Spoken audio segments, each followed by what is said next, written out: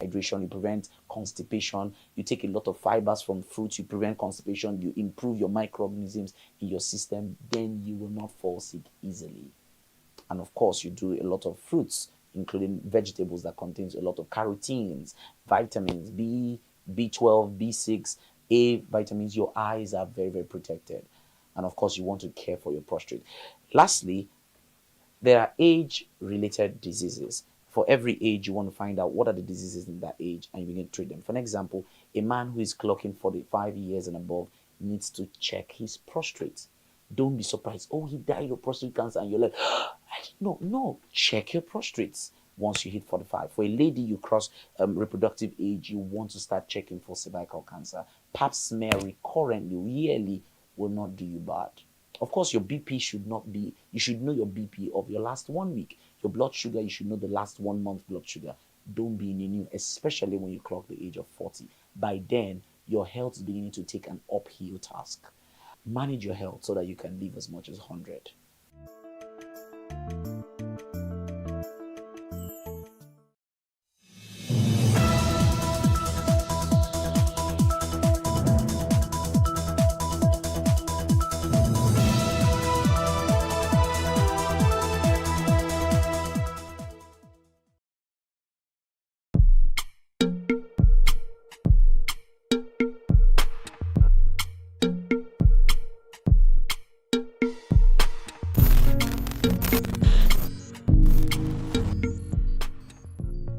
Hello and welcome to Plus Events, your favorite social diary show that brings you the best and biggest events to your screen. I am Jacinta Obiuku, and on today's show we have 3 interesting events that you will definitely enjoy. First is the event where the British Council Study UK, Alumni UK, has officially been launched in Nigeria. Take a look.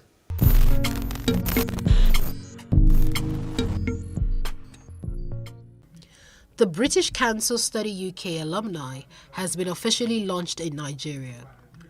At a cocktail event held in Abuja, Nigeria's federal capital city, stakeholders expressed the need for the new global network for people from around the world who have studied in the UK. One after the other, the members of the Alumni UK present recalled their experiences during and after their study with a consensus that by joining Alumni UK, all the alumni can grow their worldwide professional network, continue learning, and share experiences and expertise with others. I actually went to Hot Business School, and the course I studied was business marketing. Actually, what made me to go study business marketing was a friend of mine suggested. He said, why don't you come over here and do at least some few years business course, which it was a good idea. And when I went over, I was able to, the 2 years I spent there, I was able to learn a lot concerning marketing, which at the end of the day, when I was done, I came back and opened my own business. I'm an entrepreneur. I have a fashion house, which I call Sasha Fashion. So that knowledge I got there was able to help me be the entrepreneur that has been striving. My business has been striving for the last 4 years.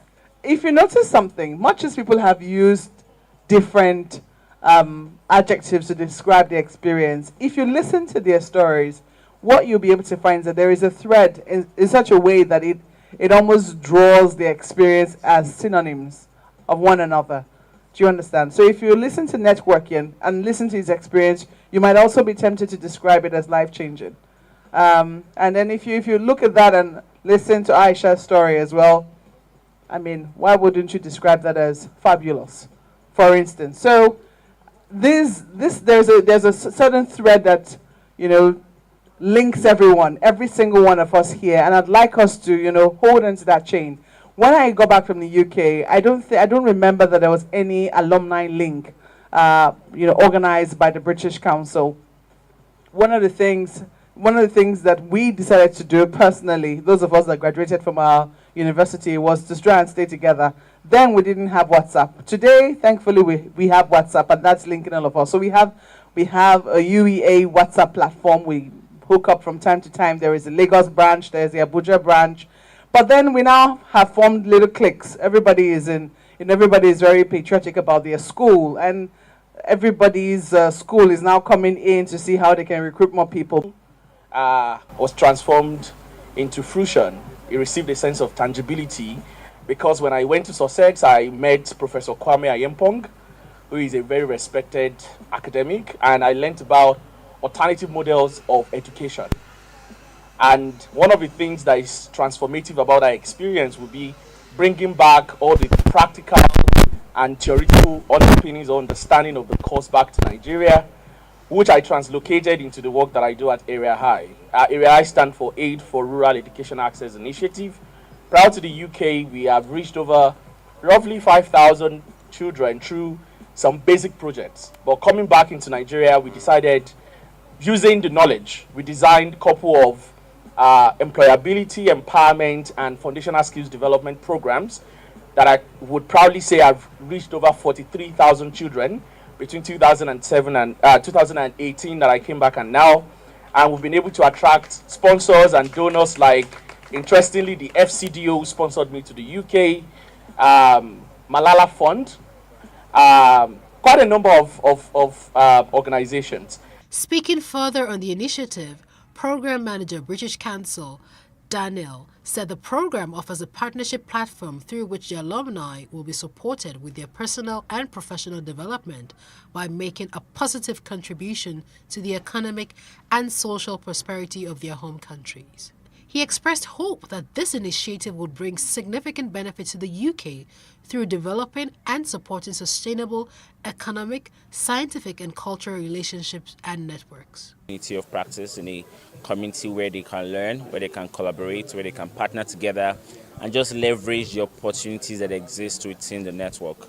And that's why we're launching this, right? To understand that there are a lot of young people who have studied in the UK and Nigeria, doing amazing stuff in their career and their different projects or endeavors. And why not just bring them together? Why not just leverage the knowledge, across board? Why don't they, what are the career opportunities that exist? One thing we're looking at is even giving them access to leadership webinars, more knowledge that would make them better and contribute further to the advancement of the society. So this is launching in Nigeria, but it's also launching globally. The goal is to have about 150,000 people, young people across the world in that platform. So we're calling out to everyone who's studying in the UK before, to sign up to join the Alumni UK program, where you learn, where you collaborate, where you network, and where you just improve yourself in your career and personal advancement. It is on record that the UK alumni are among the most employable graduates in the world, and 38% of Nobel laureates who studied abroad did so in the UK. All UK alumni are further enjoined to build a relationship with others who studied at any view to find out how their association can help achieve their global goals.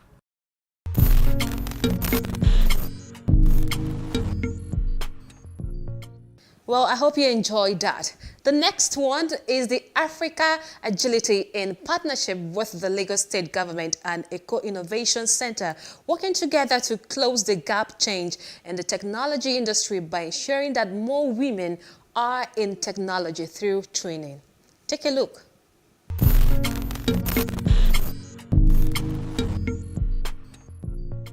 Women are an ever-growing part of the technology landscape. But inequality in pay and opportunities persists. There are many systematic problems that need to be addressed for women to achieve great quality in technology. Deloitte Global predicts that large global technology firms on average will reach nearly 33% overall female representation in their workforces in 2022, up slightly more than 2 percentage points from 2019. The Girls in Tech program is organized to bridge the gender gap between men and women in the tech industry by developing more girls with agility, machine learning, data science, and web development. In 3 weeks, the girls have been able to work together and develop projects that use tech to solve life issues. Another election is around the corner, and it will interest you to know that we do not have sufficient information about our candidates and aspirants. Our team has developed a solution to this. Like my colleague said, information is liberating, and we hope to give you political liberation. So we've developed Political. And what is Political? Political is a web application that seeks to provide a comprehensive database of politicians in Nigeria across all levels, from the federal, state, and local government. I bet you a lot of us do not know the political holders of local government positions in this room. Express Wings is a logistics company driven by technology. Our objective is to provide unparalleled means of supporting our clients and also becoming an extension of our client's business. This way, that even if our client's objective is to provide excellent services, Express Wing will also extend that hand with their deliveries.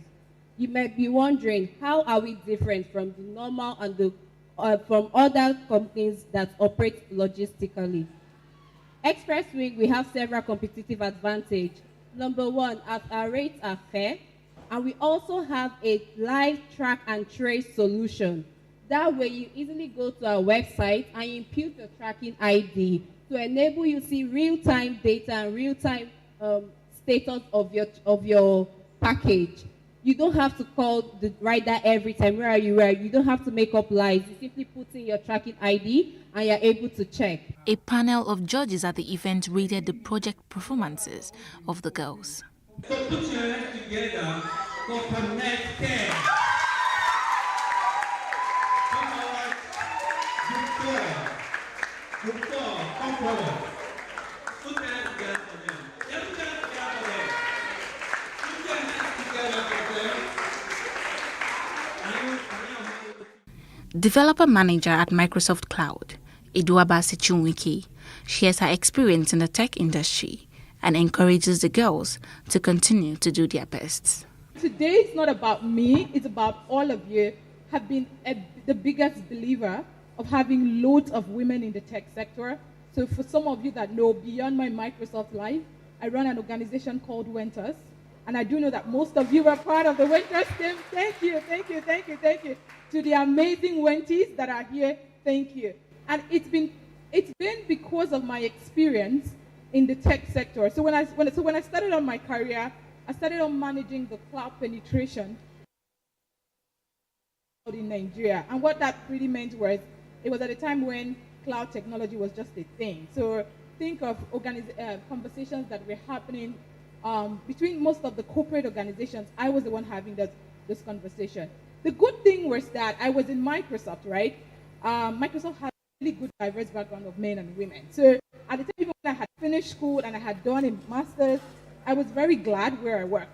But the interesting thing was, when my role was external facing. So in my external facing role, when I'm getting into conversations, I'm pretty much in a room with a lot of board members of IT, sort of just trying to say, you know, the cloud is the way forward. And then you sort of turn around the room and realize you're the only woman.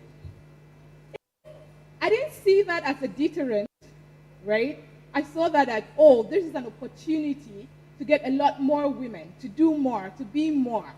Anugo Poud, the founder of Africa Agility, says in the next 10 years, 5,000 female youth in the tech ecosystem will be trained. We want to launch the new CUDA Flutter Wave Pay Stack of Africa, and especially build, the founders are women, not just the men, because when you look at the top tech organizations in Africa, they are mostly male. But now Africa Agility wants to launch the women into the tech ecosystem so that they can compete with their male counterparts. So we are launching Girls in Tech Business School, and it will be starting next month. And this is not just for the girls that have gone through our programs. We are targeting girls across Africa that have great, amazing business idea, but they don't have the skills and the competency to be able to launch into the marketplace. So we are going to take them through ideation into launching their tech startup. And also we are going to work with investors and venture capital that would fund this investment for these girls, maybe by getting equity or whichever way that they want to fund it. Then we're also going to get grant for them as well, so that they can have enough funding to be able to launch a very successful, thriving tech business.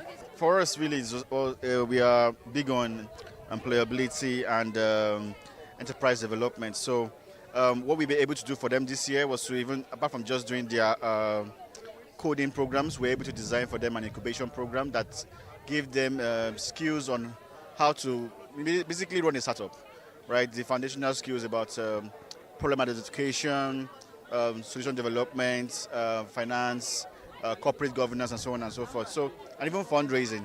So we're expecting that they will leave this program very well equipped with the tools and the skills to begin their own startup if they choose to go to that direction, rather than just going to the broad markets.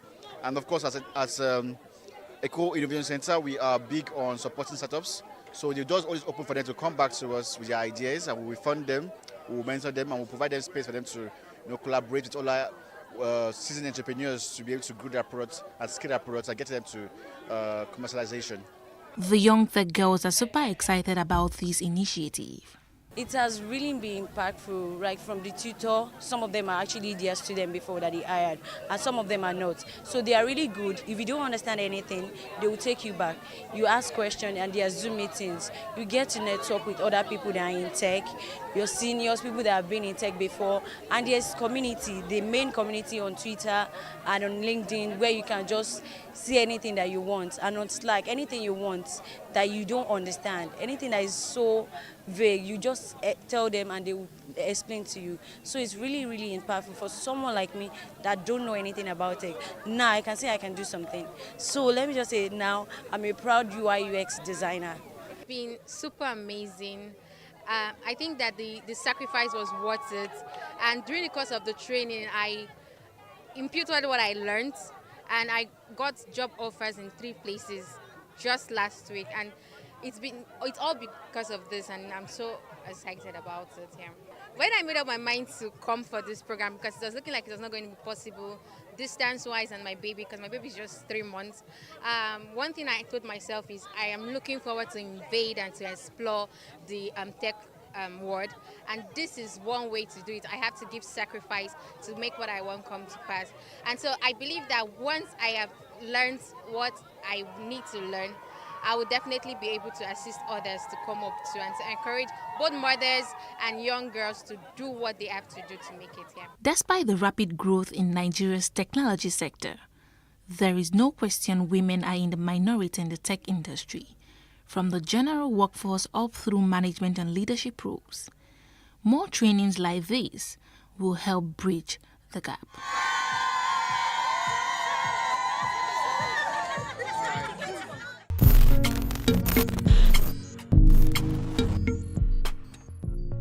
And finally, on this edition of Plus Event, we've got wedding between Grace Peters and Dixon Osage. Enjoy.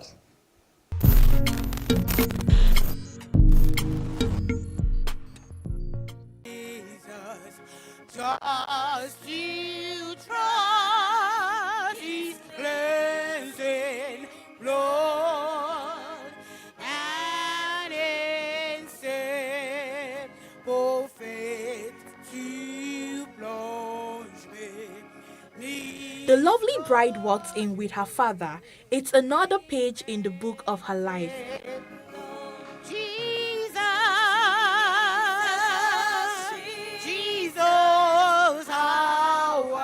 The church was filled with friends, guests, and associates who have come to witness the holy matrimony between Grace Peters and Dixon Osage at the Redeemed Evangelical Mission, Trem, Bagada, Lagos. What paraclete is where you get the word one who is your advisor. But you know the beautiful thing I love the word helpmeet. It also means your sounding board. Grace and Dixon, Grace is your sounding board. That is when you are going through stuff and you need somebody to just sort of share your burdens and your pains. What do? You turn face to face. It was time to exchange their vows. Say to her, I, Brother Dixon. I, Brother Dixon. According to the word of God. According to the word of God. I leave my father and my mother. I leave my father and my mother. my father and my mother. And all my relations. And all my relations. From, I mentioned your village.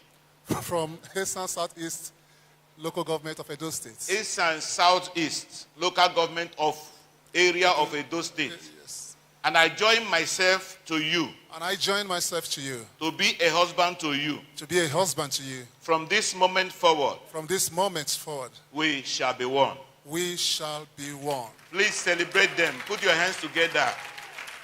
I, Pastor Grace, I, Pastor Grace, according to the word of God, according to the word of God, I leave my father and my mother I leave my father and my mother and all my relations and all my relations from your village, from East and Southeast local governments of Edo State, from East and Southeast local government area of Edo State, and I submit myself to you and I submit myself to you to be a wife to you. to be a wife to you. Where you go, I will go. Where you go, I will go. Where you lodge, I will lodge. Where you lodge, I will lodge. Your people will be my people. Your people will be my people. And your God, the Almighty God, shall be my God. And your God, the Almighty God, shall be my God. From this moment forward, From this moment forward, we shall be one. we shall be one.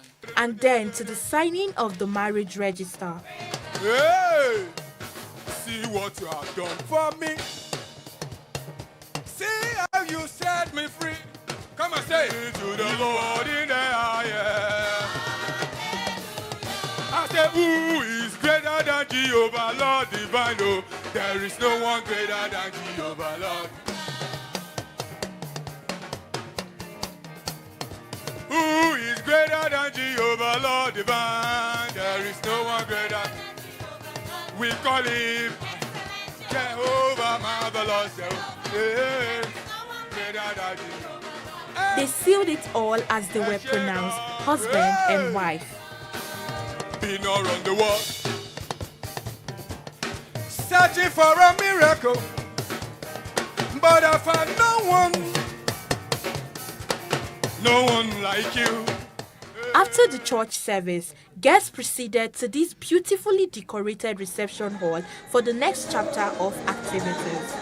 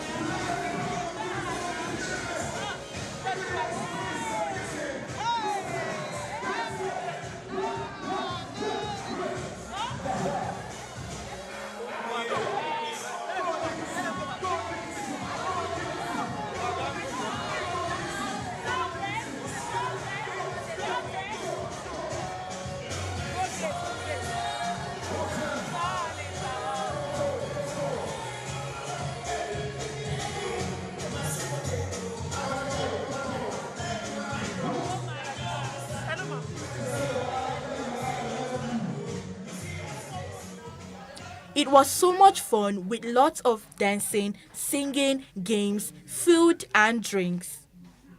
Plus Events spoke with the family members of the new couple. I feel very happy. I'm elated.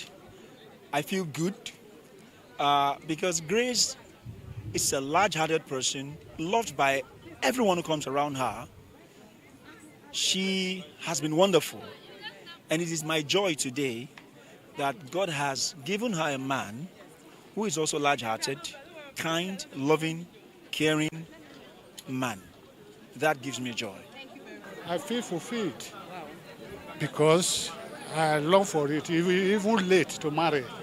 I wish him to have married for long, but now that he consider it possible to marry, I give them my blessing.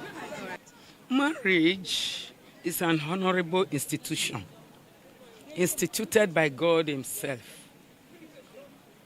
As you have heard in the sermon in the church, without the woman, the man cannot fulfill the injunction of the Lord that says, be fruitful and multiply and replenish the earth.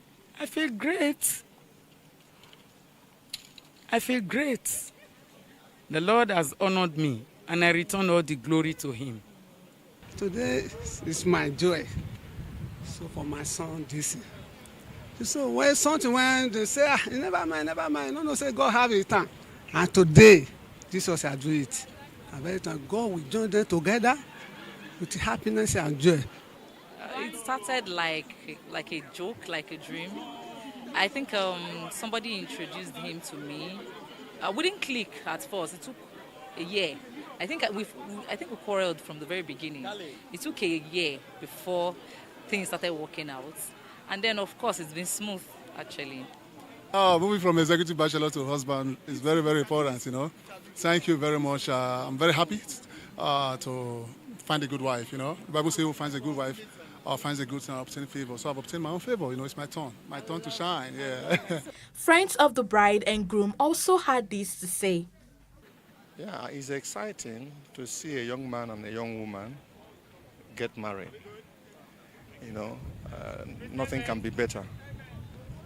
Young people of these days want to live together without doing the proper things. So for them to choose to be different is interesting. Congratulations, Grace and Dixon Osaje, as they begin a new life.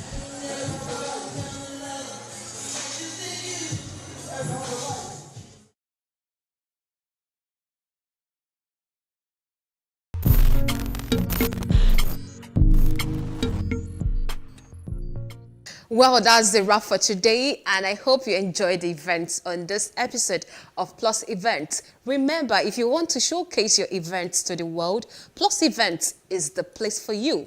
Subscribe to our YouTube channel at PlusTvAfrica Lifestyle. I am Jacinta Obiuku. Please stay safe.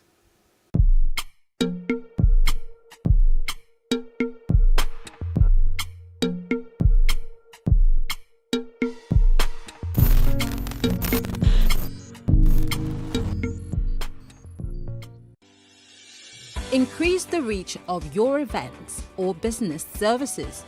To advertise on Plus TV Africa, please call 0906 000 5719 or 0909 040 8408, or send an email to marketing@plustvafrica.com. Plus TV Africa. Big stories live here.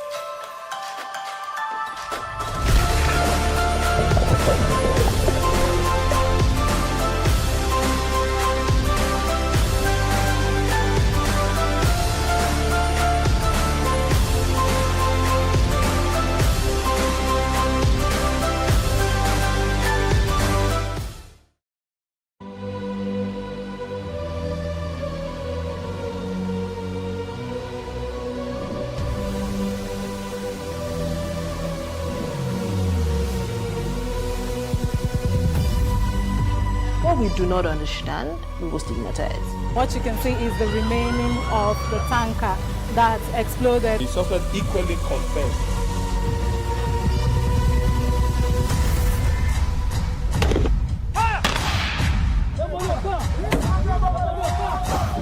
Now 500 naira they collect them. If you no talk, then go beat you. Now 2,500 they pay.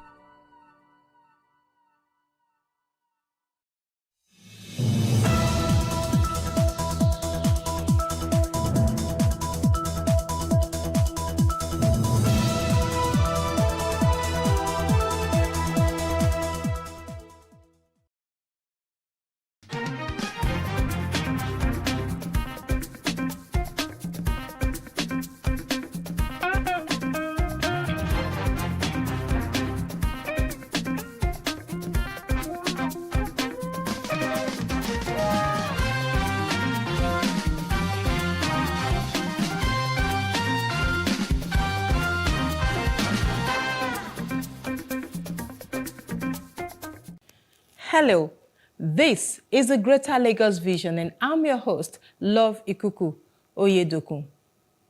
In fulfillment of his promise, Lagos State Governor Babajide Sanwo-Olu commissioned a state-of-the-art mini stadium and a computerized youth center in Ikorodu area of the state.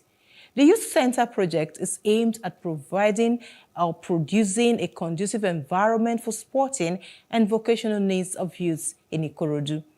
According to the governor, it is also to address the growing social vices among young people. The governor hinted about more youth centers at various stages of completion across the state, including Badagry, Orile Agege, Isheri, Ekpe, and Ikeja. This is the Greater Lagos Vision. Welcome once again.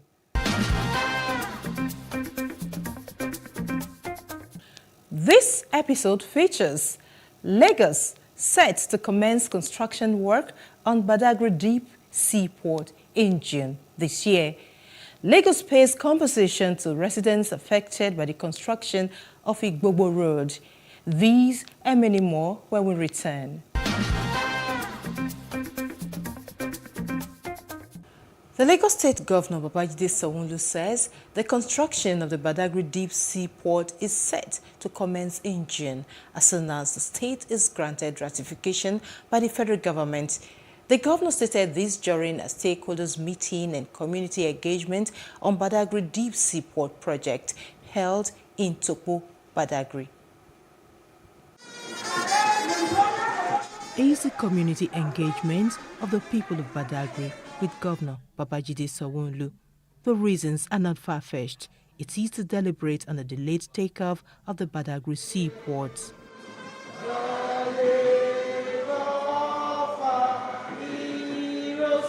The idea of the Badagry seaport was bettered 10 years ago by the former governor of Lagos State, now the Minister of Works and Infrastructure, Raji Fashola. After a decade of delay, the project is about to see the light of day. Governor Babajide Sanwo-Olu strongly believes that the project, when fully operational, will not only boost the fortunes of the people of Badagry, but also transform the entire economy of Lagos State and that of the entire West African sub-region. The Badagry Deep Seaport project is not just one project. This is a multi-level opportunity for progress for all of the people in this part of our great state. And the volume of the trade and quantum of investment opportunity that it will spring up in this area when this project commences and when it is completed and when it becomes operational. Very importantly, employment and capacity building for the teeming youth and the women in this great community will remain a priority for this project. He assures the people of his administration's determination to push development to the Badagry axis of Lagos State. Residents who lost their homes and lands to the construction will not be overlooked. We know for certain that a project of this nature and magnitude will require a lot of sacrifice on the part of the people and the affected community. I wish to assure you that we're ready and willing to adequately compensate you for your economic losses and to replace all of your lost assets. Ensuring a smooth and cordial relationship between investors, Badagry Deep Seaport Limited, and members of the host communities is the next focus for the government. I appreciate the leadership of the host communities for their cooperation with the promoters of the Deep Seaport project and for allowing peace to reign in the various communities. Undoubtedly, the ultimate winners of this gigantic project are the host communities themselves. The Deep Seaport is to be located in Gberefu area of Badagry, Lagos State. It covers an area of approximately 1,103 hectares, out of which 623 is dedicated to port activities.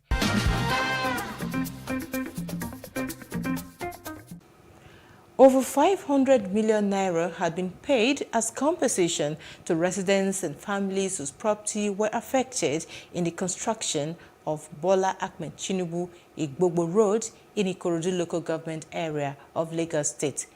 Governor Babajide Sanwo-Olu handed over the checks worth 5 million naira to 20 beneficiaries when he paid a walk-in visit to the area. A huge crowd waiting to welcome Governor Sanwo-Olu and his entourage to the venue. Soon, the atmosphere became electrified as the governor arrives.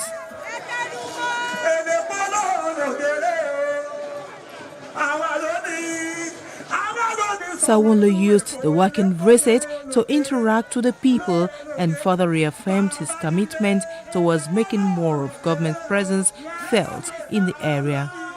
I was at Odogion, the industrial estate, to commission and to hand over the big Kimberly-Clark factory. And on that road, we saw that we needed to fix that Odogion road that burst out onto the express, and we're ready to do it.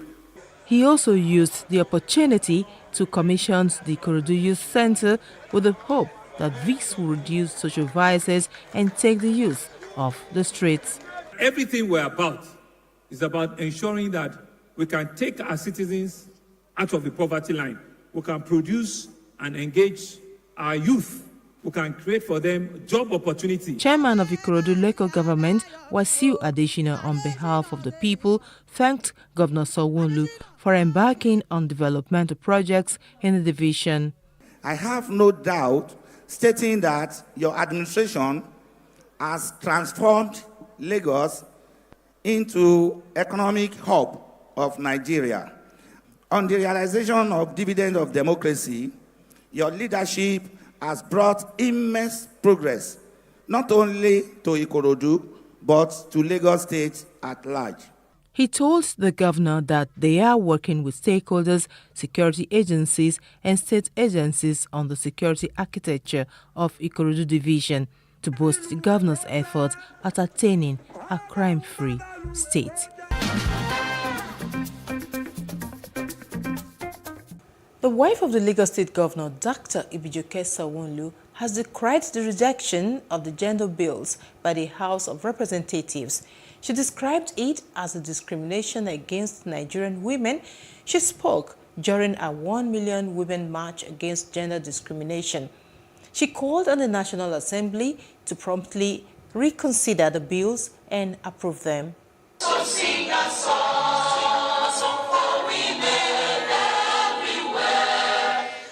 This rally saw the women from different walks of life marching from Lagos State Secretariat to the House of Assembly in Alausa, Ikeja.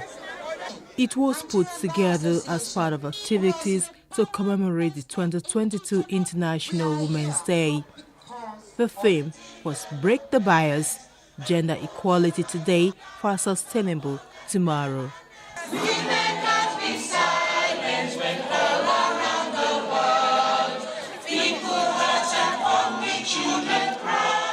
They want immediate passage of all gender bills in the House.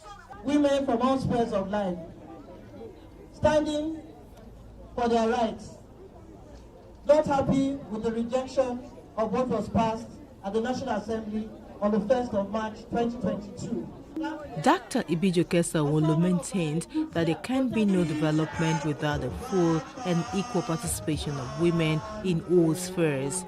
The men, including the Speaker of the Lagos State House of Assembly, Mudashiru Obasa, were in consonance with the women in their crusade. You empower a woman, you empower the whole nation.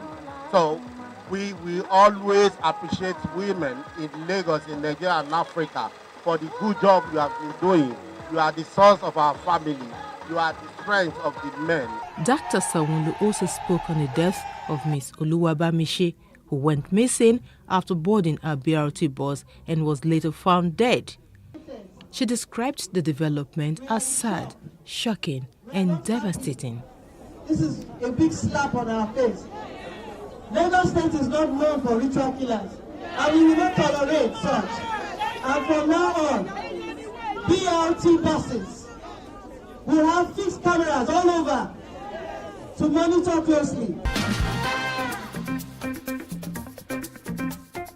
The Lagos State government is set to launch a new resident identification card with improved features.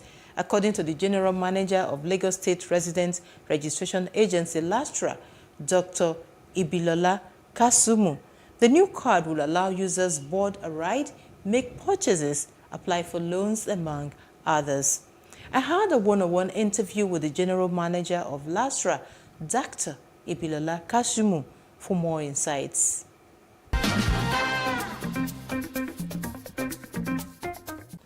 This is the Greater Lagos Vision, and with me today on this episode is the General Manager of Lagos State Resident Registration Agency, LASTRA, Engineer Ibilola Kasumu.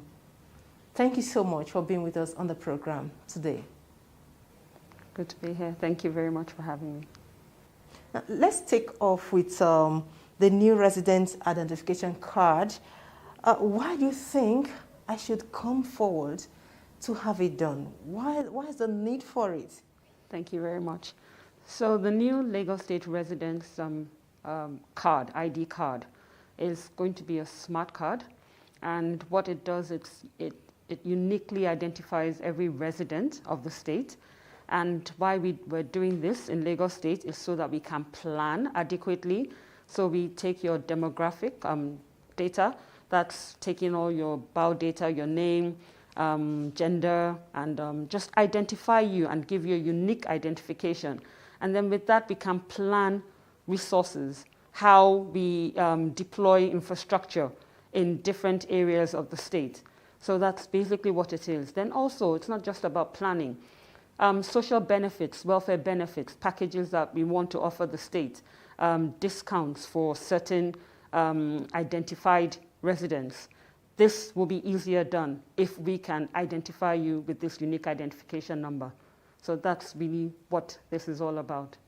Like those of us who have had it done in the past, like I have done it, what do I need to do? How do I key into this new process? So by simply visiting our website, which is www.lagosresidents.gov.ng, it's very clear. There's a validation portal where you can go to, and once you click on the validation portal, there's a guideline on how you can update your records. So what we want is for proof of life, we need to know that you're still in existence, one. Number two, you need to update your records because certain information may have changed about you. You may have been single when you registered and now you're married. You need to let us know that and update the records. Your address may have changed. So many information about you may have changed, which you need to update before we go ahead to print the new cards. So that the portal is self-explanatory, how you need to go about it. Even if you don't have your current number, that there's a way which you can retrieve your number in order to update your records. But the most important thing is that you must have the original phone number which you registered with, because there will be a one-time password, an OTP sent to that number. This is just to validate and confirm that you are still the holder of that number and you own the information you want to change. So what happened if, for instance, I used a particular number then, to register, and I no longer use that number, it's been reallocated to another person? So how do I go about it? You won't be able to do that on the portal. You will need to visit the head office or any of our offices in order for you to do that. Because the reason why you need to do that is because we need to validate and verify your identity. And the only way we can verify your identity, that you are the owner of the information you want to update, is by taking your biometrics at that time. So you would use your fingerprint to validate your identity. Then you would now provide us with the new information, which we would update ourselves. Tell us about some of the unique features that this new card possesses. So the new card is a smart card. It's a smart identity card. It's not just a plastic identity card. So what we mean by that, it's a smart identity card, is it has a chip on it. So it has 28 applets. The first applet, which is like combining, when I say an applet, you're combining 28 cards into one. You're compressing it into one card. Now, it has 28 different features and use cases that can be put on the card. So the first use case is a payment card. So it comes with an EMV payment module, which is a bank account and all. So it can be used for a payment. You mean you can take it out and use it like a normal ATM card or at a POS point to make payments? Yes. Card. Yes. That's really unique. Because it comes with a bank account. So we're working with the financial institutions as well. So each card comes with a bank account which has payment capabilities. So you can withdraw at any ATM of any bank, use it on the web as well to make purchases on the web. That's one. Then the second applet is an ID applet where we've stored your basic information that will confirm, and it would probably deter people from trying to duplicate the card, because the information written on the card must match what is on the chip as well. So you have certain information there. And then for emergency purposes as well, we have your next of kin as well on the chip, so that for medical issues or any security issues, somebody, they can get to that information once they have that ability. And then the third applet that is configured right now is a transport applet. So the same way the new carry card that Lagos State is using now on our bus public transport system, the same card will be acceptable. So the Lagos State resident card will be acceptable on the transport system. So on the BRT buses, on the Lagos ferry, and then when the rail starts as well, the card will be acceptable. And it's also eases your access to government services. So right now we're speaking with other government agencies, like the Lagos State Health Insurance Scheme as well, that would have an applet on board. The pensioners would have their unique identification as well. So it helps the government to identify people that deserve or require benefits, certain benefits. So if you are identified as a vulnerable person living in Lagos and there's certain benefits that should come to you, it's easy because we already have your identification number. It's unique and it's yours till death and all. So that helps us to plan. It helps us to find out the demographics of certain areas, so we know how many primary healthcare centers are required in certain areas. We know from the demographic data that we get, we will know how many infants were born in that area, and do we have adequate provision for primary health care, for primary schools, for secondary schools, certain infrastructure and social benefits, welfare packages. These things are easily deployable when we know the demographics of a certain location. Right. You projected that not less than 6 million residents would have been enrolled or gotten this new registration card by the end of 2022. Tell us, what are the measures you have in place, or how do you intend achieving this? Okay, so currently in the database now, we have over 4 million records. Out of the 4 million records, about just over 1 million are already validated, as in they're ready to go to print as we speak. Then we have about just over 3 million that are subject to validation. So these are people that have registered in the past that we expect them to go to the portal just for proof of life, so that we don't just print cards that will never be collected. Then we're aggressively also registering residents right now.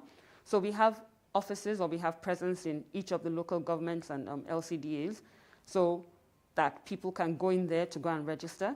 And then we're also engaging independent partners, where they are enrollment partners with LASRA, and they go into the communities to register as well. So this, with advocacy, we expect that Nigerians would come out to come and register, and we build the database from there.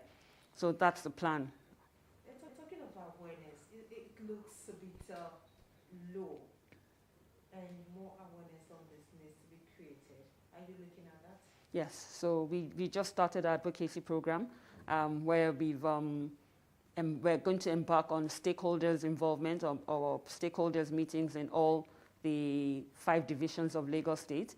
So right now we're going around engaging the community leaders and people in the local government chairmen and all, so that they buy into this before we now proceed with the stakeholders' engagement and then the official launch. And once the official launch takes off, that kicks off the main advocacy program. But this is ongoing, and this is part of it, what we're doing here now. Correct me if I'm wrong, but I know I'm not totally wrong here, but correct me if I am. Approval for this was given sometime in 2019, to be specific, in December. Why is it just taking off now? So the approval process, commenced really, or was given December 2019. So implementation really started, or when we started executing, planning, strategizing and all, in January. So what looks like a delay was actually developmental progress, where this is the first of its kind that has ever been done. And there's quite a lot of development work that goes into it, where you're kind of condensing 28 cards into one, so that this becomes your one card that you need to function in Lagos State. So it's not planned, or it wasn't planned as such, but a lot of development has been going on in the background, and we just wanted to get it right. And then also because of the interruption due to the COVID-19 pandemic, that created a little bit of a delay in enrollment, but it didn't stop the strategic planning and development, because you actually need interaction with the citizens, where they need to come to physically touch things, and the proximity can't be the distance when they're enrolling. So we had to halt enrollment for a little while, but it didn't stop progress ongoing, the progressive development. Now, let's try to juxtapose it, side by side with the vision of Mr. Governor, which you and I we are aware of, the Greater Lagos vision, making Lagos a smart city, and also the themes agenda. How does this, impact on that vision? So this helps because every citizen or every resident of the state is uniquely identified. When you're uniquely identifiable, it makes it easier for us to deploy certain benefits and to plan accordingly. Also, I mean, we're trying to make it as easy as possible for people to reside in Lagos. So if it's the same card that I require to get on a bus, same card I require to get on a ferry, same card is required to get on the train when they do start, same card is required at the health facility that I'm going to seek treatment, same card is required when I attend certain schools, public schools in Lagos State, then it just makes it easy. You don't need to keep on going back and forth to enroll and be issued a different card. So that's part of it, making Lagos a smart city. Enrollment is free. Enrollment is totally free. But residents are expected, just like when you collect your ATM cards from banks, because it comes with a bank account, you're expected to activate the card with 1,000 naira. That 1,000 naira goes on the card as credit. So it goes in your bank account as credit to you. It's money, it's your money to be spent. But 1,000 naira is required to activate the card. That's all we have for you in this episode of the Greater Lagos Vision on Plus TV Africa. I'm Love Ikuku Oyedoku. Bye for now.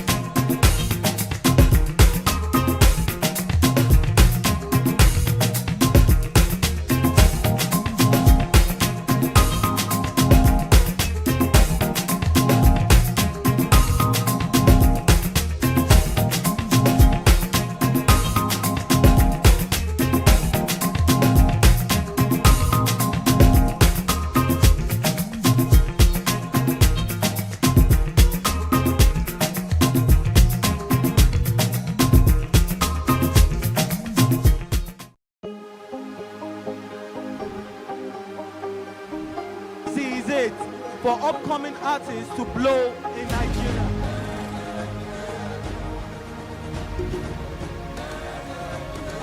Welcome to Plus Trending. I am Booking November, your host, saying thank you for joining us on today's episode. Welcome back. It's tea time on Plus TV Africa. Practice makes perfect. I'm not perfect yet, but I'm a lot better than I used to be. He's a king. He's entitled to marry 100 if he wants to.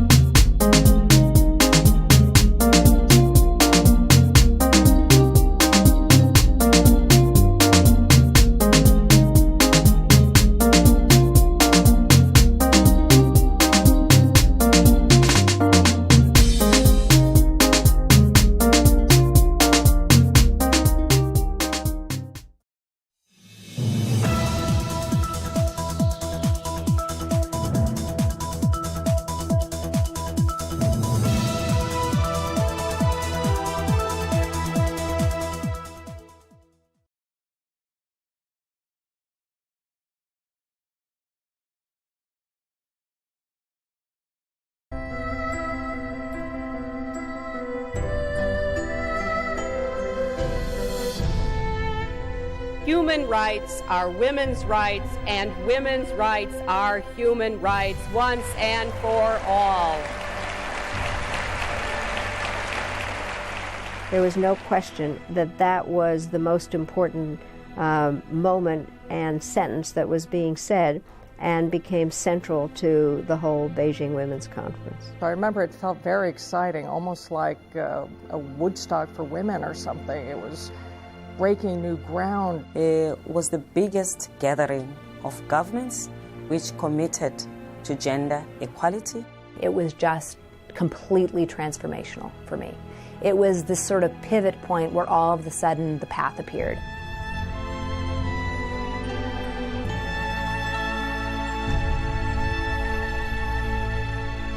I was there, and it changed me. I'm Sally Field. The 4th UN Women's Conference in Beijing inspired me to take a bigger role in women's rights. We've made great strides over the past 20 years, but a vast distance lies ahead. The women you are about to meet are true global leaders, groundbreakers, innovators, agents of change.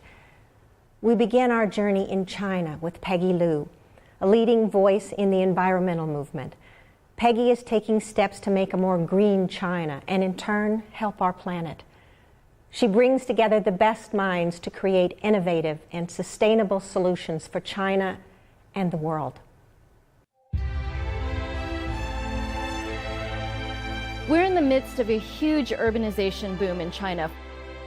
40 years of building city after city. But what happens to these places? What happens to the soul of our city? You've really seen nothing like it until you land in China and you take a look at the skyline. To deal with China's growing pains from unprecedented economic growth, Peggy Liu, an MIT-educated engineer, started JUICE, or Joint U.S.-China Collaboration on Clean Energy. JUICE is a nonprofit organization, really a volunteer organization of some of the top experts around the world who want to help China go green as fast as possible.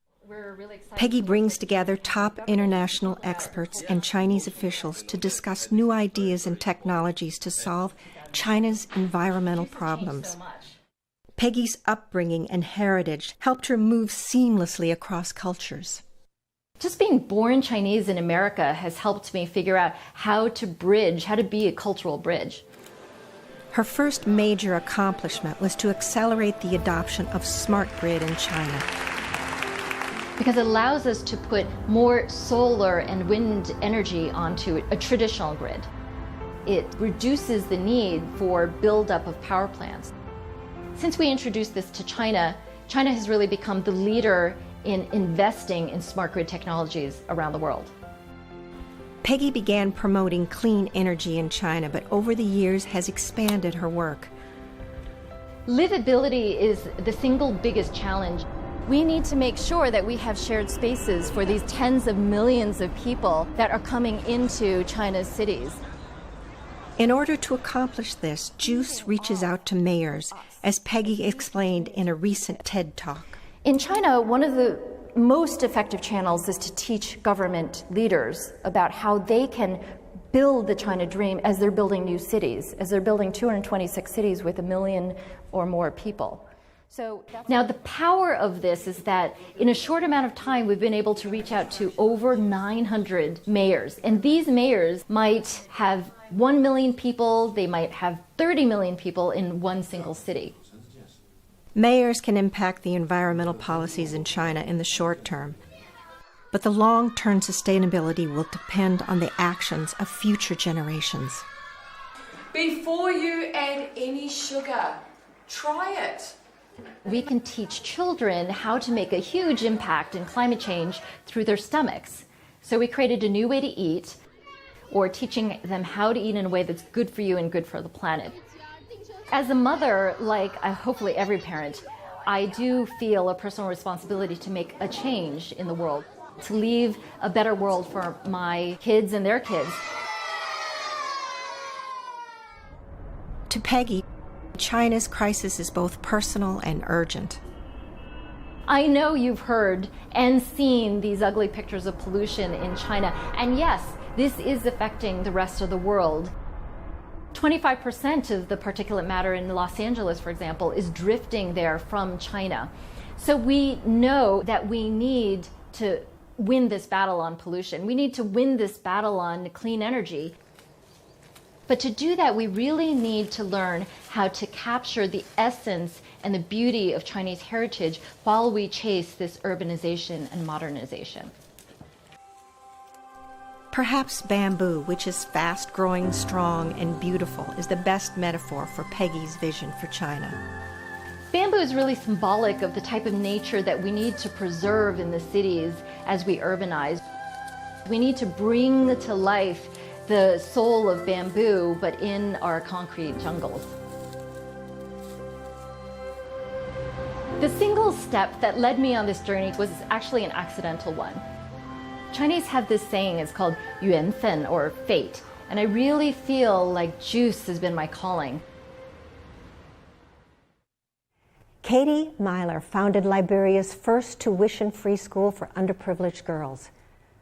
Building educational infrastructure in Liberia was challenge enough, but she soon faced something more formidable: Ebola. A great leader presses on in even the most difficult of situations. That's exactly what Katie did during the epidemic. Fighting on the front lines against Ebola was worth the risk because it meant protecting her girls. I think that no matter where you go in the world, we are humanity and we're all the same. Each of us has a calling in our life, and for whatever reason, I was brought to Liberia when I was 23, and I saw a need that I knew that I could do something about, and I couldn't turn my back on it. Liberia is a beautiful place, but it's full of struggle. It was a country that has been devastated by war. In post-war Liberia, 2/3 of the country lives in poverty. Only 35% of children are in school, and 42% suffer chronic malnutrition. You know, I think I do see myself oftentimes in these kids, and whether that's right or wrong, it's the truth. I think that's empathy has a lot to do with, what drives me. And I grew up poor in America, but despite the poverty that we lived in, there were safety nets. Katie started the More Than Me organization in Liberia to provide some of the support she had. It's about living for something bigger than just yourself. You studying hard? Yes. I want to see you people reading plenty. It's important you can read well. If you read, you can teach yourself anything you want. We focus on the most vulnerable young girls in Liberia, specifically in a slum called West Point. It has one of the highest rates of child exploitation, sexual exploitation in West Africa. We have our own academy for these young girls. Our mission was really to make sure that when they graduate that they have real choices. They can decide what comes next for their own lives. We believe that no young girl should be on the streets, when her biggest dream is to go to school. As More Than Me Academy wrapped up its inaugural school year, the Ebola outbreak hit and shut it down. There's a baby on the verge of death. Katie turned her school into a first response unit to aid Ebola victims at Ground Zero. I had spent 6 months on the front lines fighting in the community. People were afraid. Businesses shut down. International organizations left. It was scary. I was afraid for the lives of our students. To be honest with you, I was afraid that Liberian existence was at risk. So we coordinated ambulance responses and worked with the Ministry of Health to hire nurses and medical staff. I will come and get you. You will be okay, okay? We rescued and took care of orphans that had been abandoned. We'll take care of you. All right?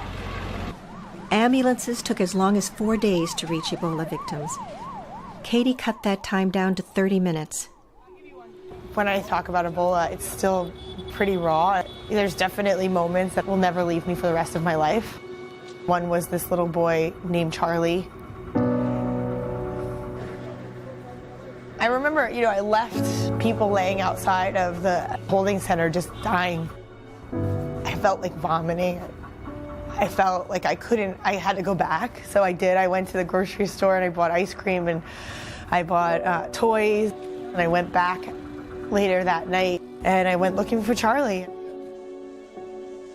We handed out ice cream and toys and sang and prayed with people as they were dying, squashing through the vomit and the blood.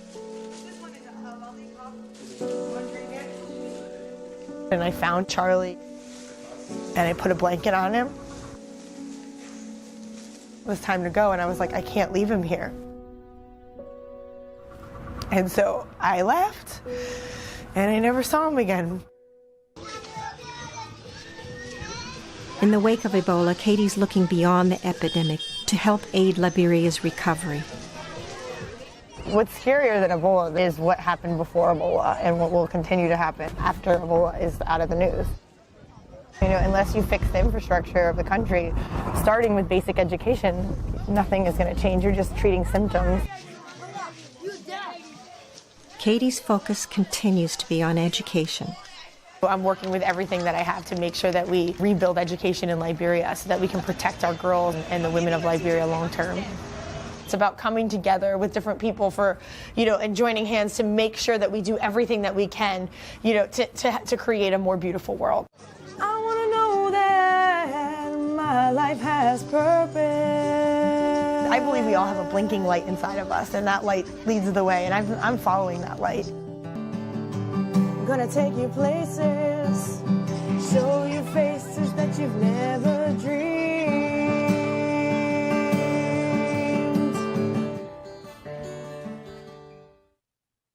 Sharon Bhagwan Rolls was in Beijing in 1995. Galvanized by the experience, she has made it her life's mission to give the women of Fiji a voice. Sharon provides women with access to radio so they can broadcast and promote gender equality. She empowers women and girls to make decisions so they can be heard on the island and around the world. Sharon is an agent of change.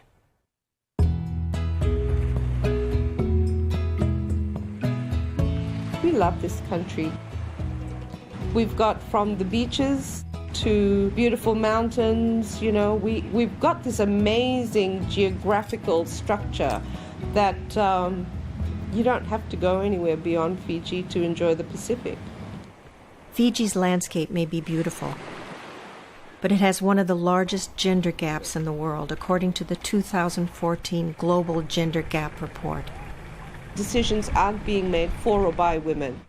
If you look at all our governance structures, traditional, local, even parliamentary, we haven't seen any change in addressing the gaps in decision making. So that's a big problem politically. A problem rooted in the patriarchal society of Fiji. We are women.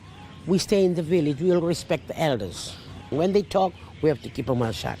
Yeah, we want to be empowered because as women, we got all these powers. We got the talent. We can talk. We can raise our voice to be heard. To give women a chance to express their viewpoints and share their stories, Sharon launched a community radio initiative in 2004.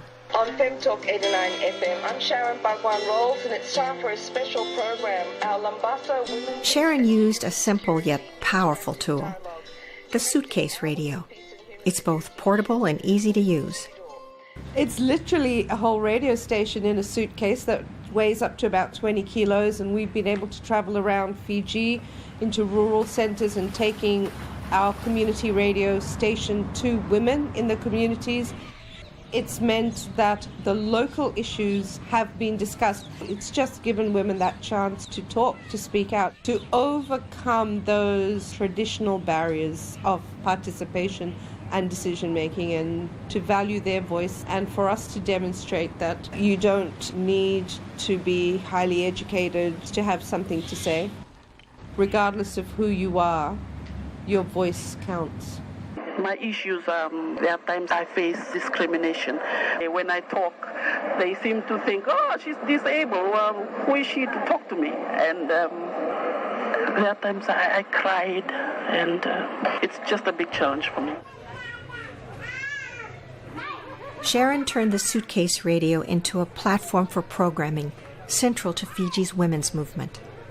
If I just look at women's programs, you suddenly had women's programs with DJs or personalities reading recipes out of Women's Weekly, rather than we still needed assistance in terms of the development issues. So the poverty of information is that the airwaves not being dedicated to the kind of information that could liberate women, that could alleviate some of the poverty that they experience. We are left out. We need more workshops whereby women to be taught how to live in a society where issues like budget to live on $20 to $30 a week, to live on what they can produce, right? To share one another's burden. Thank you. And you have been listening to Fem Talk 89 FM, coming to you live from Nandi. Today, a network of volunteers is taking an active lead in FemLink Pacific and its radio station.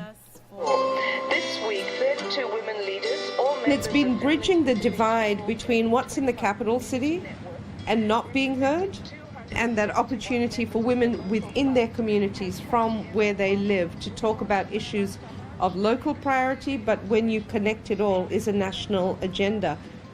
I firmly believe that the more women are participating, not just in decision making within the women's movement, but in broader civil society, in all governance structures, we can have a more peaceful country and a more peaceful world.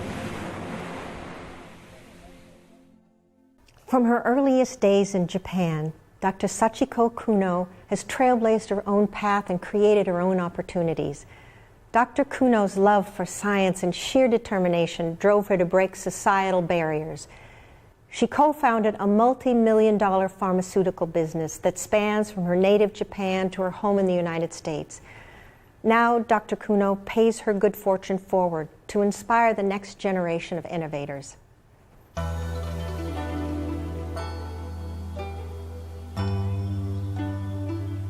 My journey started in Kyoto.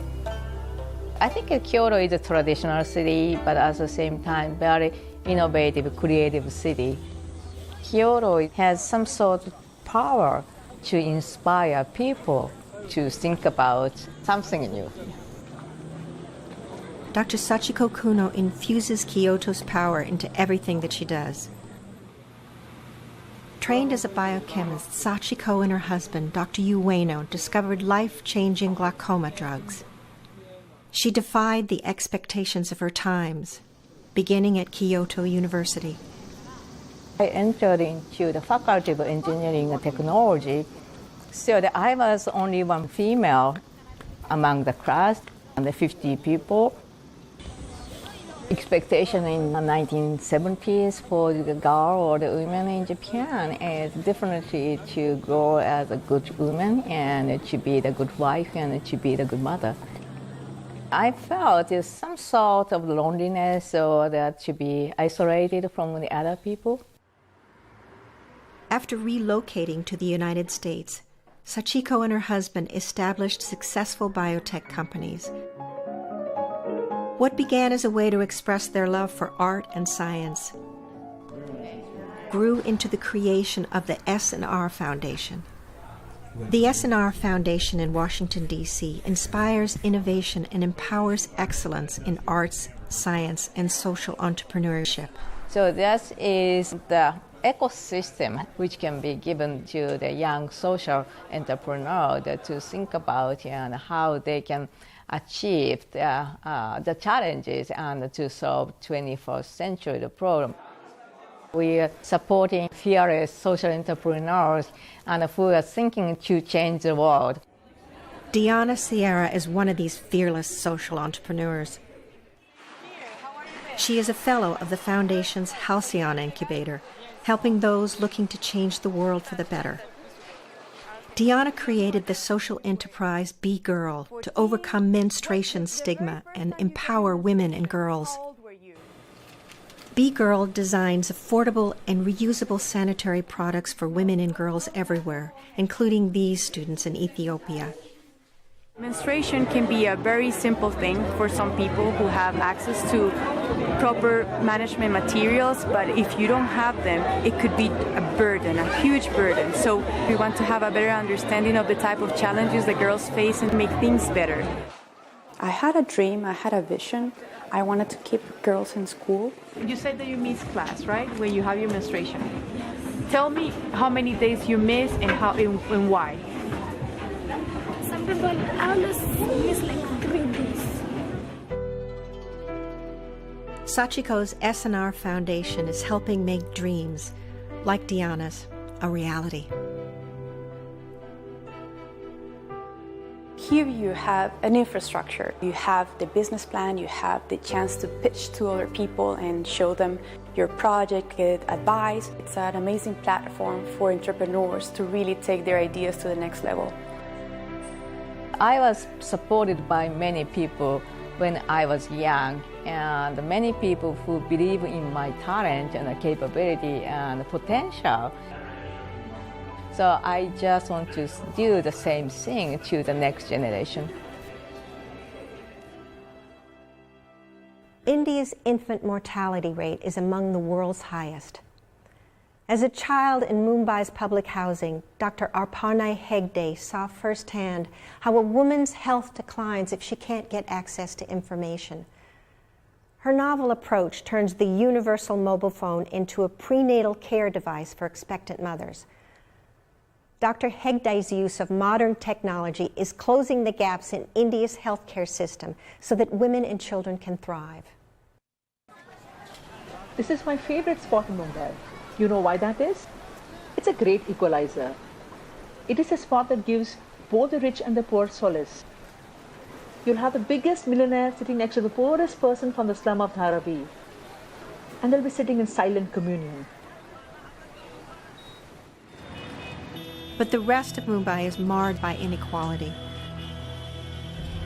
Dr. Aparna Hegde realized this early in life, growing up in a lower middle-class neighborhood as a daughter of migrant parents. The one striking part of Mumbai city is extreme disparity of the human existence. However, it's a city where every dream is possible.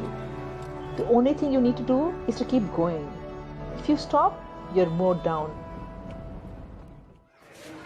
Despite the odds, Aparna kept moving and became a doctor specializing in urogynecology. The city of Mumbai gave me everything, and I really want to give back. Aparna decided to give back to Mumbai by addressing the huge divide in healthcare information available to the haves and have-nots. While working in an overcrowded public hospital, she realized that information can be a lifesaver for pregnant women living in the slums. When we were sitting in these antenatal OPDs and they were extremely crowded, 200 women waiting outside for us, and I had no time to counsel them. And I would see that because of lack of access to counseling, women would not come back for antenatal care and only come back to die in labor. The lack of information to India's urban poor is a major reason the country has high rates of maternal and infant mortality. A woman dies in childbirth every 10 minutes in India. 2 newborns die every 3 minutes in India. More than 300,000 infants do not live for more than 1 day after birth. So I realized that, I had to do something to give them information. And then I suddenly realized that there are, maybe these women had phones. There are more phones in India than toilets. So why couldn't I use a phone to reach across to her in a cost-effective manner with the information she required? To provide simple yet life-saving information to poor pregnant women and mothers with mobile phones, Aparna started the non-profit Arman and a program called M-Mitra, or Mobile Mitra. Mobile Mitra is an automated voice call service that sends timed and targeted preventive care information directly to the phones of the enrolled women through pregnancy and infancy and their chosen time slot and language. We also have a call center. If a phone number has changed or a time slot has changed, a woman can give a call to our call center and a call center personnel calls her back.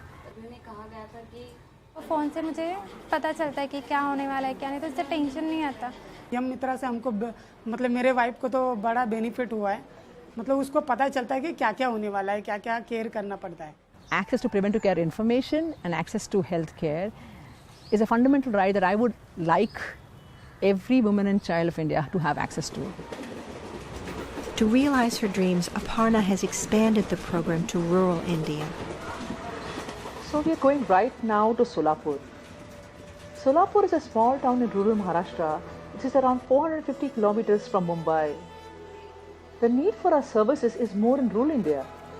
The hospitals are very far. Transportation to the hospitals is very difficult. And when you go to the hospital, care is apathetic. So we convert village women into health entrepreneurs. So they go home to home and provide this care after work hours. And these health entrepreneurs are taught to do antenatal and infancy care, along with performing diagnostic investigations like blood pressure, hemoglobin, urine test. In rural India, in addition to voice calls, we've also added animations because animations help to involve the whole family in the healthcare of the mother and child. In just 6 months, Mitra has reached over 80,000 women. Aparna plans to reach 1 million women in the next 3 years. And when I went back to Maharashtra this time, and some Arogya Sakhi came and told me that she had named her child Maitra because she knew that Mobile Mitra had actually ensured that her child was healthy at the time of birth.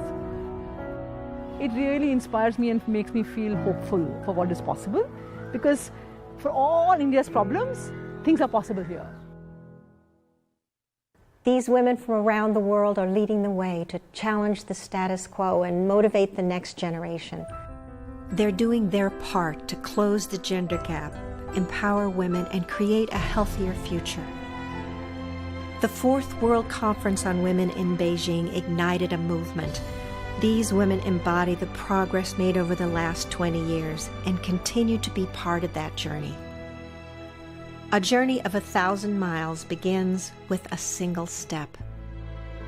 I think one of my proudest moments is that I was lucky enough to go to Beijing, to be part of that journey, and to now know that the journey has been moving ahead. Equality can't happen overnight. There are steps. One of the first major steps is educating, providing education, literacy to women and girls all over the world. If women are empowered and they're included, economic development will have a much, much better chance to advance. We are still on this road. Some of us are farther ahead in the progress we've made in our countries. Others are farther behind, but we're all on this road together.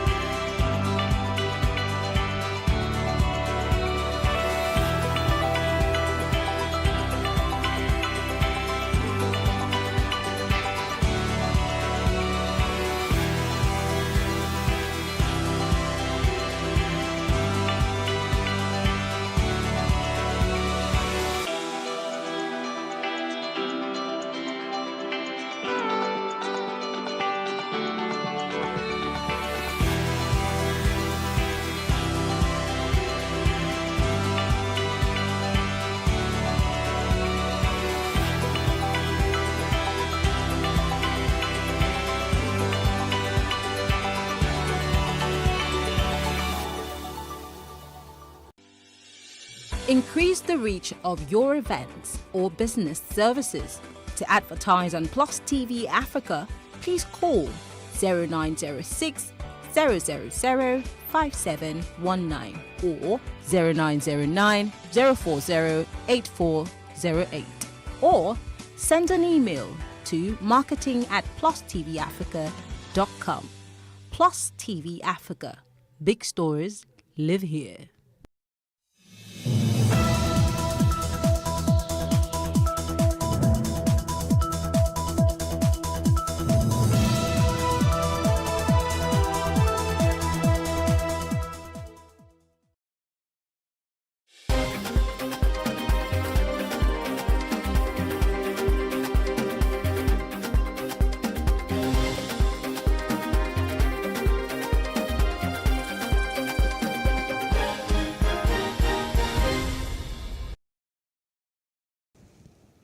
Good evening, I'm Tolu Ojomi, and this is the news update. The Minister of Transportation, Rotimi Amechi, has declared his intention to lead Nigeria amidst pomp and praise. Amechi made a declaration in a Thanksgiving service well attended by party faithful and contemporaries. The minister, who titled his speech "Forward with Courage," listed his 23 years of public service in different capacities as his full-fledged experience. Now, a coalition of non-indigents residing in Rivers State has said Minister of Transportation Chibike Amechi is more qualified than the other presidential aspirants. The group disclosed this at a briefing in Port Harcourt, adding that he is eminently qualified, having had a rich experience in government spanning over 20 years. Having X-ray his qualities, he has a very tall credentials. Most of the things that were moribund in the ministry, today they have come alive. He's a dogged and fearless fellow. And when you trust him with a position, he do his best. And we are calling him in a strong term, without any hesitation. He has the capacity. He is capable. Wherever you're looking for him, just be rest assured that you are going to get it 100%. Not just that, employment of teachers was great. I think he employed about 13,000 teachers here in Rivers State. We have so many reasons why we call him. During his tenure as governor, Rotimi Amechi has built more than 120 clinics in Rivers State and free of charge for everybody, both indigent and non-indigent. To me, I describe him as a David of our own generation. He did well for everybody, especially we women. Different empowerment for women, for our men, our youth. He did well. The PDP Southern governors have insisted that the party should zone its 2023 presidential ticket to the southern part of Nigeria for equity and fairness. The Southern governors of the opposition party expressed a position on the issue of zoning while briefing newsmen after the meeting in Abuja. Abia State Governor Okeze Ekpeazu, speaking on behalf of the governors, said they had watched with keen interest developments in PDP regarding zoning, but they had no reason to change their earlier stand. Governor Chukwuma Soludo of Anambra on Saturday swore in 20 commissioners with a charge for them to get ready for service. Those sworn in were cleared earlier by the State House of Assembly. Soludo charged them to deliver optimal services to the people of Anambra. He then said that his administration would declare a state of emergency in all the sectors, starting with security. Gunmen have abducted the wife and the daughter of the Commissioner for Environment in Plateau State, Usman Bamai. The victims were abducted in the early hours of today at the Commissioner's residence in Gendere, Mango local government area of the state. The PPRO in the state, Oba Ogaba, who confirmed the incident, said that men of the command were already on the trail of the abductors towards rescuing them. As power supply continues to get worse and worse by the day, Nigerians speak out in anger, and that's on Street Views. Take a listen.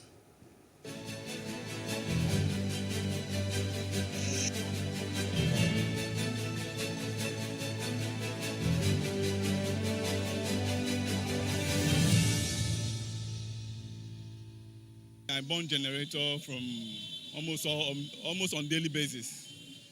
I mean, by the time I calculate the money I spend for fuel on daily basis, and I honestly tell myself the truth that this power issue is something else. It's really dealing with us Nigerians. This thing is affecting so many companies. My daughter has a company. I know how many fuel we run every day. People that cannot afford such, they end up packing up and going to other countries. Can I say in a month we'll have like 3 times? Is that power supply? So every day I burn fuel. Every day I buy fuel 2,000 in my house. It's very ridiculous. We are being cheated. There is no light. I live at Ikoyi. They don't give us light. Like 3 times a week, and it's about 2 to 3 hours, and it's gone. There is money in this country, but we don't know where the money is going to. No water, no lights, no good roads. What can we do? It's affecting me. It's affecting me. See me as I'm sweating. If I bath finish like this, I begin sweating. In the evening, sweating. Midnight, sweating. All my children, they are sick now. No lights, and they are still bring the bill. Where is the money? And now, the bill is high. What are we using? Fan, television. So it's finished. I'm fit. I'm not using oven. I'm not using washing machine. And they are bringing crazy bill for what? And no light. We are suffering from this Nigeria. There is no light in my area. No single light. But we are paying for light, but we never see light. Sometimes, once in 2 weeks. Sometimes you will not even see it.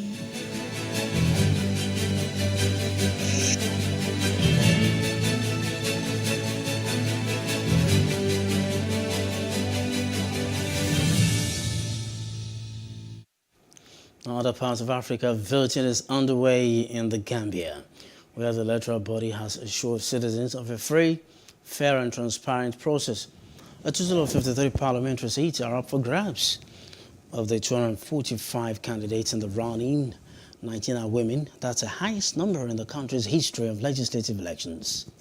5 legislators, including the Speaker, will also be appointed by the President, then approved by Parliament. At least 12 soldiers and 4 volunteers have been killed in an attack on a military base by suspected jihadists in Burkina Faso. The military said 21 troops were also injured in the attack on the Namisigwema military detachment in the north. The assailants are reported to have first attacked the camp with shells, followed by shootings. The military added that reinforcements have been deployed to secure the area. Let's now get outside Africa. Scores of people, including children, have been killed when rockets hit a railway station in the eastern Ukrainian city of Kramatorsk. Ukrainian officials say thousands of people were waiting for evacuation trains on Friday morning, desperate to flee heavy Russian shelling across the wider Donetsk region. Both Ukraine and Russia have since blamed each other for the deadly attack. The US, EU and UK have condemned the incident and have since announced additional military support for Ukraine. Still on Ukraine, President Volodymyr Zelensky today said Ukraine was preparing for a tough battle ahead of Russian military forces regroup to concentrate in the country's east. Russian forces are being gathered in the east. A large amount of forces, equipment and people are planning to occupy yet another part of the territory. This will be a tough battle. Zelensky said during a joint news conference with Austrian Chancellor Karl Nehammer in the Ukrainian capital of Kyiv.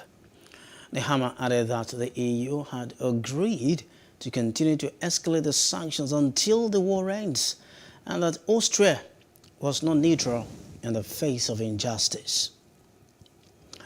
Business news now. Electricity consumers have slammed Eco Electricity Distribution Company and Ikeja Electric PLC for the epileptic power supply being experienced in Lagos State. In the past weeks, Eco Disco had confirmed that the great collapse occurred at 6:30 p.m. and was responsible for the outage being experienced by customers within its network.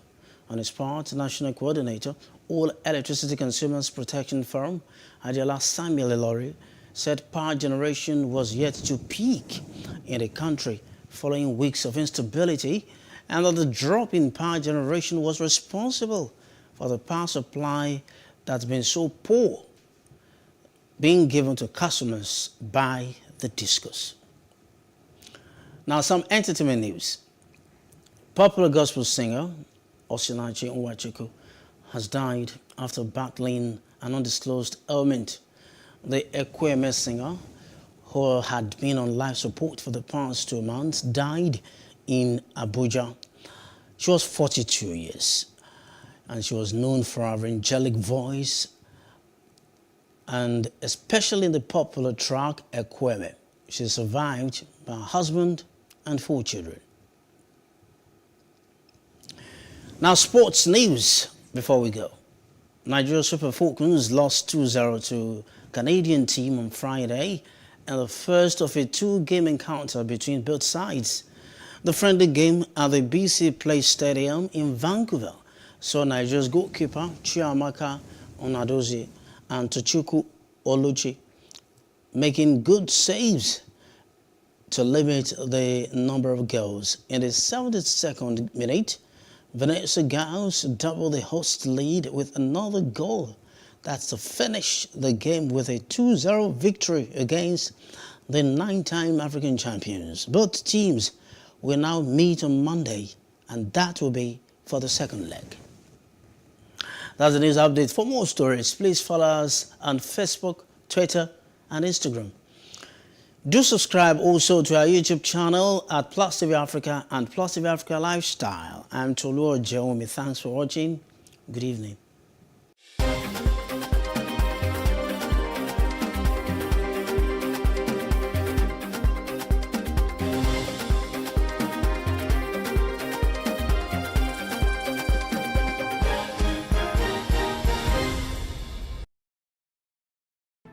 There is no voting on social media.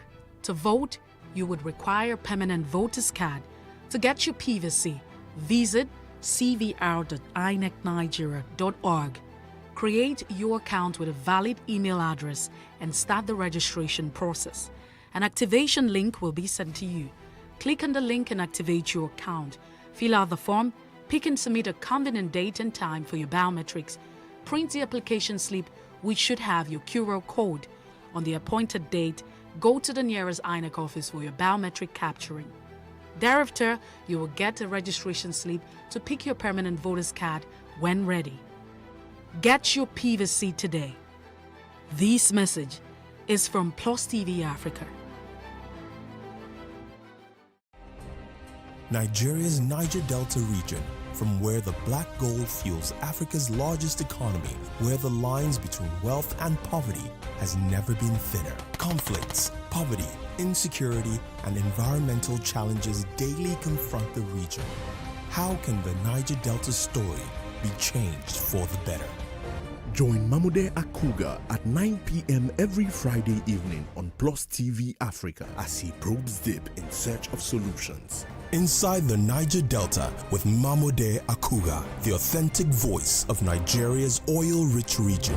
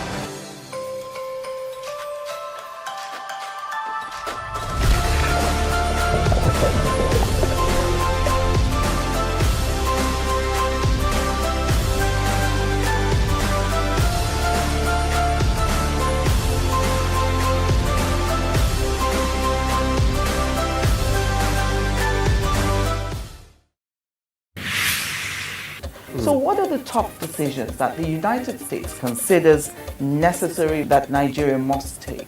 I like to think of my interactions as conversations, not interviews. And that's why I say asking questions is both an art and a science.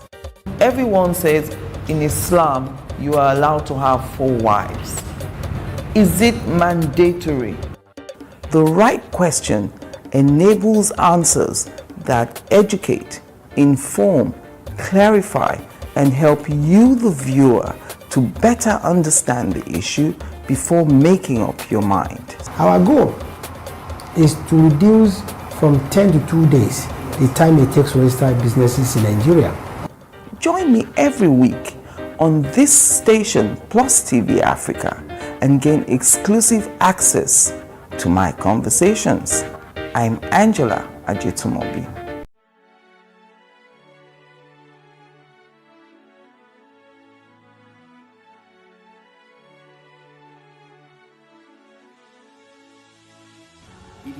engagement we need to have. Those who suffer miscarriages are never taken into account. Members of the National Assembly are also influence peddlers. You are sitting on Nigerians' money. From the barbing, I pay my rent. On the barbing, I send my children to school. A consultative engagement. No any tangible notification before they ban us. It's one thing for people to be at your back and the heat of the moment, and another thing for them to still be with you when push comes to shove. I will do everything to take Lagos out of the national grid.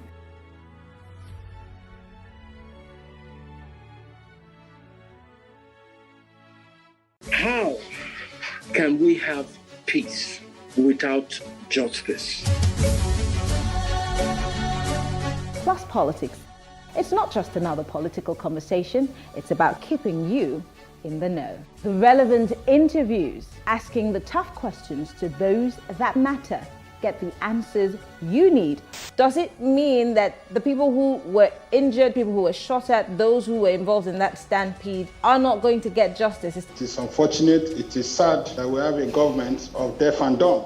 Analysis from top experts. The last election was not really an election. We feel that Obasanjo has a very special place in his heart for hating Ijaw people. I think it really boils down to two things. One, trust and accountability. Plus Politics, every weeknight at 7 p.m. on Plus TV Africa.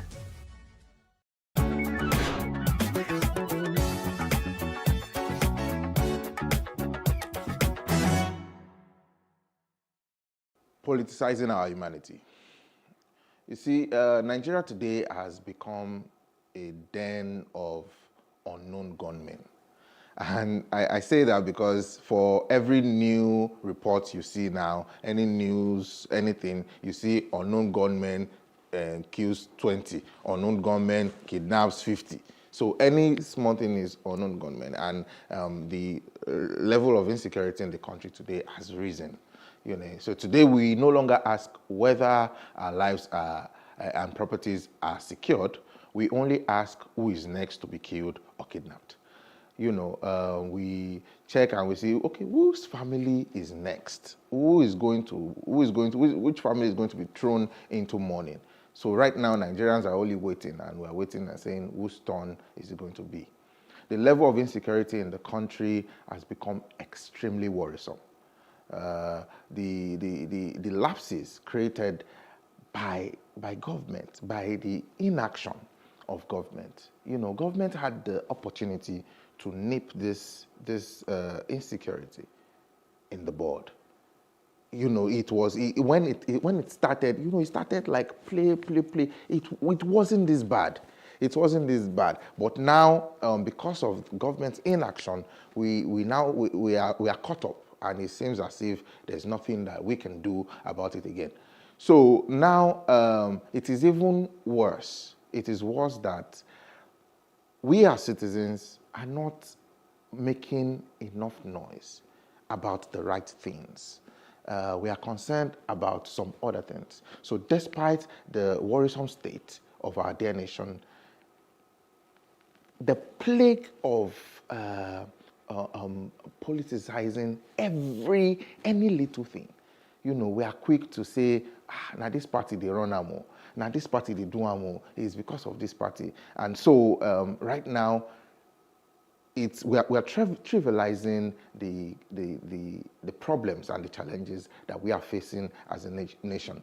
You know, so there are talks all over social media claiming that the violence and actions leading to the high level of insecurity, which now threatens our very existence, are sponsored. Members of the ruling and opposition parties have thrown all caution to the wind, and they exchange blames. It is this party, it is that party, rather than just actually recognizing terrorism for what terrorism is and taking actions to stop the incessant killings and kidnappings, which is threatening the very existence of Nigerians.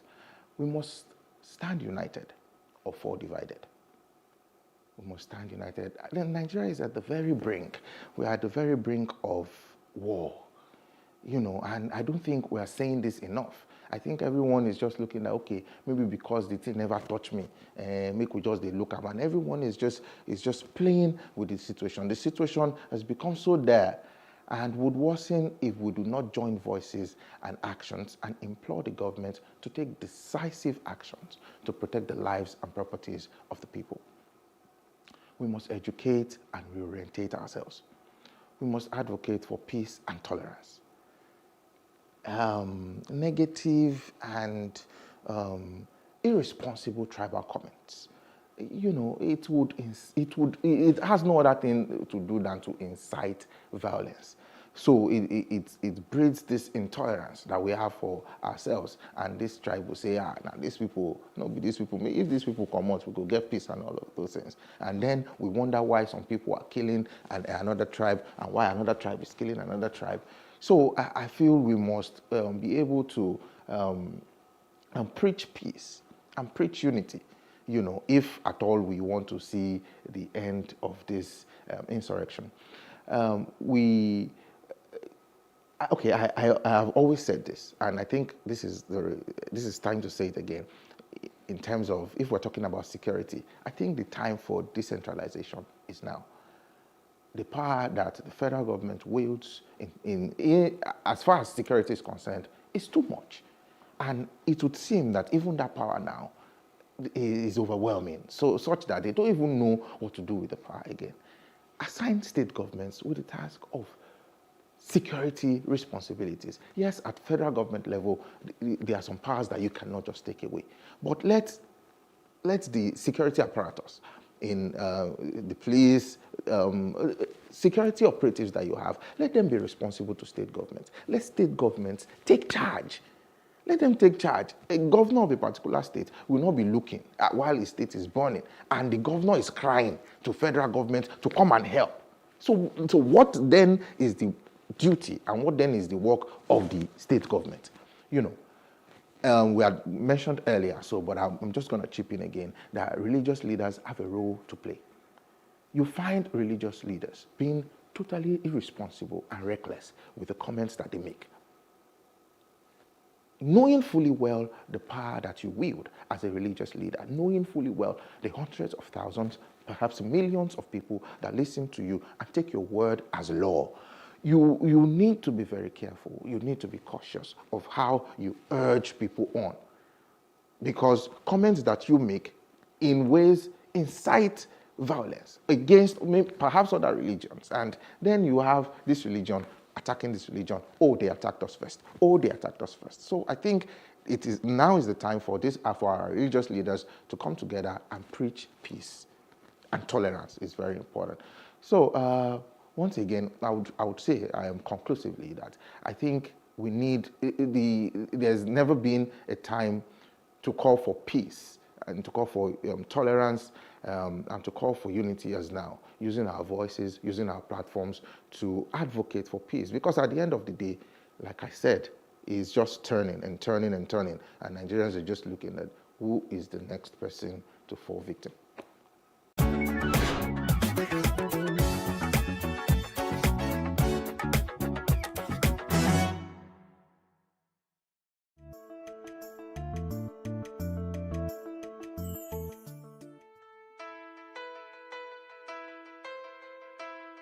So bloating is abdominal disorder in the gastric tract. So when you have hair or gas locked up in the gastrointestinal tract, then you have bloating happening to an individual. You have the person bloated. So what you can do in that process is to either you can take a warm bath. If you're bloated, you can take a warm bath. You can put lemon in your water. But even before you... Lemon in your drinking water? Yes, lemon in your drinking water. But even before you even start on... Bloating could be very, very discomforting. It could cause your stomach walls to be tight. So you could have pains in your tummy. Then you could belch. severely. And you can stop that by taking, you can control your bloating, control bloating by taking mint, things that have mint. You can take a warm bath. You can walk, take a walk. You can take fruits like the citrus fruits. You know, lemon is equally in the family of citrus. You can take citrus fruits, you can take banana, you can take kiwi, you can take cantaloupe. You know, they're all good fruits for bloating. You can also take, I think I mentioned you taking mint. You can take anything with mint when you're bloated.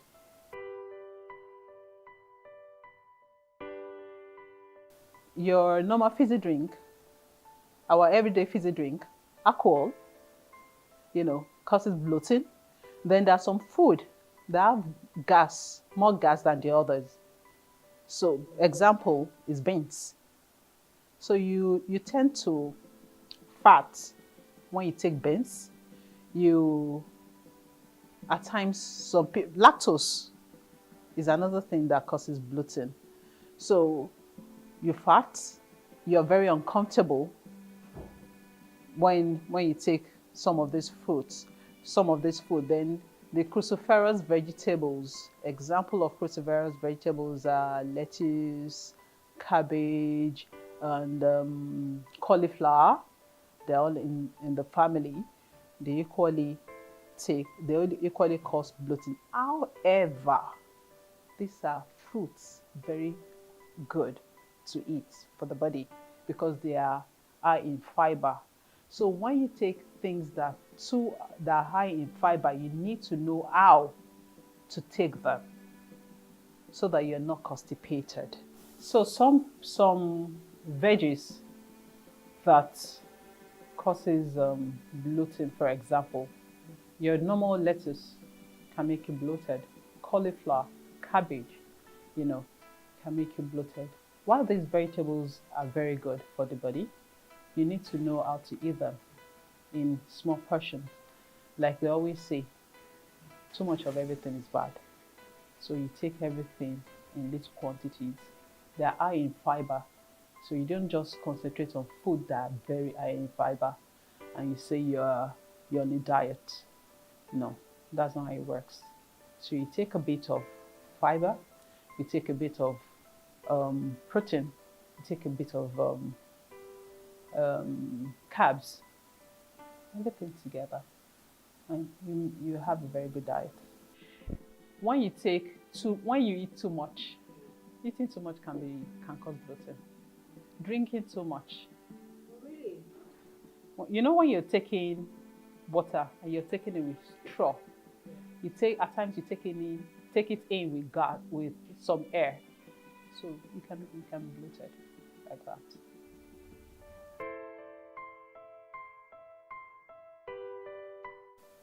You can take citrus. You can take add a bit of lemon into your water and drink to relieve you. You have your mint leaves. Put mint leaf in water. Take it as a tea. It's equally good. You have your kiwi. Take some kiwi. Chew on them. It will relieve you. You have your grapefruit, your berries. They're equally good. Apple, banana. They are good to combat bloating.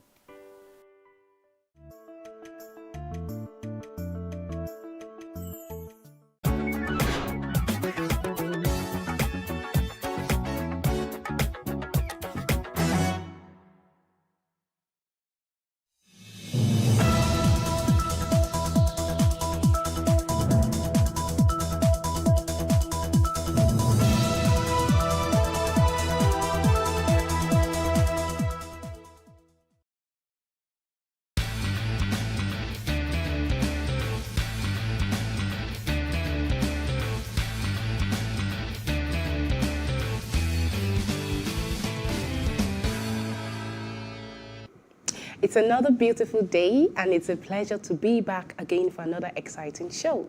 Have you ever wondered about the role and impotence of an estate surveyor and valuer in your real estate transactions? Have you ever been duped or gotten your fingers burnt with estate agents?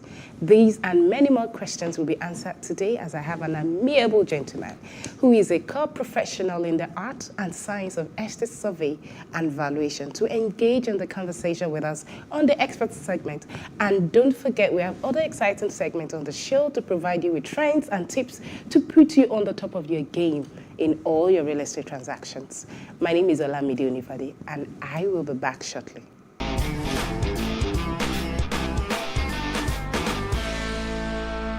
Welcome back, and thank you for staying with us. As I said before we went on the break, we are discussing the essence of estate survey and valuation today.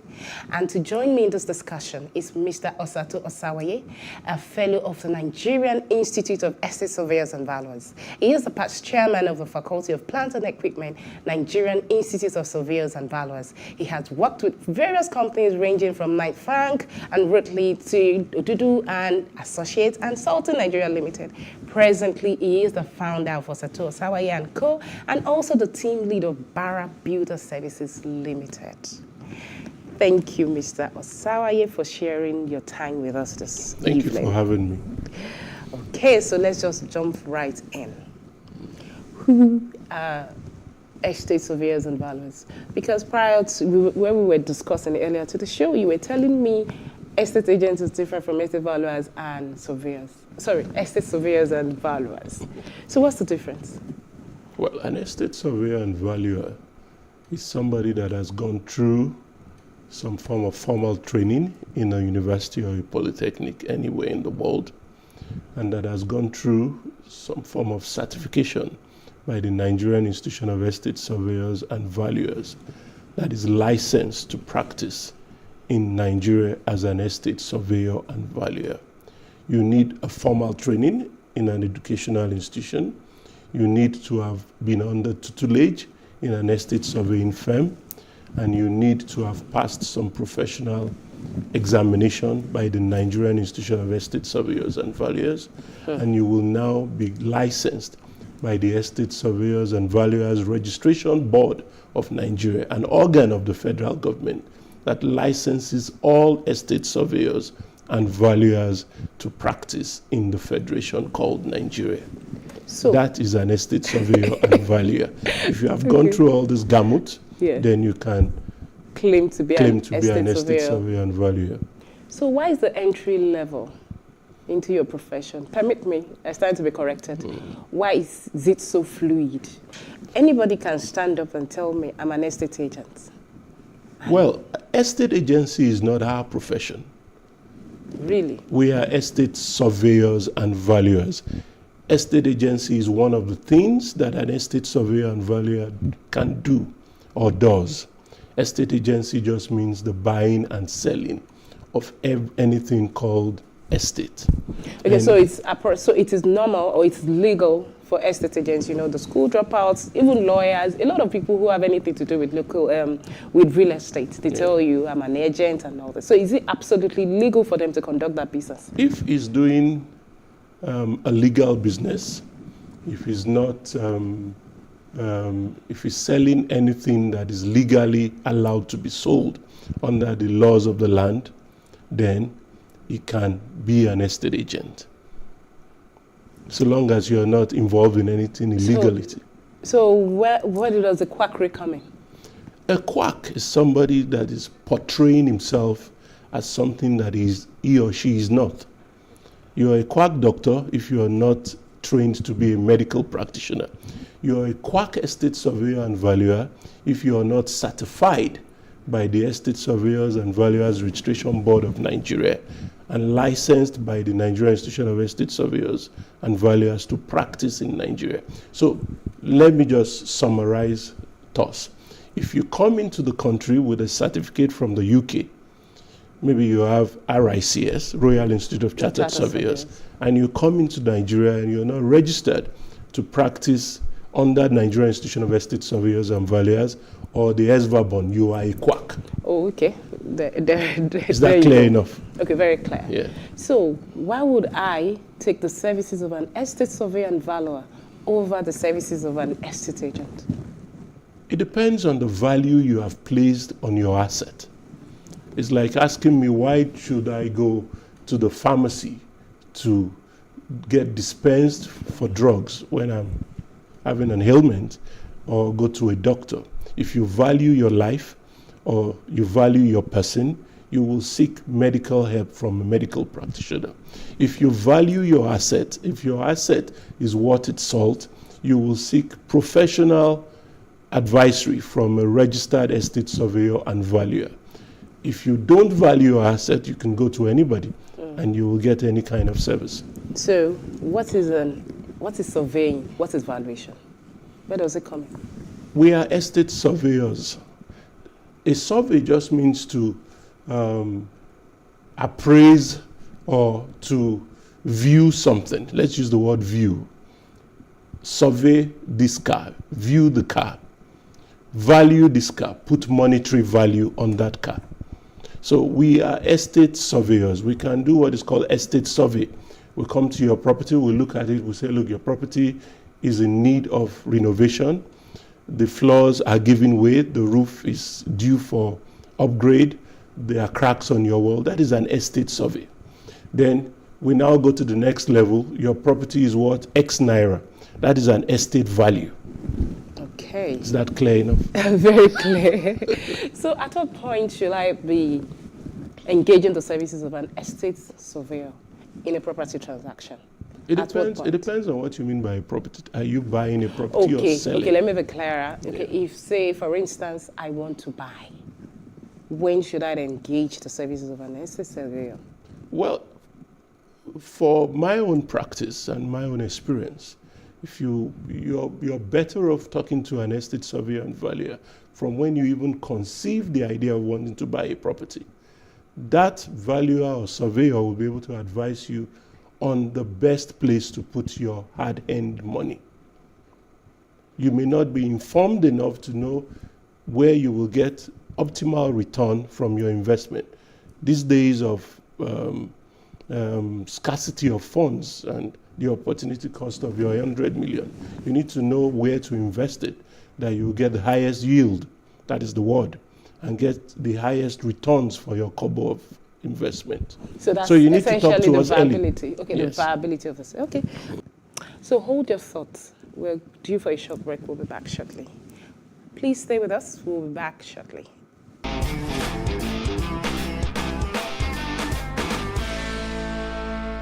Welcome back, everyone, and thank you so much for staying glued to your screen and you're still watching Space and Style. And I still have Mr. Osato Osawaye in the building, and he's taking us through estate surveying, the nitty-gritty of what estate surveying means. So thank you for staying with us, and thank you again for sharing your time with us. You're welcome. So before we went on the break, we were talking about the nitty-gritty of what estate survey and evaluation, and we also talked about the time when you're supposed to consult one. So why do I need valuation? Why do I need to value my property? It depends on what you want to do with the property. You need to know the worth of your property for different reasons. It may be for estate planning. You want to know, oh, I have these assets. Some of them are real estate, some of them are motor vehicles. You want to know what they are worth. For estate planning is like, look, I'm getting older, I need to know what I own, you know. Yes. Then you also may need to know the value of your assets for collateral purposes, for growing your business. Because one of the things your asset must be able to do for you is to help you grow your business. It must be usable as a collateral. So you may want to know the worth of your asset to pledge a security for growing your business, raising business loans. You also may want to just know the worth of your investment. You know why I was asking quite a number of times. Of course, you know, I'm a lawyer, so I get involved in these transactions daily. And you want to sell a property, and the client tells you, my property is worth 140 million. And I ask, How did you arrive at that conclusion? And they tell me the going rate in the area. You see, how does that correlate? One of the things I like to say is that every human being has an opinion of the worth of their asset. You have an opinion of what you are worth as a person. You have an opinion of what your car is worth. What an estate surveyor and valuer helps you to do is to give an informed opinion, a professional opinion, an opinion that is backed by the laws of the land. It's like a an objective opinion of your property, rather than your own subjective opinion of, I own the property, so I always have a subjective opinion. An estate surveyor and valuer gives you that objective value. So how do you people come to your conclusion? And okay, this is going to be a 2-in-1 question. And what can I do to help my valuation report? Because sometimes we send, sometimes we send properties for valuation and they come back and probably I thought it should be worth about 50 million and it comes back from the valuation and they say it's worth 30 million. So what can I do to help? Because there are some things you do, or how do you arrive at your yardstick? If I can place it like that. Well, that's asking me to tell you the secret of the business. I'll just tell you, go back to school and read estate management, then come and practice or work under my firm until you get qualified to be an Okay. So is there anything you can do to help? Yes, to boost your valuation. No, I don't think there's anything you can do to boost. One of the things I will advise to do is that you properly maintain your asset, your real estate asset, or any asset at all. Your maintenance is key. And the title you have, as a lawyer, you know a property is more marketable when it has good title, transferable instrument. So if your title is good, if your property is well maintained, and it's in a good location. What we say in real estate is all about 3 things: location. The fourth most important thing, I would even say the foundational most important thing about before the location is your title. If your property is not transferable in the sense that your title cannot be passed to somebody else, then it is defective. That affects the value of your property. So to help in making your property worthwhile, you need to have a good title, you need to maintain it very well, and you need to have, if it's a rented apartment, you need to have a tenant that is not defacing or how do I put it? Like diminishing the worth of your asset. So that takes us to property management. Yes. Well, I'm not sure we have enough time today to deal about that. That's a separate topic on its own. Okay, so because we're running out of time, of course, there are vendors in real estate transactions, and there are buyers and there are sellers. So what would be your partnership to a buyer? If you want to buy a property, what are the tips? What tips can you give? How should one go about it from your professional point of view? Consult a lawyer and consult a valuer. The lawyer will advise you on the title of that property. The valuer will advise you on the best price to offer. A combination of these 2 advice will guarantee good investment. Then lastly, what do you think is the future of real estate in Nigeria? Taking into cognizance what just happened, the building collapsed last year. Well, you see, do you think it's had an impact? If you consider the fact that, maybe this is still debatable, over maybe 70 to 80% of Nigerians are not homeowners. That tells you that, look, the market for home ownership is massive. Huge. And government cannot fix it. Government just provides the enabling environment. So the future of real estate in Nigeria, being the largest black nation on the face of the earth, is massive. We just need to define the need of the average Nigerian in terms of home ownership. There's a confusion between land owning and home owning. That's a conversation we need to hold. Okay. Nigerians like to own land. A land that is not, you can't live on your land. We're not animals. Even animals live in shelter. Nigerians need to change the conversation to home ownership. A shelter, a roof over your head. Your land, you can only farm on it. Some parcels of land are idle, but we need to start building apartments for Nigerians to own homes. Home ownership is the future, not land ownership. Thank you very much for an insightful and a great discussion, and we hope you'll be here next week. Definitely. Thank you very much. I hope you had a nice time with this segment. Moving on, we have the design tip of the week. Enjoy it.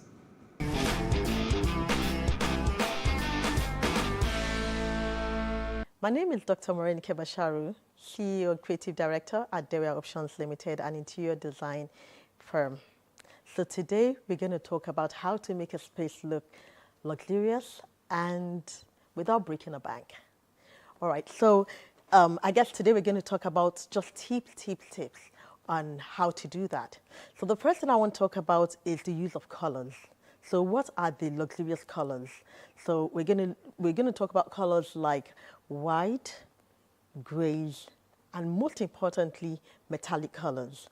Bronze, gold, silvers, copper, and all that. So usually when you're going to combine these colors together, you're going to do it in a ratio 2:1. So you're going to use like the grays, the white, the blacks, the brown, and you're going to put in like one metallic color, like a gold, or you're going to use like a silver. So another thing you can do to get that feel is to ensure that your space is totally clutter-free. Right? So like that, we try to put in a lot of shelves that are very decorative and stylish shelves, in spaces. And we use natural materials. The use of natural materials in a space makes it look luxurious. So let's take a feature wall, for example. You can put stone on a feature wall, or you can do like wood, like a wooden panel on a wall, on a feature wall, or on any other wall for that matter. So the use of natural materials like stones, like wood, gives you that luxury feel that you want. Also, another thing you can do to get that luxurious feel in a space is the use of the right lighting. So we want to focus on ensuring you create the sense of space. So you don't want too much walls in your space. You don't want too much furniture in a space that you want to give that feel of luxury. So you want to, or you want to use a chandelier that is very dramatic. So use a beautiful, dramatic chandelier. So it can be maybe the one item that you're going to spend a little bit on, then the pieces that you're going to put around, maybe the artifacts and the accessories that you're going to put around the golds and the silvers, the butterflies, like metallic butterflies, you want to put in your recessed walls, and you want to put a light to focus on it, And also, another important thing to do in a space to make it feel like $1 million is actually the use of the right materials. So if you look at your furniture, for example, you want to use materials that are soft, to the skin. So we use suede materials, you want to use velvet materials, you want to use like 100% cotton materials in your space on furniture. And also you want to use furniture that are very easy to keep clean. You don't want furniture that will gather dust over time, because when you have furniture like that in your space over time, it makes the space look kind of tacky. So you want furniture that has surfaces that is very easy to clean in your space. So today, let me give you the tip to take away. So your space, if you want to make it feel like $1 million space, just change those throw pillows, and you can use a color. Like here we've got blues and we've got gold in it that is leather, that gives a sense of luxury. And also you can have a really beautiful artwork, that looks expensive on your wall, and you put an accent light over it. So I hope you've been able to learn 1 or 2 things today. See you again next week. Bye.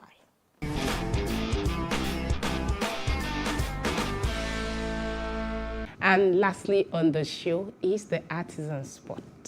Enjoy it.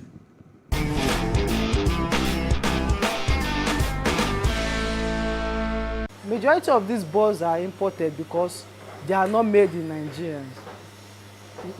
We don't have that kind of factory yet to make those boards. So majority of those MDF, HDF boards, they are imported. Then we can cut it, then put it into different shapes that we want. Actually, one thing is that there's a kind of perspective we have as Nigerians that we believe the white people can actually do it better than us. But with this, we have the cutting machine, we have the taping machine. There's nothing different because actually the boards that we cut here are imported from those countries, and majority of those countries now they are coming to Nigeria already to make furniture for us here. So there is no big difference. Yeah, it's ideal that you learn it because if you don't learn it and you just enter into the industry, there are so many things that you will not really understand about the industry. Now, what we do here, we cut and tape here. They can actually do it manually also. So, but if you actually go to a school like a furniture making school or something like that, yes, you have a better idea and a better perspective about the whole thing. It's better you go through a furniture making school, then if possible you learn it locally also for you to understand your customer. One thing is that the clients, majority of the clients here in Nigeria is that they want something perfect, and actually it can be perfect, but because we don't have enough equipment for all these kind of things, it can't actually be 100% perfect like the white people. It can't actually be 100% perfect, but we just try our possible best to do something very nice. Okay, because people like us now that we are a bit exposed and educated, now we coming into the picture, we've changed a lot of things.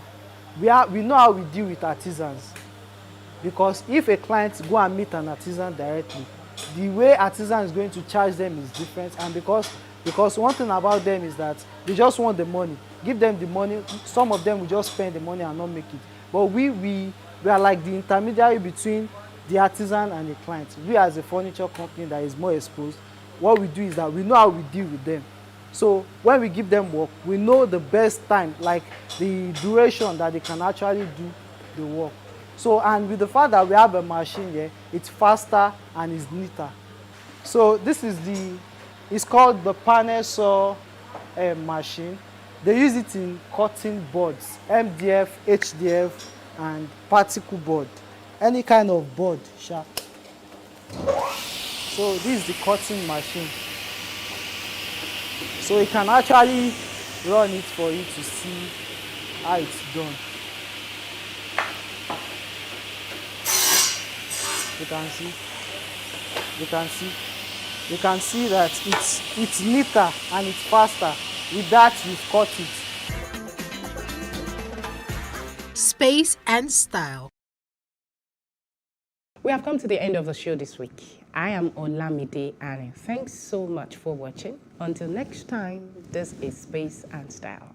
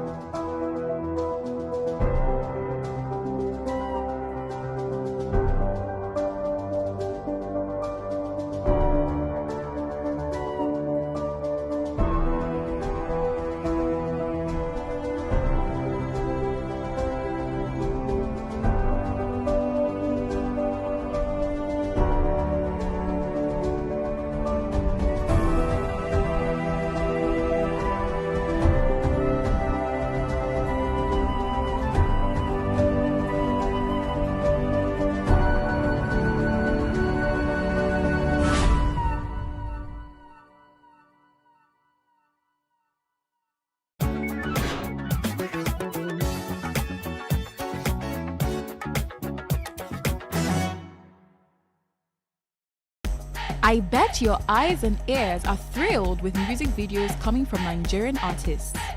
You obviously notice the singer, the video vixens, and other talents. But what about the music director? Close your eyes, think about your favorite music video, and see if you can tell who directed it. Great if you can, sad if you can't. We're here to celebrate the brains behind the videos out there, and here are 5 top Nigerian music video directors. Number 1. Clarence Peters. He's a director, filmmaker, and cinematographer. The founder and chief executive officer of Capital Dream Pictures was involved in a mobile-sponsored music video for a documentary on AIDS in 1998. He directed 40 episodes of the TV series Everyday People. Peters has also shot a good number of documentaries, TV commercials, short films, and TV features. He has directed music videos for recording artists such as Dare, Durella, Wizkid, Seyi Shay, Burna Boy, Waje, Tubaba, Fino, Runtown, and Yemi Alade. Peters has won numerous awards for his works.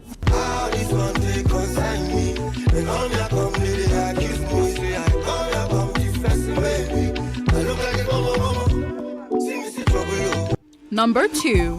TG Omori. Also known as Boy Director, TG Omori is a Nigerian music video director and cinematographer. He started directing at 15 while overseeing stage plays at school and church. He began making videos a year later but took it up professionally at 18 after graduating from Pencil Film Institute. This made him the youngest professional filmmaker in Nigeria. He has worked with Olamide, Wizkid, Burna Boy, Techno, Kiss Daniel, Fireboy DML, Fowls, Timaya, Naira Marley, and many others. So I put a Ferragamo when I pass it down. Put some Gucci on that booty cause she kill a man. That's why she don't want to go, she wanna stick around. But she still say that she love me cause I'm sexy. And I tell her that she lying, that she vexing. She be screaming, I be screaming, we be reckless. But I know that she be liking makeup sexy. Number 3. Meji Alabi. This London-born Nigerian filmmaker, director, photographer, and producer has worked alongside Beyonce, Burna Boy, Wizkid, Davido, Tiwa Savage, Popcan, Goldlink, and Nasty C. He directed Seyi Shay's Murder in 2014, a move that gave him the desired attention in Nigeria. Alabi also worked with Wizkid on his Made in Lagos album. He's a co-founder of JM Films with Jimmy Adesoya. You know my style, you know the chance, then it's all up, eBay. If you say you get the man, then you wanna try, you could go die, baby. You've been a landslide for a long time, but then no one believe me. All up when I come back, you one try, but you do have me easy. Number 4. Dami Twitch. His original name is Owolabi Oluwadamilola. Twitch started with photography in 2013 before going to full music production in 2017. That was the year he shot his first music video for Burna Boy and Yonda. He has gone on to shoot visuals for Fowls, Burna Boy, Olamide, Lil Kesh, Victor A.D., Simi, Peruzzi, Mayokun, Leah, and Davido.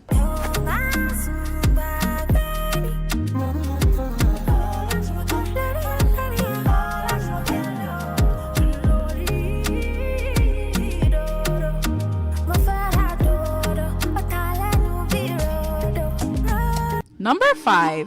HG2 Filmworks. Olaolu Olabode Folarin, also known as HG2 Filmworks, is a Nigerian-American music video director, graphic designer, entrepreneur, and cinematographer. Olabode began his production journey as a graphic designer and later went into full-time music video production in 2010. He has directed music videos for big-name artists like D'banj, Kiss Daniel, Dami Crane, Reminisce, Nice, and Scales.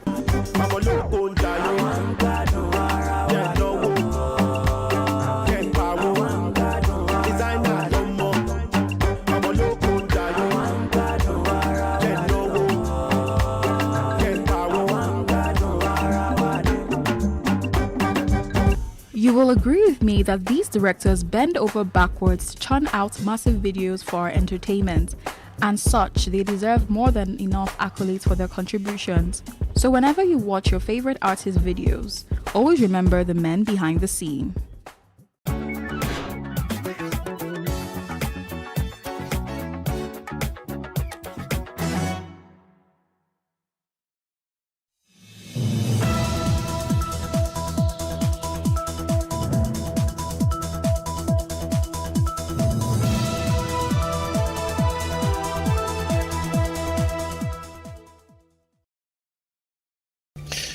A federal high court in Abuja has refused to sack Governor Ben Ayade of Cross River State over his defection from the People's Democratic Party to the All Progressives Congress. And on the 2023 general elections, the PDP zoning committee has reportedly thrown the party's presidential ticket open, kicking out zoning arrangements. This is Plus TV Politics, and I'm Kofi Bartels.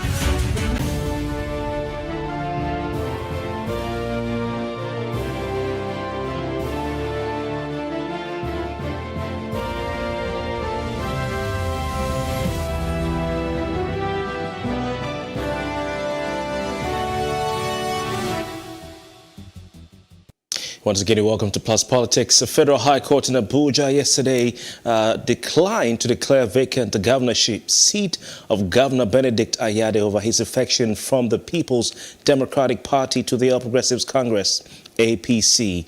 Justice Taiwo held that the governors and their deputies can only be removed from office in line with sections 180, 188, and 189 of the Constitution of the Federal Republic of Nigeria 1999 as amended, which stipulates that elective office holders can only be removed from office on account of death, resignation, or impeachment. The Honorable Justice Taiwo said that since defection is not one of the constitutional provisions to remove any governor, no court has the power to insert such into the supreme law. The judge, however, agreed that defection from a winning party to a losing party is, in his words, immoral, improper, and condemnable. Of course, these are words that have been used by justices in the Supreme Court in the Atiku Abubakar case. Well, joining us to discuss this is Basita. Mr. Basita is the publicity secretary of the erstwhile embattled All Progressives Congress in Cross River State. Mr. Etta, good evening to you. Thank you very much for your time and welcome to Plus Politics. Hello. Yes, Mr. Basita, good evening. Thank you for your time. Yes, thank you. A point of correction there. I am no longer the state public secretary of the party. I was, but now I have been appointed senior special assistant to the governor on research and political orientation, by the grace of God. Thank you very much. We appreciate the correction there. But we know that you have a lot to say about this, so we'll move on. What's the mood in Government House Calabar, which is on Leopoldville Avenue, just opposite the legendary Hope Waddle Training Institution? I'm sure that the mood in Government House is upbeat. Yeah, very well. The mood in Government House is really upbeat. Yeah, the expectations among members of the All Progressives Congress have been high in terms of what His Excellency the Governor is able to put down in terms of development. And that is why yesterday we saw wild jubilation and celebrations everywhere when the court decided to went the way of His Excellency. Interesting. I'm sure there was a palpable tension in Cross River State, indeed within the All Progressives Congress and indeed in Government House, that the governor will be removed or given at least the same treatment that his counterpart in neighboring Ebonyi State, which is just a few kilometers from Cross River State, is David Umahi, who was earlier removed by the court, although he has a reprieve from the appeal court. I'm sure there was some sort of tension and apprehension. Would I be right to say that?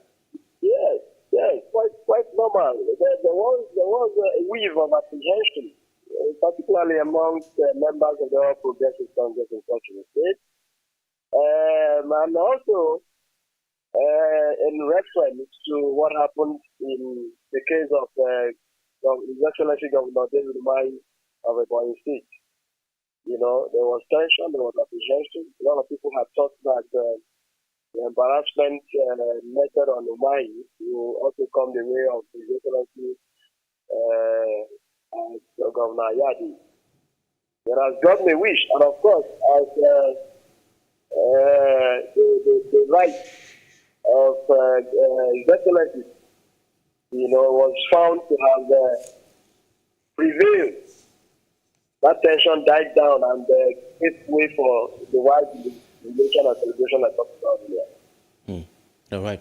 All right. I listened to the lead counsel to Governor Ben Ayade of the All Progressives Congress, Chief Mike Ozekome, SAN, give his own reaction and reasons why he felt the judge gave such a verdict. He talked about judicial rascality and all that. This is the same judge, Milord the Honorable Justice Taiwo, who had previously sacked 20 lawmakers from Cross River State. We're talking about 18 members of the Cross River State House of Assembly and 2 House of Representatives members from Cross River State. Were you surprised, and are you worried about the sort of conflicting judgments coming not just from the Federal High Court in Nigeria as a whole, as an institution, but also from the Court of Justice, Taiwo, with all due respect to his lordship? Yes. Judicial rascality, as Michael Ozekome quite rightly put it, was what we saw played out in that judgment, especially what we saw of that of the governor of his state, and moving forward, what also happened about the members of the House of Assembly, the APC members of the House of Assembly. And I just think that if Governor Ayade's counsel, talking about Michael Ozekome, did not point it out, in the court, perhaps we have seen a repeat of the Umahi's embarrassment. I call it Umahi's embarrassment, not to Umahi, but an embarrassment to the lordship and, of course, to the judiciary. When it happens like this, you see Nigerians, coming out to express their resentment, over the antecedents of the judiciary. Not every judge or every all of the jury, but when we see a situation like this, where the law is supposed to be the law, turned upside down, a case that we rightly call rascality. It gives room for some kind of interrogation as to whether or not to have a future for this country as far as the solution is concerned. And the law quite actually spells out what it takes to remove a sitting governor. Apart from impeachment, it is death. But when all of these, you understand, I'm not there. I wonder why you sit down and want to take tension in the system by pronouncing the ouster of the governor on mere pre-election issues. It is wild. It is rascalous. It is unfounded. All right. Mr. Basita, the People's Democratic Party in Cross River State has come out to express its dissatisfaction at the ruling or the judgment of Milord the Honorable Justice Taiwo, and indeed is saying that they are going to appeal this ruling. And they said, and I quote, it's the People's Democratic Party in Cross River State, that the judgment of yesterday by the Federal High Court sitting in Abuja is yet another successful exploration, these are their words, yet another successful exploration of the depth of legal jurisprudence in uncharted territory, saying that they want to assure us, and indeed you of the APC, that this judgment is only a step in the overall picture envisaged by their lawyers. So they said they already foresaw that this was going to happen and that they're going to go on appeal to ensure that Benedict Ayade is kicked out as governor of Cross River State. What do you say to this? Well, nobody stops them from testing the waters. I see them as testing the waters, judicially. But then, is it on a familiar terrain? The issue at stake is about removing a sitting governor. You understand? And they say it's about defection. And there are instances for which the governor can defect from one party to another. With all of these precedents follow, were there issues within the People's Democratic Party that warranted Senator Professor Ben Ayade to defect? That is a question, that is the first question we must look at. Yes, there were issues, even at the national echelon of the party. A matter that even saw them go to the Supreme Court. And there is a subsisting Supreme Court judgment. And where there is a crack in the wall of a particular party, from national down, members can go their different ways.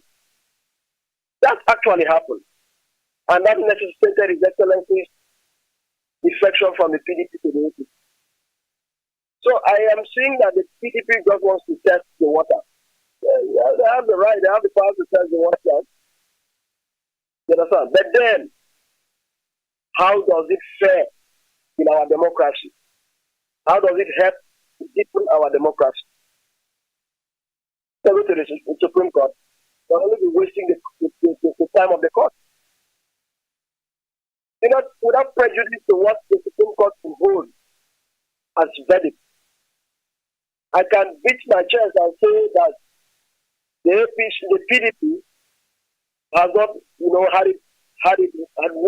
well, to try to test the waters in this perspective. The governor had the right at the time to defect. It was on a familiar ground to defect.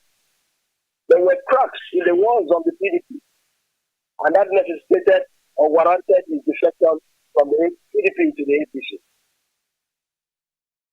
So I think the PDP should stop crying wolf where there is none. That's my take on it. The provisions on what could constitute, the departure or could permit legislators elected on the platform of one party or members of the executive from departing or decamping from that party are very clear. When you say there was a crack in the People's Democratic Party, the Constitution talks about a split. It also talks about a merger. So I don't think it talks about a crack. What crack specifically are you referring to?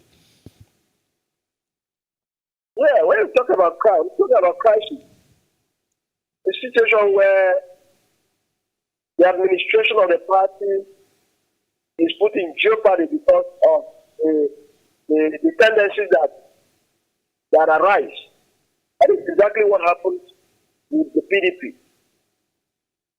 It was okay from the national down. Just like what happened when we had the new PDP in 2018.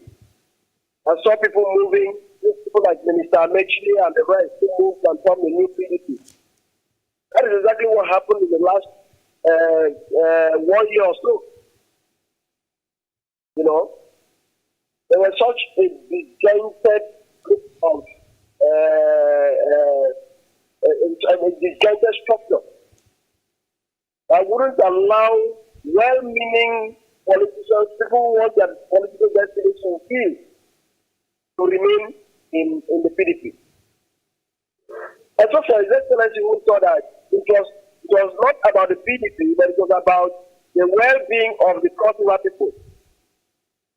He had to pull out because he needed to continue with the development aspiration of the majority of Cross-River. So he needed a platform to stabilize his government and take Cross River out of the woods. Mr. Baptist, yes, but I'm trying to find out from you, sir, what exactly was a crack, in the party? Was it a crack in the PDP in Cross River State, Was it a crack in the PDP nationally? Because even the example you're citing, which is talking about the new PDP and the fact that Amechi, Saraki and co moved from the PDP to the APC to form that party, it was clear that there were two PDPs. You know, they went and formed their own PDP. But I don't remember that happening when Governor Ayade moved from the APC, from the PDP to the APC. And in fact, even before Governor Mai Mala Buni, who was then the caretaker chairman of the Extraordinary Convention Planning Committee of the APC, visited Government House with Timi Press Silva and co. Days before that, or hours before that, the PDP had visited Governor Benedict Ayade in Calabar to try and persuade him to remain in the party. You're aware of that? So what crack are you talking about? I don't want to go into mentioning names, but if you take a cursory look at the historical antecedent of that defection, you will realize that some national leaders of the PDP, just as they came to appeal to His Excellency not to defect, some of them were the ones who initiated the crisis. I don't know if you remember some national officers of the PDP who were exchanging tantrums with His Excellency at the point, calling him all sorts of names and all of that. They were not considerers. Those were national officers of the PDP. And that alone clearly tells the story of the crisis. I remember at the point where His Excellency was called the boy, he was called several names. I mean, the governor of the state. He was strangulated in terms of the administration of the party in the state. The national officers, the officers who were in the national echelon of the party were no longer given their right of way. So I think that you don't need a civil war. You don't need to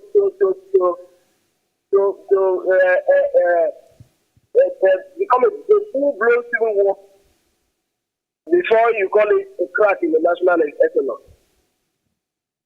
The moment you begin to have some national officers fighting against each other, it tells the story of a crack. All right, but the Nigerian constitution does say specifically that there must be a split in the party, but the PDP didn't have a split. And some would argue with you that these disagreements and these internal wranglings are part of democracy. You have it in parties all over the world and in different political parties in Nigeria. But a split is when a party has factions. One faction says, I'm going my way. The other faction says, we are going our way. You understand? But we've not witnessed a split in the People's Democratic Party, if ever there was, since 2015. But you're talking about a crack. And I'm asked again, is this in Cross River State or nationally? You know, you talked about some national members of the party, making some utterances against the governor. But this is not a split. Was there a split in the PDP, sir? I just have to be explicit. In Zamfara State, Matawale was in the middle of that crisis. In Ebonyi State, David Umahi was visited with similar crisis. In Cross River State, His Excellency Senator Professor Ben Ayade was met with such an embarrassing situation that warranted him to pull out. There were so many cracks like that here and there. So the mere fact that there were tendencies that propel people to go their separate ways, like I said, tells the story of the crack. Let me tell you something. Let me recall an experience. APC had more of issues than what the PDP had then. But the ability for members to remain intact and nurture the wounds that were, was what kept the APC intact. So for the PDP, it was things fall apart. The center could no longer hold. And when you have a situation where people become so disenchanted with the central system that they choose to go their different ways, I mean, you can't stop them. It's a national crisis. It didn't just happen about Cross River State. And like I mentioned, it happened nationally. It touched the governor of Boy State. It touched the governor of Zamfara State and others. Okay, all right. I do remember that when Governor Ben Ayade gave his speech alongside ranking members of the APC, including Maimela Boni of Yobe State, Timipre Silva, and co. He never mentioned the crack in the party. And I want to assume that, sir, you may have been either at that meeting or you're aware of the statements by the governor. He said he wanted to join hands with the center to take Nigeria higher. The governor never mentioned anything like a crack. But staying with that issue of a crack, this has to do with the legislators of the party or of any party moving from that party on which platform they won the election to another party. The ruling or the judgment of Justice Taiwo some days ago regarding the 20 Cross River State lawmakers who were sacked by his court still stands. And of course, you were talking about the issue of a crack. So I'd like to just go to section 68, subsection 1G of the 1999 Constitution of the Federal Republic of Nigeria as amended. And Mr. Basita, it states that a member of the Senate or House of Representatives shall vacate his seat in the House of which he is a member, if being a person whose election to the House was sponsored by a political party, in this case the PDP, he becomes a member of another political party before the expiration of the period for which the House was elected, provided that his membership of the latter political party is not as a result of a division in the political party of which he was previously a member, or a merger of two or more political parties or factions by one of which he was previously sponsored. And I know you're well aware of this. So what do you expect to happen with those seats that have been declared vacant? 18 of them in the Cross River State House of Assembly and 2 in the House of Representatives. That's one issue I wouldn't like to comment on. The reason being that the matter is already before the appeal. Yes, because it will be sub judice to begin to preempt the decision of the appeal court and will allow that matter to be exhausted by the appellate court before we can make comments on it.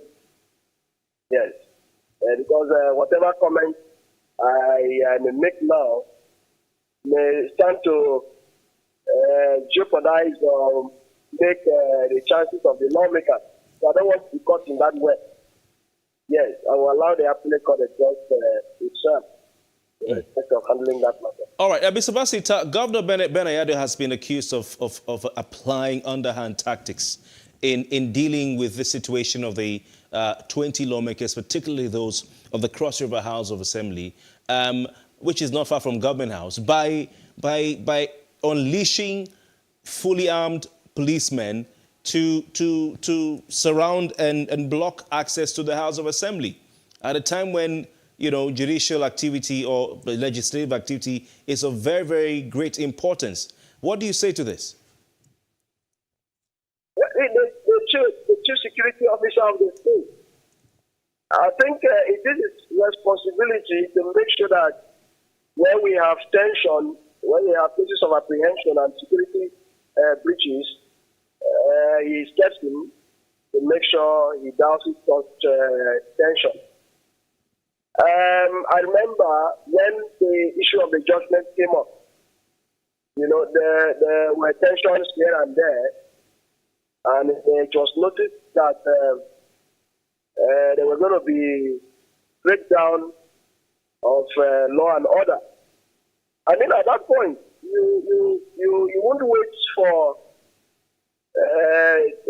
total breakdown of law and order for you to put security measures in place, to check whatever tension that has been. I think it His Excellency was only being proactive to stop whatever would stand as a breakdown of law and order. For one to accuse him of taking sides or trying to stop a judicial process, I think such an accusation doesn't hold water. It doesn't hold waters at all. Okay, so you're saying Governor Ayade ordered the policemen to go surround the House of Assembly and prevent anyone from accessing it, is what you're saying?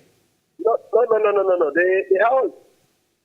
The House, as I speak to you, yeah, they can have their session. People have been going, the workers are there. No, I'm saying at the time it happened, you're saying that Governor Ben Ayade ordered policemen to go surround the place. To surround the place? Yes, you're saying that at the time it happened, this was after the initial judgment, that the governor ordered these policemen there, is what you're saying. But you're saying he did it to forestall breakdown of law and order. That allegation is unfounded. No, you just said it, sir. Honorable Basita, you just said that you just said. Like I said, which would you prefer? When we have a case of high level tension, what would you do? Okay, so but you are admitting. I'm not arguing that fact. That to be accused of being betrayer. Okay, but you are admitting you're admitting right here on Plus Politics that the governor indeed it was who ordered the police to go cordon off the State House of Assembly, but that he did it to forestall a breakdown of law and order. Accused of being proactive. They are being accused of allowing security breach. Okay, but you're saying that he was he. Okay, but you're saying that he was the one who ordered the police to go do that. Yeah, but I'm saying you're saying that he was the one who gave the order to the police. The chiefs, what did the police go there to do? Okay, just want to be sure. Were they killing people? Were they chasing people away? No such thing happened. It's a civil environment, like I say. People have been accessing the place to and fro. Okay. Yes. So when there is tension, I think it is a place of the chief security officer of the state to put a stop to that tension. All right. I don't know whether there is any worker, anybody who has come out to say that he was attacked in the course of trying to access that arena. Nobody. No. Okay. So even the lawmakers. You've rightly said, Honorable Basita, that the case regarding the sack or removal of the 20 lawmakers, 18 of them from the House of Assembly in Cross River State, is still on. It's on appeal. What do you expect to happen if that appeal fails? Like I said, we'll make comments when the time comes. No, but I'm saying if it fails. We're not caught in the web of subjudice. We won't make comments because the matter is still with the appeal. All right. So some are suspecting the governor is afraid of being impeached. That's why he's at every small ruling. That's another wild allegation. That's an unfounded allegation. I mean, it's possible. If the PDP takes over the House, it's just a simple thing for him to be impeached. Very simple. Are you not concerned about that, Honorable Basita? It's an allegation. Again, I call it an unfounded allegation. No, it's a scenario. I mean, that it's possible that Governor Ben Ayade, it's not over for him. It's not over until he can be sure that he has his APC lawmakers back. And if that doesn't happen and the PDP lawmakers get into that house, within seconds he could be impeached. Well, I do not know. All I know is that there are procedures for impeachment of the governor. There are things that beyond that, we must look at the security implications of what has just happened. And I think that what you have said regarding deployment of policemen is to checkmate the issue of security threat and breakdown of law and order. Okay.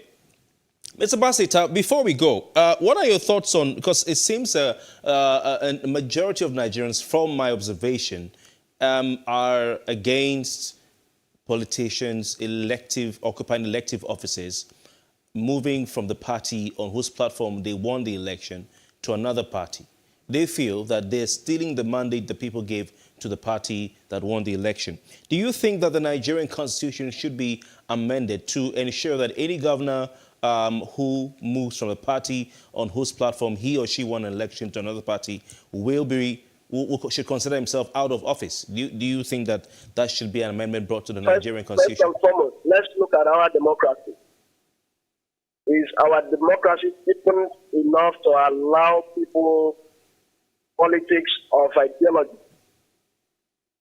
I mean, can I become a liberal Democrat and remain at that level without thinking of being a conservative or a Democrat? That is what we are looking at. And I think that gradually we are getting there. Our democracy is gradually taking shape to become a deepened democracy. The moment we are able to take hold of our ideology, I mean, being a conservative and remain as a conservative, being a progressive and remain as a progressive, the moment we get to that point, this issue of defection, deal of defection will arise. But all the same, I think that constitutionally speaking, we need to bring in a soft landing in terms of constitutional amendment to allow people the liberty to move at this point until such a time when we are able to define ideology for our democracy. But Mr. Etta, defining ideologies is not a function of the Constitution. That is the prerogative of the political parties to do. And if they decide they don't want to play politics of ideology, we cannot fault that on the Constitution. So are you saying that this such an idea of punishing politicians who win an election with one party and move to the losing party, this idea of punishing them by stripping them of office is good, but it should be done when we have an ideological policy? Is that what you're saying? That is a good one, but it should only be done when we have ideological politics, the politics of ideology. Is that what you're saying, sir? All we need to do, like I said, is for political parties to be firm in terms of what they think. I think that is the whole talk about ideology, where political parties are able to enforce discipline within its fold or their fold. I think members shouldn't be moving up and down. And by that, we'll be inching gradually towards the issue of ideology. Okay? Okay. It depends on political parties. All right. So are you therefore agreeing with the statement of Milord the Honorable Justice Taiwo, who said in his ruling that defection from a winning party to a losing one is, quote, immoral, improper, and condemnable? Are you agreeing with him? No. I do not. I don't seem to agree completely with the lordship on that. Okay? Because, like I say, it will be such a wild thing to do to begin to think that Nigerian politicians at this early stage of our democracy to be able to be firm as to which party to belong to, remain in a particular political party. I can assure you that if you carry a particular idea of the development and you do not have your political party giving you a platform to ventilate your idea, you can move. And especially when there seems to be a crisis within the party, you can move at this point. Nothing stops you from moving.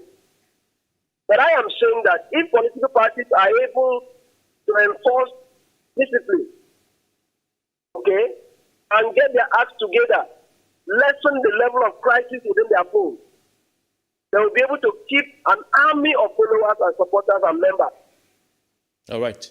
Who will completely, by their actions, disagree with the issue of defection. Okay. All right. Mr. Basita, thank you very much for your time. It's been very interesting conversation with you. And I'm not surprised you are Senior Special Assistant to the Governor on Research. Congratulations on your new appointment, and we wish you all the best. Thank you, and God bless you. Thank you. That's Basita, former Publicity Secretary of the All Progressives Congress in Cross River State, and of course, Senior Special Assistant to the Governor of Cross River State on research. Thank you for staying with us. We'll take a short break now on Plus Politics. When we return, we discuss the possibility of zoning in the People's Democratic Party. We'll be right back.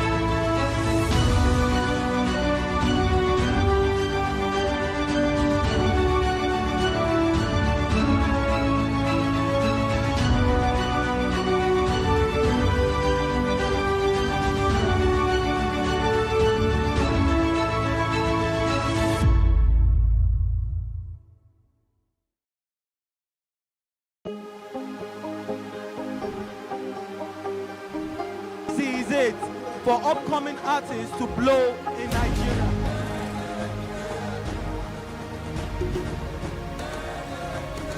Welcome to Plus Trending.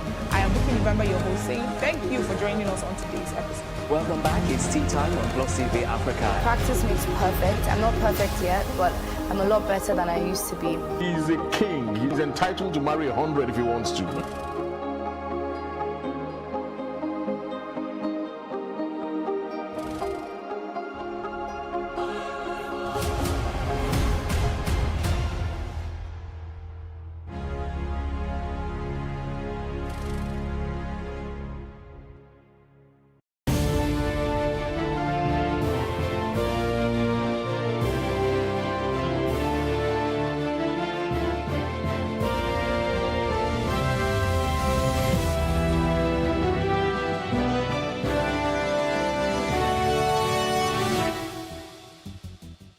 The Zoning Committee of the People's Democratic Party has recommended the presidential ticket of the party in the 2023 general elections be thrown open to all zones of the country.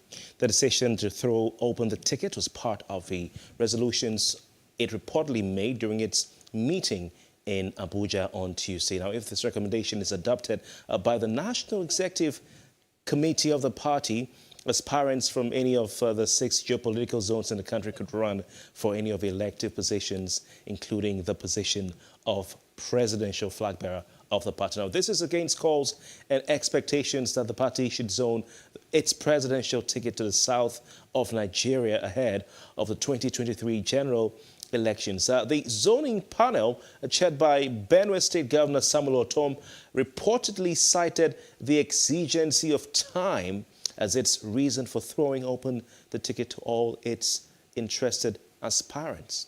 Now, joining us to discuss this is Ibrahim Abdullahi. Ibrahim Abdullahi is the Deputy National Publicity Secretary of the People's Democratic Party. Ibrahim Abdullahi, thank you very much for joining us on Plus Politics. My pleasure, please. Thank you, sir. We had Governor Tom previously coming out to deny that the zoning panel had made a decision regarding the direction the party should go in on zoning. So can you tell us if this is the authentic position of the zoning panel set up by the PDP?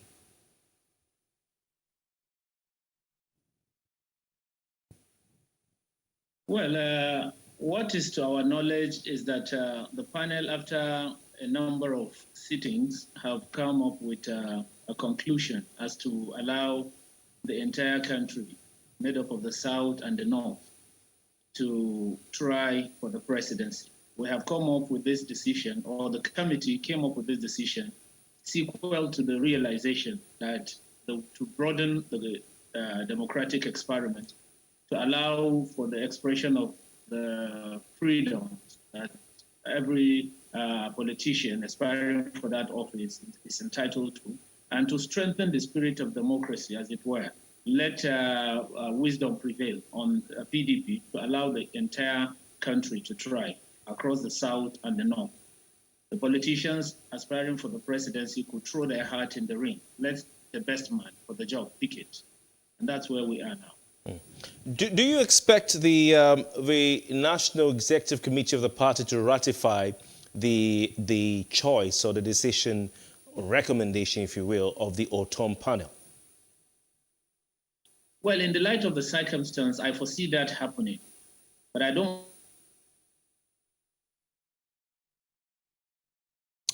Mr. Abdullahi, can you hear us, please? Sincere apologies. I think we're having a bit of a network issue with him. But are you there, Mr. Abdullahi? All right, we seem to have lost that connection. We'll try and get back the connection as soon as possible. But of course, in reaction to this, the South Caucus of the PDP, that's the People's Democratic Party, has also been airing their views regarding this particular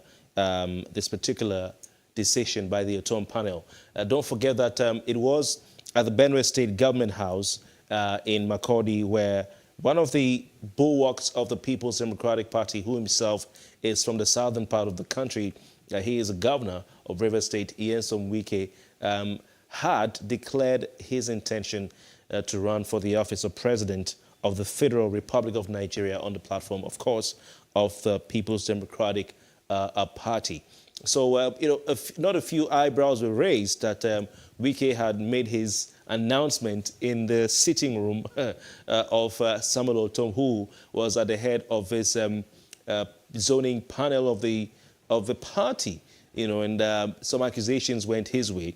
But it seems that he has been able to steer the ship against those accusations, throwing it to the entire country, opening oppositions up to the entire country. But there are strong demands from the southern part of Nigeria, that the presidential position from the major parties should be zoned to the south. And indeed, there was serious interest ahead of the PDP National Convention as to where, which zone, or which of the 6 geopolitical zones the chairmanship position of the party would go to. And of course, as we know, the chairmanship position is usually an indication, or where the chairman comes from usually gives an indication of where the presidential ticket will go to. Well, it's on the spirit of federal character, they say. We have back on the line the Deputy National Publicity Secretary of the People's Democratic Party, who was with us earlier before we lost them, talking about none other than Ibrahim Abdullahi. Ms. Abdullahi, are you there, and can you hear me, please? Yes, I can, loud and clear, and sorry for that interruption. Not a problem at all. So you were saying that indeed you were giving us reasons why the panel made its decision. So can you kindly conclude so we move on to the next few questions we have for you? Yes, I was talking about wisdom which prevailed on the committee, having realized the implication of going either the south or the north. It has been a discussion in the front burner of our national discourse. And over the last 2 months, to be precise, this zoning issue has become a hydra-headed monster. And the media has not helped matters either, by making it look as if it's heaven and earth. But we understood from the word go the need to ensure fairness and equity and justice to everyone across the regions. If the South is asking for it, they are justified, because we have qualified persons in the South who could do the job very well. The most important, and then we also have the same people in the North.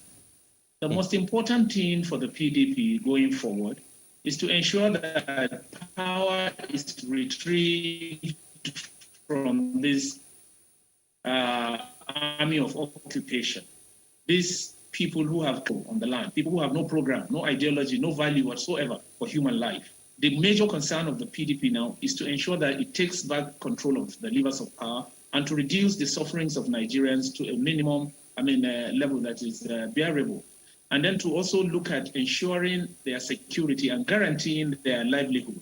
This is what has concerned the PDP more than where the president will be zoned to, or the presidency will be zoned to. But suffice to say, yes, even if we are to go by computation, which is becoming necessary now, you would agree with us that in the last 22 years or so, since the return of this republic, the PDP government that has ruled for 16 years, I beg your pardon, has had Southern presidents on the saddle for more than 14 years, or about 13 plus. It was only less than 2 years that President Yaradua would have been put in the midst of all of this to have ruled this country, or the North, had a taste of power over the period in question. President Olusegun Obasanjo had 8 unfettered years, and then he was succeeded by Yaradua, who in less than 2 years, fell sick and left the levers of power in the hands of a Southern Vice President, Goodluck Jonathan, as it used to be. Before we lost President Yaradua, and then Goodluck Jonathan succeeded him. And Goodluck Jonathan had cumulative a period of about 6 years. If you put this together, you are talking about 14 years, more or less. And since then, we lost power in 2015. Now, I don't see why the North should not be in the position to ask, for example, for the opportunity to continue in governing this country. The reign of powers for PDP is not as important as the interest of the country. The citizenry is our priority. Their predicament is our obligation. We are concerned about how we could put smiling faces around the streets. We are concerned about how we will redeem, the promises that Nigerians got from APC and could not reap any one of it. We're also concerned about salvaging the nation from the twin malady of hunger and poverty. We're looking at areas of strengthening even the principles of democracy and guaranteeing the fundamental rights. Look at these people. They have succeeded in shrinking even the civic space. Nigeria today is living in past glory, perpetual misery, frightening and acute frustration. You see the country just on autopiloting. Nobody seems to be in charge. So PDP is not bothered with the issue of zoning as much as it is concerned with the predicament of the nation. The citizens are our concern, and we are working tirelessly to ensure that we give them. And I must add, why the North? And I'm not speaking for the North here. I'm just speaking from a rational perspective, because I'm a national officer of the party. Why the North is concerned more about having it, as even beyond the issue of just 2 years in the 16 years of the PDP, is because of electoral capital. For crying out loud, we are looking at the votes to win election. We are not saying the South cannot boast of the vote, but you look at the chances of the PDP more in the North. Okay, but Mr. Abdullahi, before, because you're out of time, before we go, I still want to state, that on Wednesday, Governor Tom vehemently denied the news making the rounds that his committee had thrown open the zoning of its of all its offices, all its tickets rather, to the entire country. Are you there, sir? Yes, he shouldn't be. Yes, I'm here. If Otom has denied it, I will ask, what was the outcome of the committee then that informed the position of their spokesperson coming to inform the party that it was thrown open? Okay. Let Governor Otom controvert that by coming to tell us exactly what was arrived at. All right, before we go, when the chairman of the party, of course, the chairman of the party is from the northern part of Nigeria, albeit the north central, Mr. Ayu, would it be fair for the party to potentially produce a president from the northern part of the country as well.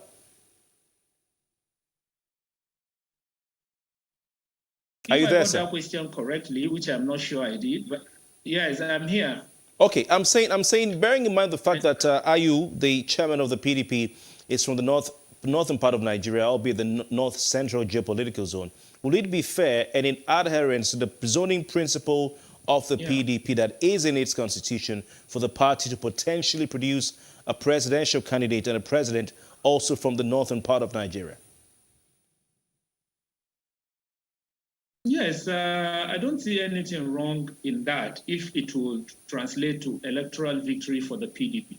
What is paramount is the exigency of the times that we live in.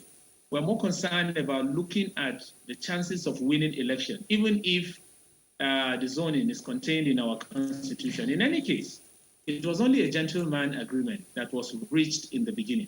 It's not an issue that has become as constitutional as... But I hear it's in the People's Democratic Party constitution, sir.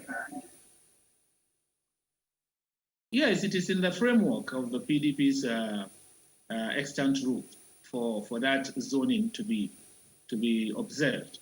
But I don't see why there wouldn't be, even if it's contained in our laws, amendment to provide for opportunity for the North if it would translate to electoral victory for the country. Look at the situation as we speak. Which of the southern... Yes. Hello? All right. I want to thank you very much for your time. Ibrahim Abdullahi is the Deputy National Publicity Secretary of the People's Democratic Party. We certainly will have you on the program again to talk some more about these issues. Thank you for your time, sir. Thank you for staying with us. We round up today's show with a highlight of the week. Plus Politics returns on Monday. I'm Kofi Bartels. Have a great weekend.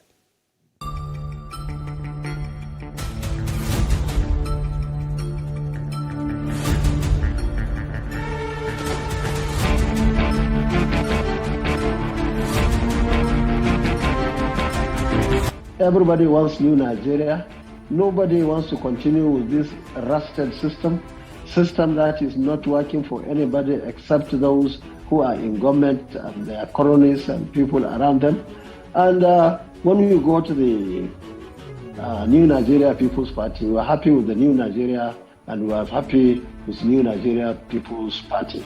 And you see, we are not only looking for party with the majority of people, we are looking for party that has a potential of receiving people who are of like minds. The party is very much concerned about the security in this country. Security is key. In fact, in the past, we were taking security for granted because we believe that every responsible government, not only in Nigeria, but across the country, will ensure the security of lives and properties. Unfortunately, we find ourselves in this country that the government in power cannot really say that they have done that.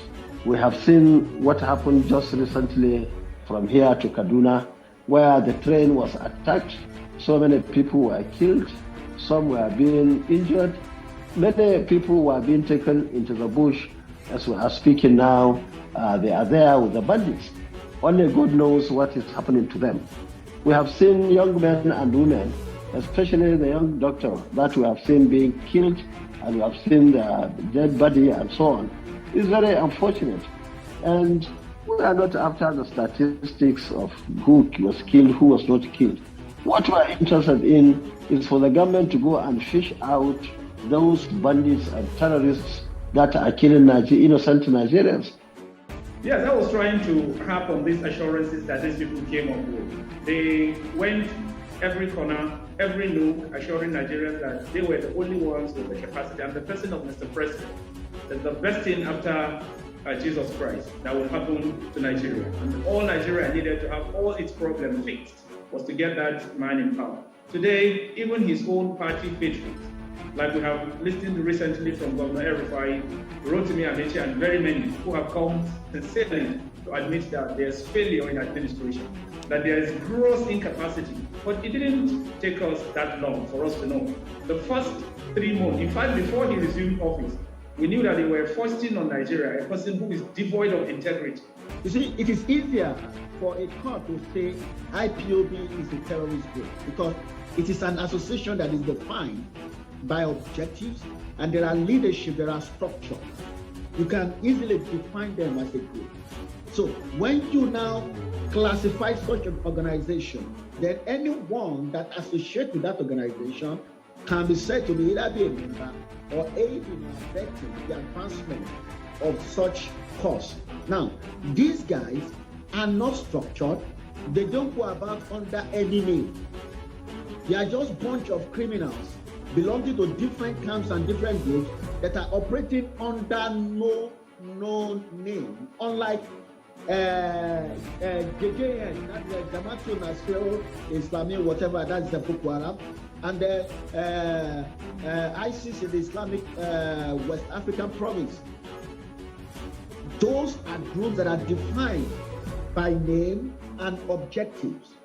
But these ones are a bunch of criminals. The two major political parties are playing political games. One is watching the other and seeing the direction where the other is going before coming up with his own plan.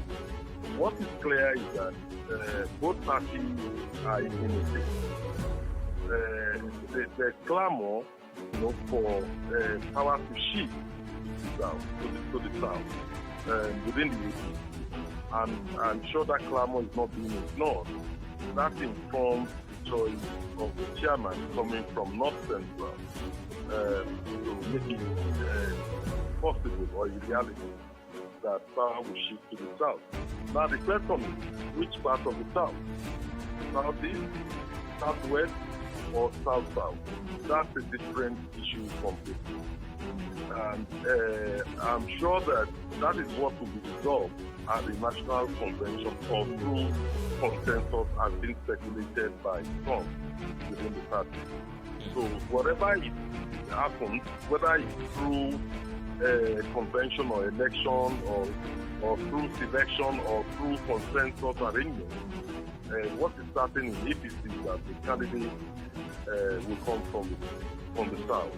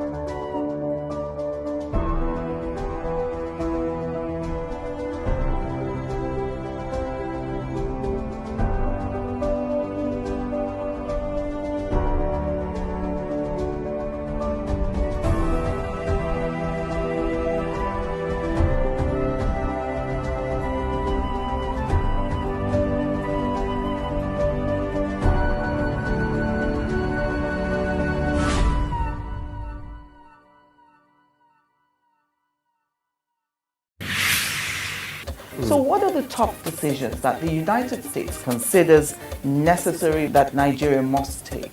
I like to think of my interactions as conversations, not interviews. And that's why I say asking questions is both an art and a science. Everyone says in Islam you are allowed to have 4 wives. Is it mandatory? The right question enables answers that educate, inform, clarify, and help you, the viewer, to better understand the issue before making up your mind. Our goal is to reduce from 10 to 2 days the time it takes to register businesses in Nigeria. Join me every week on this station, Plus TV Africa, and gain exclusive access to my conversations. I'm Angela Ajetumobi.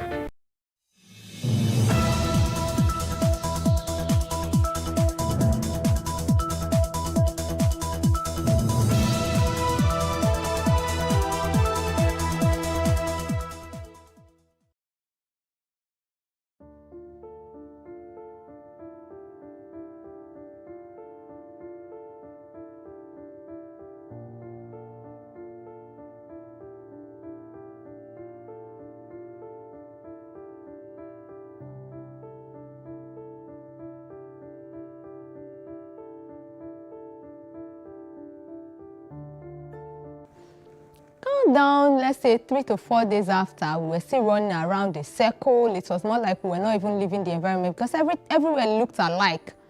So I just told my sister, even if we are going to the land of the dead, 4 days is enough for us to have gotten to where we are going. Are you sure there is no problem?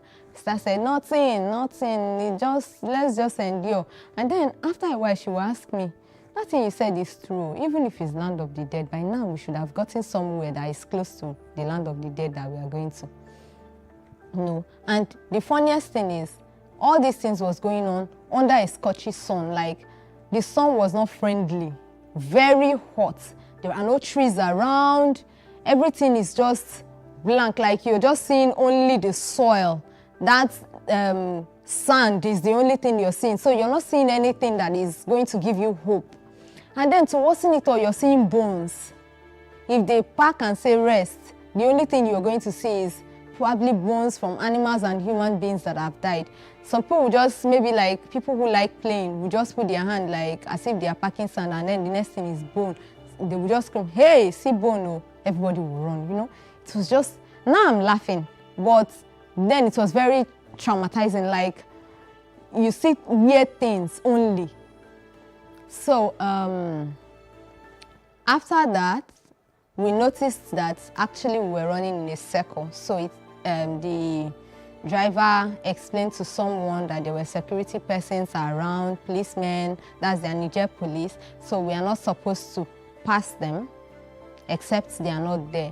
So we'll have to wait until those policemen are out. And then I think after a while, those policemen started getting really close. So the drivers left us. They fled for their lives. And then where they parked us was very hot. So we sat there, we were waiting for them to come back. Those security or policemen didn't even come where we were. But then we lost someone while struggling for water. There was no water. The drivers had already left. So I think the man's heart failed. He's not a young boy. He should be like around 50-something. So I think his heart failed or something. I don't even know what to say happened to him, but he was just lying down. Nobody had a clue that the man was already dead. So when the drivers eventually came back, they found out the guy was dead. They just did their Arab or Muslim ritual.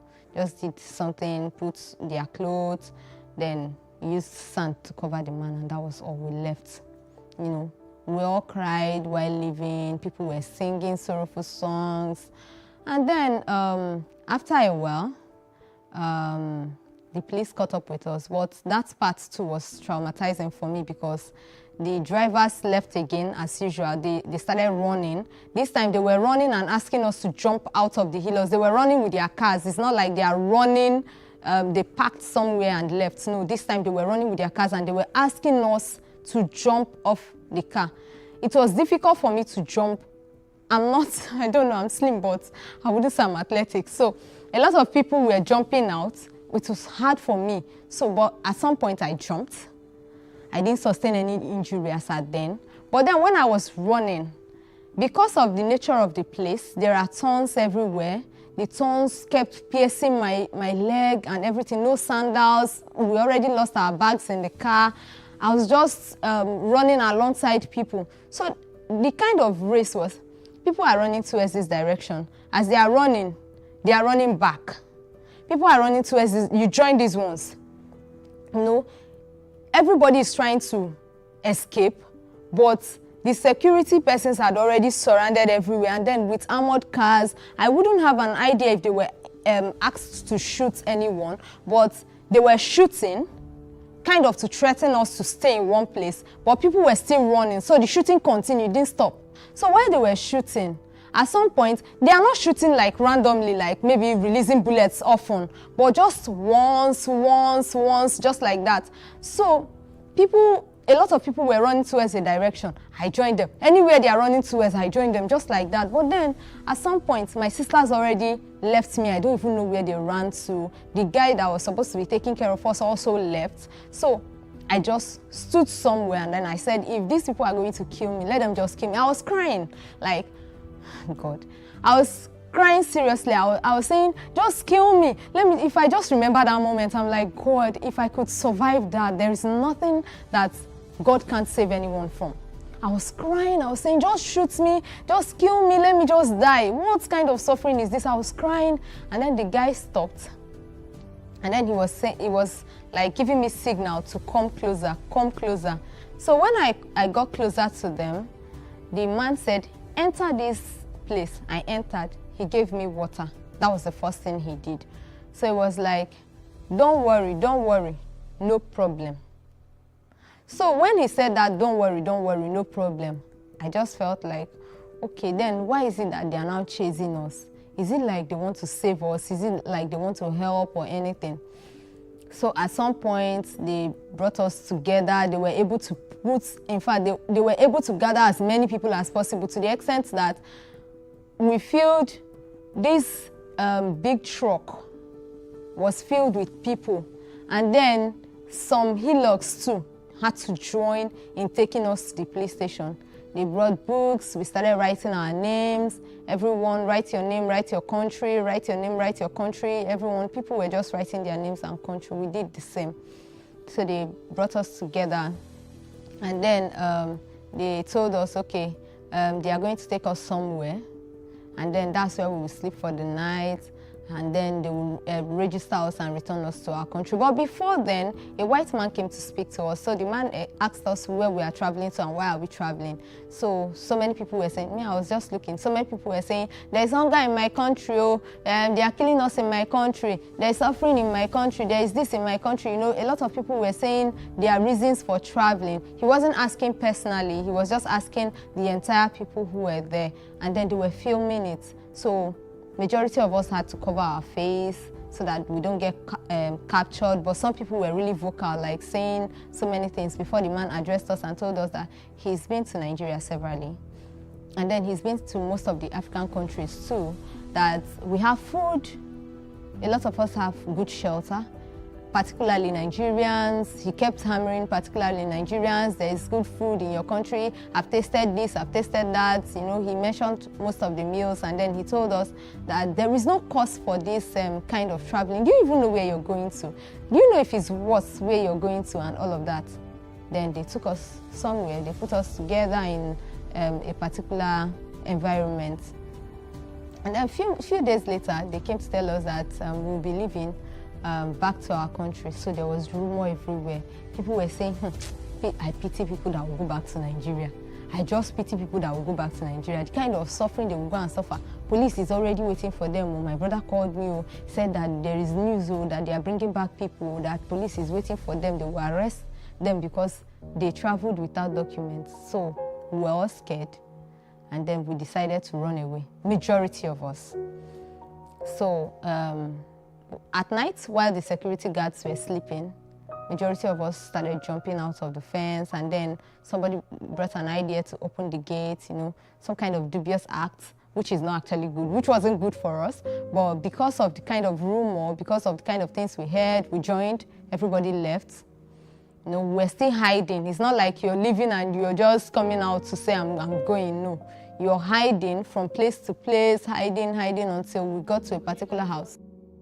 When we left, we got to a particular house. There were 6 of us in a group now, no longer I and those my 3 people.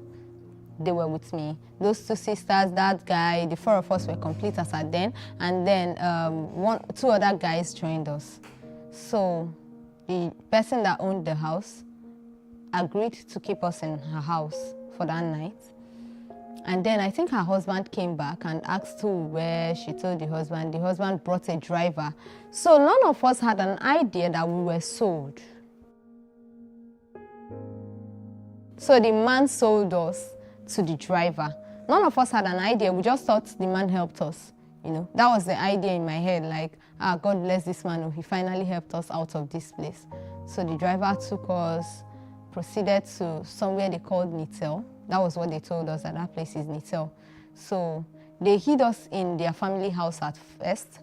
Then in their family house, we met their one of the sisters that had already gone to Italy before. The lady told us she can't speak English, so she had to use diagram to express herself. She gave a sign of water and then a sheep on the water, and then she told us how she was working there. She was washing clothes, that's probably doing dry cleaning or something like that. I don't know what she was doing over there, but me, I just assumed and then I told my sisters that means maybe she did house help work over there. So we had fun with them because they were nice people. I didn't figure out if they were among the people who bought us, but they were nice to us. They gave us food. That was the first place where I had to brush my teeth, have my bath, you know. It was a good treatment for us. So throughout the 4 days we were in their house, they treated us nicely. And then after a while, the driver came back. And then the driver told us that in a few days he will come and take us. This thing was already summing up to like 3 weeks already within the desert environment. A few days later, he came again and then he said, oh yeah, get ready. You'll be leaving this night. After a few hours, he came back in the night. And then they told us, everyone to lie down inside the hillocks, and then they sealed it. So they took us from there, took us to another garage. Then that garage, they had a lot of drivers now. It wasn't just him.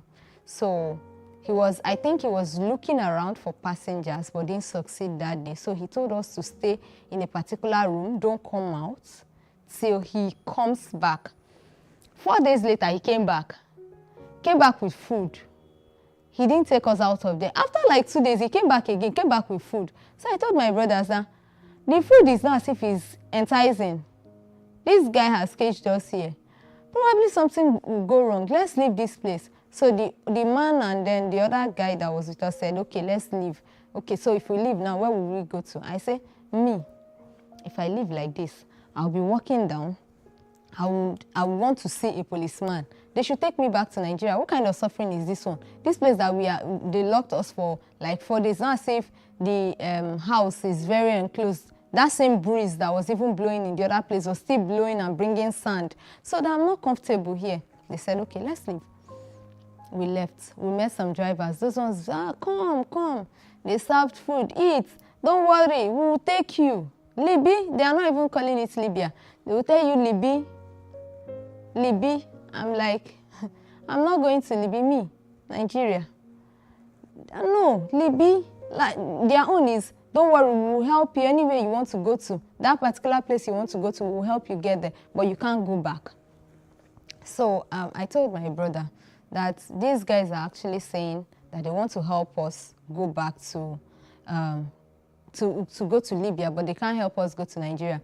My brother was like, we intended to go back to Nigeria before. We're going forward, though. It's not backward. You know, after everything, we spent a few hours with those guys, no headway out. I told them they are not even ready to take us to Libya. Carried my bag. And it was more like that stubbornness was actually what saved us, because I don't even know what was their plan. But I just told my brothers, I'm not staying here 1 minute again. I'm leaving. So, because I was stubborn, they said, hey, if we leave you now, who knows what will happen to you? Oh yeah, let all of us keep going. They joined me. The drivers were offended. They were like, come back. We didn't answer. We left. Until we met these policemen. So one of the policemen just called us. And then my bros said, we are going to Libya. The man said, you don't have, like he was explaining to them, my bros, you people don't have problem. I will carry you to where your brothers are, plenty. And then I figured out, okay, plenty Nigerians. I told my brother, if there is a place where a lot of people are, it's better than this place where it's just the 6 of us. So they took us from there to where a lot of Nigerians are. I met a lot of people. I felt a bit comfortable. There was no much space for the 6 of us, but we just had to like manage in that place where they kept us. And then we spent some days again there. So we were waiting for the drivers to come. They didn't come. And then after a few days, the drivers came. So they started calling, like they shared us into groups. This driver take this one, this driver take this one, this driver take this one. So then we're already approaching Libya. So they took us, it wasn't now up to 2 days, we got to Libya. So when we got to Libya, I think it was the border, the driver came down, then asked us to, he then asked us to pay a certain amount of money. He asked everyone to bring a certain amount of money, so that my brother helped us to pay ours, and then they took us from there. After paying that money, they took us from there, they just proceeded into Libya. We got to Saba. The driver called someone. That particular person they called came around, and the person told us that he's going to take this group somewhere. So they took that particular group. They were just taking people like in groups, in different groups. And then from that point, they took us to a particular man. The man is Igbo. So when we got to his house, the man looked at all of us, was like, the guys, this is your room. The girls, this is your room. So in that room where he said is for the girls, I saw a lot of ladies, even people that were younger than me were in that same room. So I was like, how did you guys get here? What is going on, you know? We started talking, a lot of Benin girls, they were just saying, welcome with this one, Jadid, welcome with this one. You know, Jadid means new person. You know, they were just saying a lot of things. And then at the end of the day, I got bonded to a particular lady that really shared her experience. Happened to be that she has not been able to pay her money. So when I asked her, she said 300,000. So we started getting information from the people within that if you're unable to pay your money, you stay there. So towards the evening of that same day, like around 5 p.m., the man came to assemble all the new passengers. All the new passengers come outside, we came out. He took us to a particular hall, asked all of us to sit on the floor. We sat down. He said, we are welcome. We answered. Me, I was even feeling comfortable, believing that this person is from my place, he's a Nigerian, so he should be nice, you know. So when he was about to tell us what Libya was, the first thing was a gunshot. In fact, for like few seconds, I couldn't recover from the shock. I had to hide behind our bros, like the whole of us just held him. The man said, everybody, oh yeah, this way. Like he had to like scatter us so that we don't get to communicate with each other. He had big boys. In fact, those big boys, if they handle one person, I'm sure the person will not survive it. So I was shaking. And then the man said, he just wants to let us know that we are in Libya now.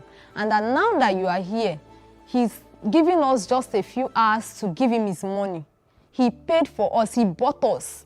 He was saying it like, you know, when someone is actually practically trying to pass a message across to you with everything he's got inside, the kind of anger, I'm like, I didn't offend this man before. But the way he was saying it was like, I'm just telling you that you have to pay this money within the space of so and so hours. If you don't pay it for the girls, you walk and give me my money. For the boys, you die here. So the thing sounded somehow. We just had to like beg him, just allow us to discuss. We are from the same family. He said, okay. After a while, then my brother said, please give us your phone. You are begging in tears. If you're even asking for the phone, it's not up to like, they are not giving you to call. They are giving you to just say, I'm in Libya. please call me back. You can't use their airtime to inform whoever you are informing. Sorry. So at the end of the day, we were able to reach out to the people that invited us to France. Those ones said they would send someone to come and pick us in few hours. We should be patient. We were there, we were waiting. After a while, I came to call down my bros. Your people, they disturb me with call. Your people, they disturb. If they disturb me again with call, now I go beat you, you know. We're hearing it from our own side, and I was like, is that not bros this person is talking to like this? You know, the fear was more. We pleaded, okay, can we talk to bros? So you have to plead for to see a guy in that room. In fact, you're not even allowed to see a guy. They don't give you room to see any guy. So we're able to like talk to bros. How far? Did they call? He now asked for phone again to reach out to them. So he was able to get to them again, and then they sent someone across. So I think the person who was supposed to bring the money was now pricing lower than the 300. I think the person was now saying 250. That was where the anger came from.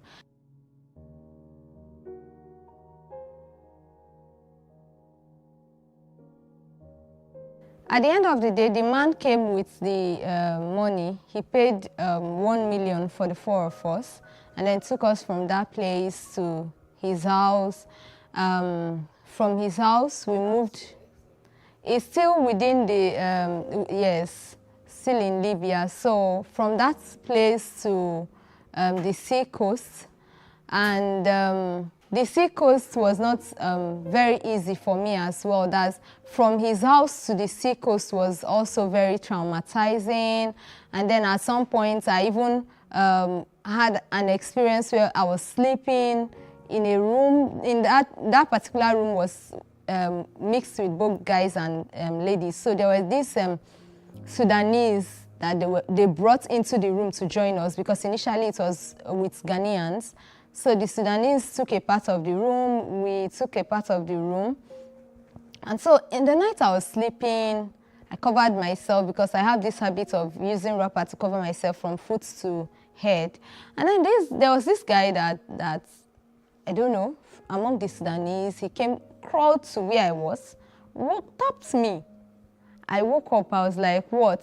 The guy put his hand in his pocket, brought out 5 dinar. 5 dinar in their money is 500 naira, Nigerian naira, and was begging me like, I could not wrap my head around it. So I just screamed, and then the Ghana guy woke up first and was like, what is happening? You know, they started arguing amongst themselves, and at the end of the day, those Sudanese, they apologized on behalf of their brother, that they were sorry about what happened. Probably he just thought something different in his mind before bringing it, that they are sorry.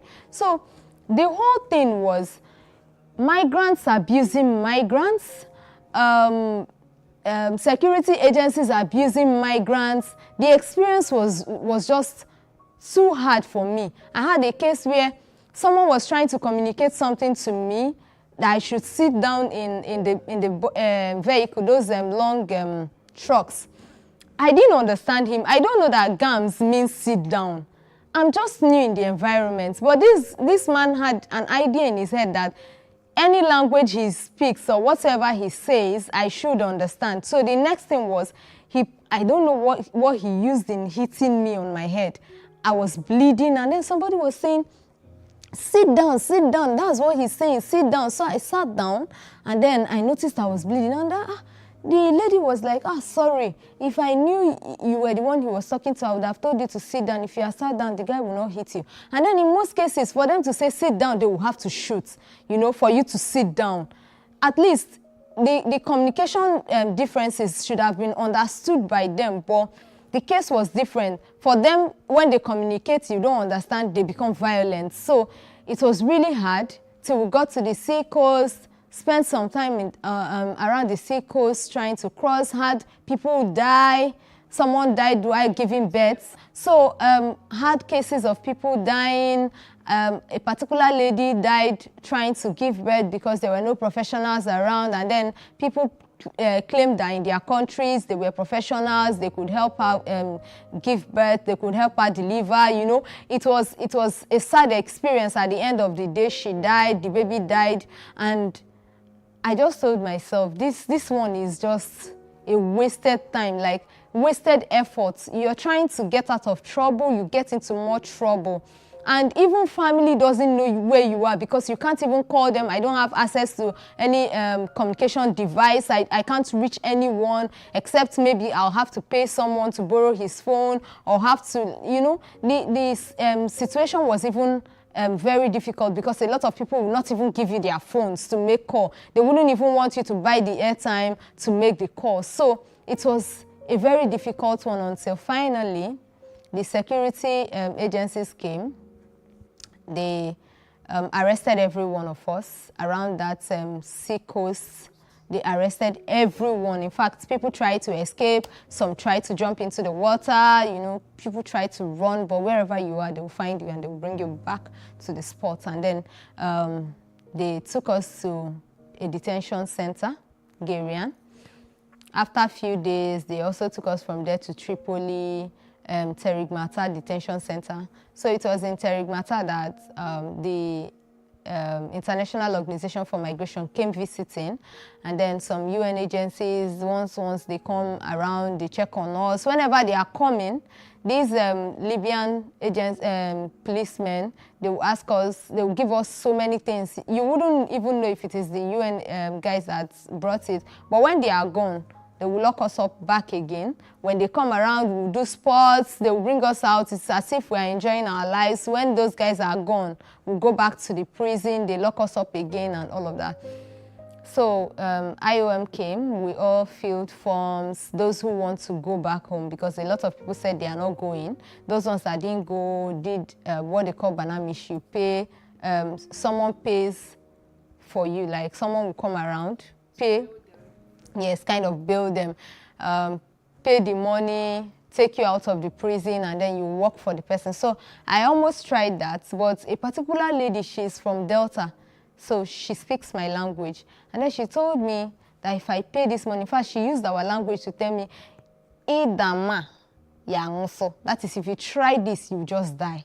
And then if I remember that she told me that, and if anyone comes to me to say, I want to help you to live here, I would just tell them I'm not interested. I want to go back to Nigeria.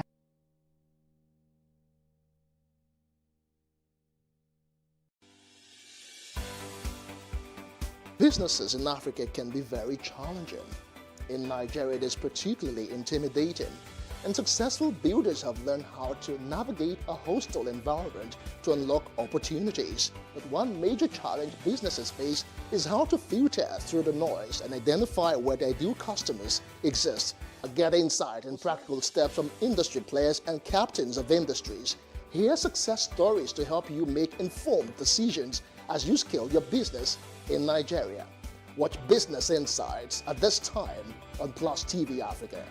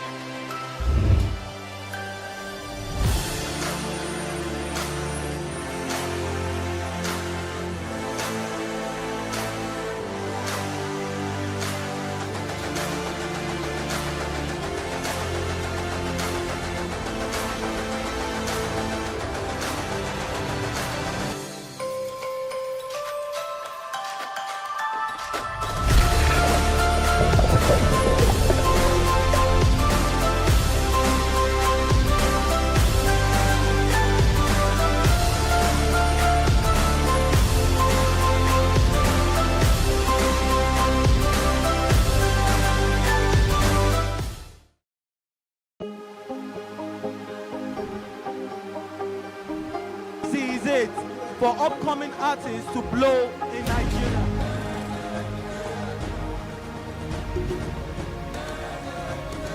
Welcome to Plus Trending. I am Bookie November, your host, saying thank you for joining us on today's episode. Welcome back. It's tea time on PlusTvAfrica. Practice makes perfect. I'm not perfect yet, but I'm a lot better than I used to be. He's a king. He's entitled to marry 100 if he wants to.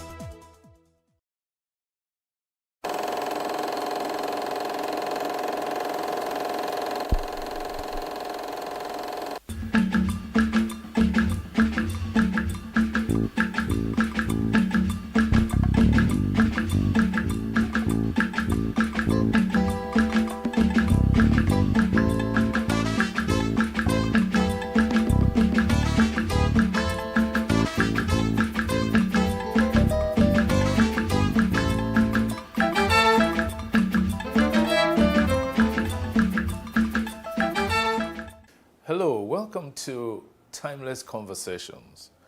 My guest today is an eminent jurist, a trailblazer, a woman of substance. She happens to be the fourth woman appointed as Chief Judge of Lagos State, a position from which she retired in 2014. Her father was a judge before her, and indeed, she handed over to her younger sister. Now, that can only happen as a result of providence.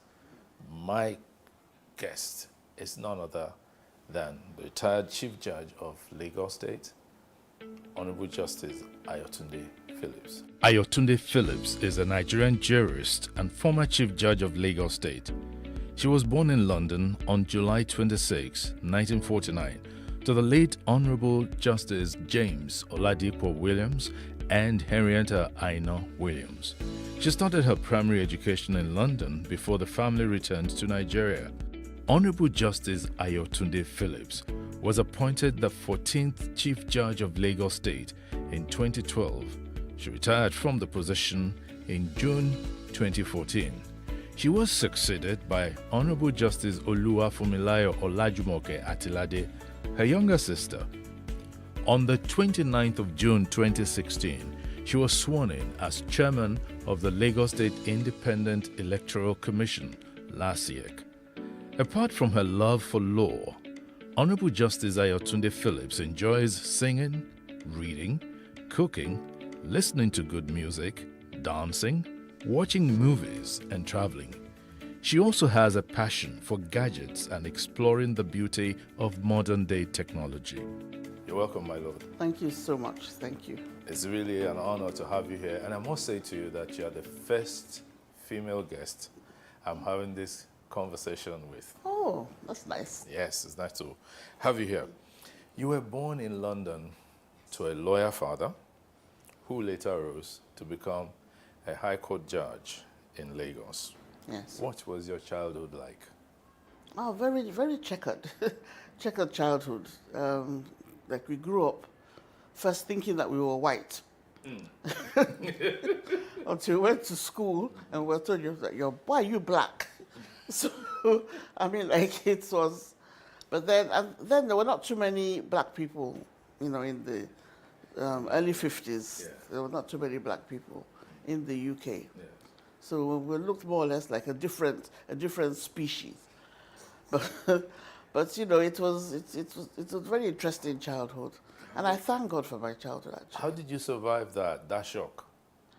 Well, nothing. I mean, like you're a child. You don't really, these things don't really resonate with you until you're much older. Yeah. And it's when we came back to Nigeria. I was 10 when we came back to Nigeria. That was the culture shock. That's coming back to Nigeria. Coming to Nigeria for the first time. Why? Because everybody is black. Okay. And you were used to seeing white every other people, person white, yes, and then, except for my parents and my siblings. And then you come here and then everybody is black. And they're speaking a strange language that mommy and daddy always speak. Because we couldn't speak, nor could we understand Yoruba. So it was a huge culture shock.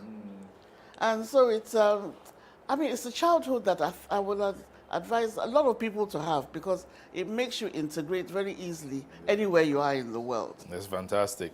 Now, you went on to Queen's College and then you passed out, went to read law at the University of Lagos. What motivated you to read law?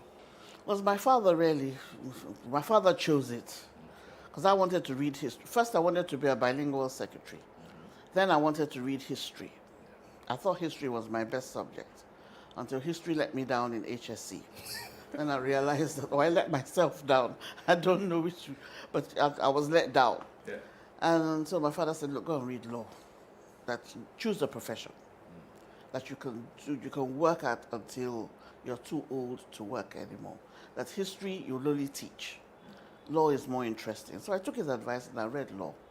I didn't really enjoy it at first, but then gradually I began to understand it. But when I went to law school, that's when I fell in love with law. With law. The practice of law is totally different from the theory. And it's more interesting. Yes. More interesting. Yes. Okay, we're going to take a pause now because I want to flip realities. You said my father chose it. These days, would it be right to choose for a child? Well, most children won't allow you to choose, actually. They say, Mommy, I want to be a footballer. That's the end of it. They argue with us these days. We couldn't argue with our parents in those days. No way. They tell you what to do. It's about, they won't tell you who to marry. Yes. But here, our children, especially these millennials, they are totally out of control. I mean, nobody can tell them what to do. They will say, it's my life. That's right. It's my life. That this is my life. It's my decision. I'm old enough to make my own decisions. And that's it. So let's go back to your time. Now, my time, you dare not. Before you finish the sentence, you slap around your face and you're rolling on the floor. I mean, now if you touch your child in some countries, they'll call the police. Yes. So discipline has gone out of the window.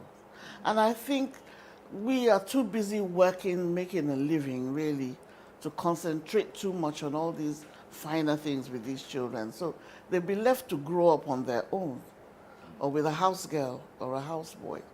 So it's really sad what is happening now, actually.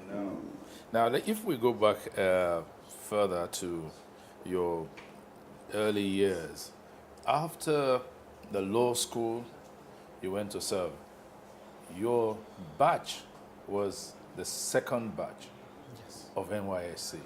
And you served in Enugu. Yes. Tell me that experience. Oh, that was beautiful. We're the second batch because NYSC started in 1973. I graduated, but I had to go to the law school. So the other graduates went on. The doctors and the lawyers stayed behind. The doctors to go to do their one-year residency, and we to go to the law school. And it was fun going to law school. I was posted to the then East Central state of Nigeria, which is the whole of the East, which is now Abia and Imo and Ebonyi. It was everything, the length and breadth. And Okwabi Asika was the administrator. And that was a good year. You lived on your own, you had your own apartment, you were free, you go to work, you got to meet other people. And I integrated very well with the Igbos. I even picked up the language, and I could speak it quite a bit before I came back. And when I left, I was very sad because I really enjoyed myself. I remember shedding a few tears at the airport. Oh, now, when you hear talk about scrapping NYSC, how does that make you feel? Well, I don't know. What the stories I hear now about what goes on in NYSC, it was different in our time. The camp still remains the same. The camp is very, very uncomfortable. But then, again, it's taking you out of your comfort zone. I can understand that. But, you know, coppers dying or being kidnapped or not being well looked after, that worries me a bit. Yeah. Because we didn't have those problems in our time. We were looked after quite well. The first time I met you, you were in LSDPC. Yes. Yes, you were in LSDPC. That's where you started your my career. Your public service career. Yes. And you rose to from legal officer. You eventually became the legal advisor. Secretary and legal advisor to the corporation. Now, thereafter you became, you worked in the Ministry of Justice, and then until you were appointed in 1994 to the Lagos High Court. Yeah. Now, question. Had you always wanted to be a judge? Yes. Why?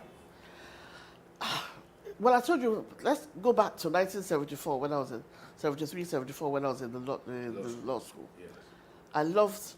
I fell in love with the practice of law, going to court. and addressing the judge. And I didn't like how it was done in some courts. I got the feeling that judges could be friendlier than what they are, and they could achieve more by not being so standoffish. So I made up my mind then that I would do it differently if I was ever to be appointed a judge. That I think, that it's a job that one should aspire to, and once you get there, it's service. You're not there to bully lawyers or litigants. You're there to serve. And that's when I decided that I wanted to be a judge. Now, when I went to LSDPC, that was not the proper line to follow, but I enjoyed working in LSDPC. 14 good years, and I learned a lot. So when I got to Secretary Legal Advisor, I didn't like administration very much because it was more of administration than legal work. I decided to cross over to the Ministry of Justice because from there, I could go back into practice, and then I could also become a judge. So now, I would like you to expatiate a little bit on how your early years impacted your service as a judge when you were eventually made a judge. Those 14 years in LSDPC and the extra years in the Ministry of Justice, what kind of vista did they open for you? Oh, a huge vista, because in LSDPC, I was in and out of courts. In and out of courts? Yeah, so Why? yes, I was working, not as an accused person or a litigant. Oh, no, certainly I was not. there practicing law as an officer of the Lagos State government, as a legal officer. So I came in contact with a lot of issues, a lot of cases, a lot of matters, and even overhearing what goes on in court before your turn comes. You get to learn a lot. So I learned a lot about procedure, and I learned a lot about practice. So I was very well versed in what was going on in the courts. So it wasn't strange to me. Now, the only difference was that I didn't sit down with other lawyers abusing the judges before they come out. I'm on the other side of the divide, where the lawyers sit down and abuse me before I come out to sit. So that was the difference. And that was the first thing the Chief Judge, Justice Arioride of blessed memory, told us that, well, you have left your friends where you'll be abusing us, you're now coming to be abused, so get ready. So that prepared me a lot for being a judge. And even when I was in the Ministry of Justice, I eventually became the Director of Civil Litigation. I was back in the courts again. So, I mean, the courts, I was very comfortable in courts. So apart from seeing your dad as a judge, which would have had its impact on influencing you to become a judge, right? When you started your legal practice or your legal professional life, you saw that there was something still to be learned in that profession. Oh, yes. The law changes every day. You're constantly learning, and you must be on top of it. Otherwise, the lawyers will make a mockery of you in the courts anyway. So, I mean, it's a constant learning process. So, in 1994, you were appointed a judge of the Lagos High Court. Yes. And your younger sister, Honorable Justice Atilade, followed suit not long afterwards. That probably laid the seeds of what was going to become a classic, first of its kind in Nigeria's legal history. Yes. Were your parents still alive then? No. 94, yes. My father was alive. My mother died in 1980. My father was alive. How did he feel? He was having his two girls come to the bench. When my sister was appointed in 1996, she was appointed 2 years after me. Yes. He was so elated that he said, well, he can die now, that he will die fulfilled. And he died 2 years after that. So in 1998, your dad died? He died February 14th, Valentine's Day. Valentine's Day. Wow. Well, he died with a lot of love then. He did, yeah. And you, his two girls, I'm sure that's what my girls, that they will say. Yes, my daughters. You must have been shattered. Very, very devastated. I mean, I thought my father would live to at least 80. So he just fell ill so suddenly in December. It was Christmas, 1993, that he fell ill. No, sorry, 1997 that he fell ill. And he was dead. About 6 weeks after that, he was dead. February 14th. Wow, that must have been really painful. Like, not a day goes by that I don't remember my father since then. He always comes to my mind. to your mind. You know, where I'm going is that you became chief judge of Lagos State. Yes, in 2012. That was 2012, yes. And then in 2014, your younger sister... Yes, I retired, and my younger sister took over. Took over from you. That was the first time it was happening. Yes. In the annals of our legal history in Nigeria. You would have wished both of them or one of them. Yes, to see that. I mean, like, it's so sad. But, well, we thank God. Wherever they are in the universe, I'm sure they will smile. They'll look down and they'll smile. That we've done them proud. Yes. I'm sure. Now, I want to ask a question. Sibling rivalry. Sibling rivalry. I mean, here you are, two females, same father, same mother, and they're in the same profession. How has that played out? Well, yes, well, I would not deny that there wasn't any sibling rivalry. There definitely was. My sister would deny it, but I know that there was. But, you know, like, I just thank God that I'm the first, and all the things that the Lord provides one to be the first, the Lord has provided for me. So I never felt threatened in any form. And I was able to handle it with maturity. I'm sorry if I sound as if I'm blowing my trumpet, but no, please blow it. It's allowed. If I don't blow it, it'll get rusty. So I think I handled it very well myself, and so it wasn't really very apparent, but I can assure you it was there. It was there. It was there. Now, because it was there, I'd like to ask this question about the girl child. You're a mother. You're a grandmother. Would you say that the girl child in Nigeria is marginalized? To some extent, yes. Like, okay, look, I'm now in the political realm.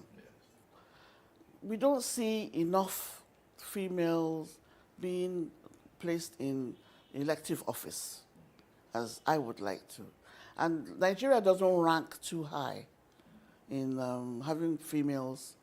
I've forgotten the figures, but recently I was given the figures. We're ranked quite low. We could do much more for the female child. The men could allow the women to have more elective positions.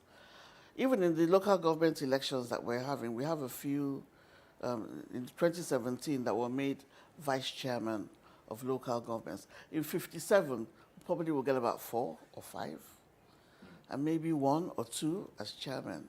So the girl child is being marginalized. What would you ascribe that to? I think it's just male chauvinism, misogyny at its height. Really? By you men. Oh yeah, definitely. Sorry. Really? Yes. Why It's would you say misogyny that? At its height. I mean, like... What if the women are not coming out? Even if they do come out, you men will stop the women from going to meetings. You know, everybody knows that politicians have nocturnal meetings. Yes. So very few men are going to allow the wife to leave the house at midnight or 1 o'clock in the morning that I want to go and meet with Mr. Gubawo and some other members, all male.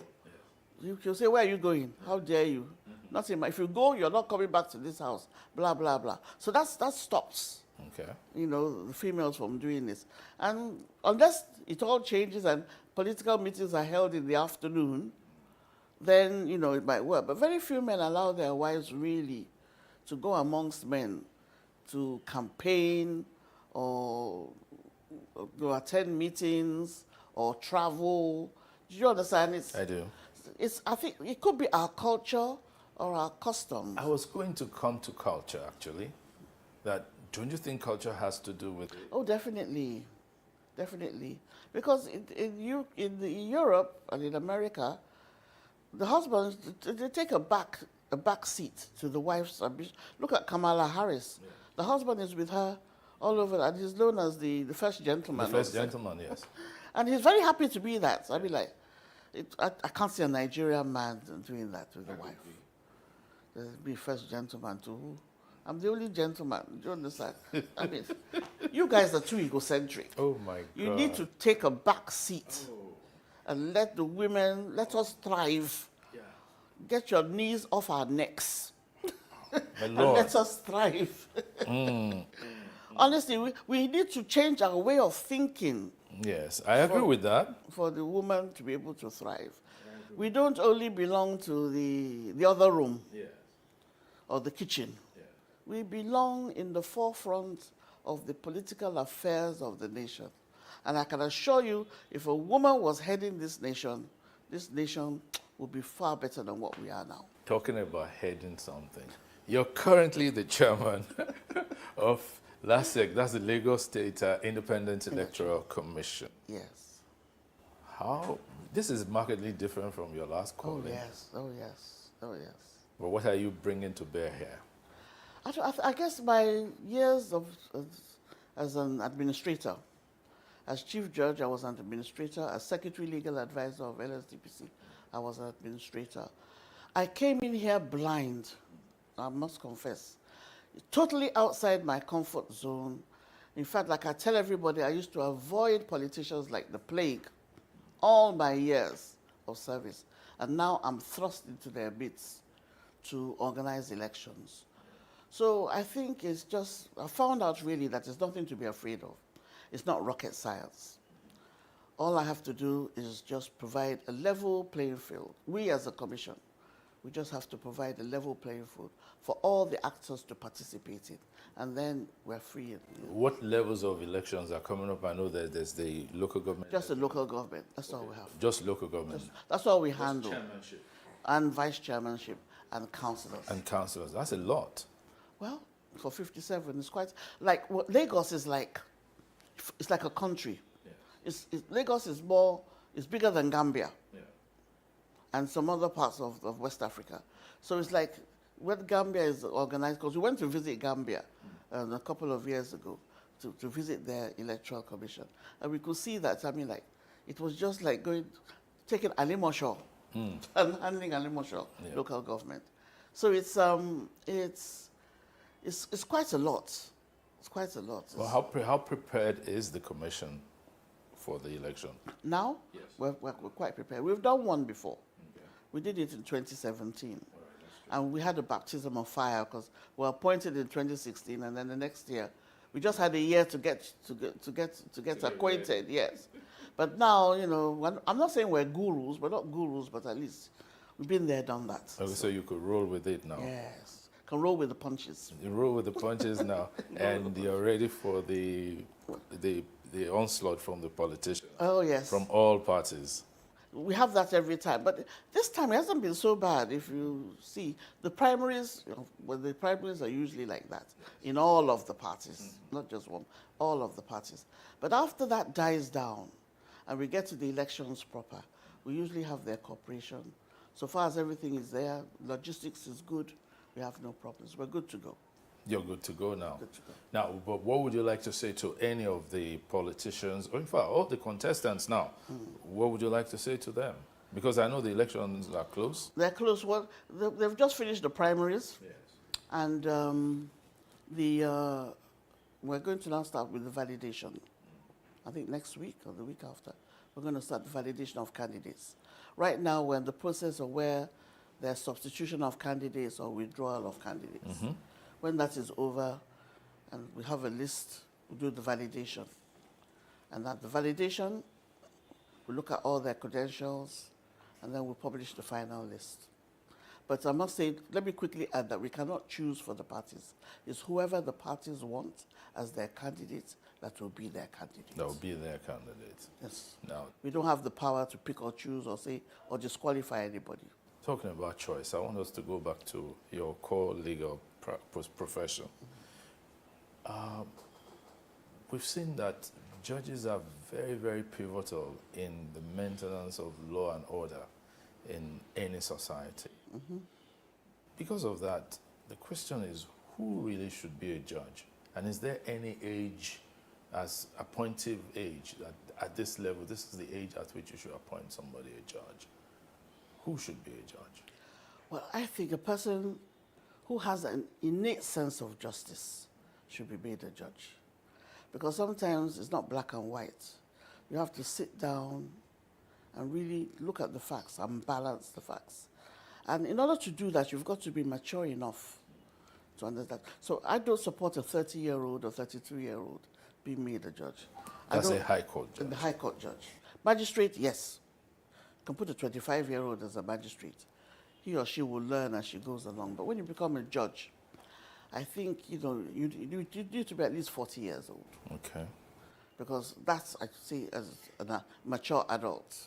A fool at 40 is a fool forever. Forever. So, and you should have shown signs over the years of having that level of maturity in order to see things in the proper perspective and, banish all childish thoughts.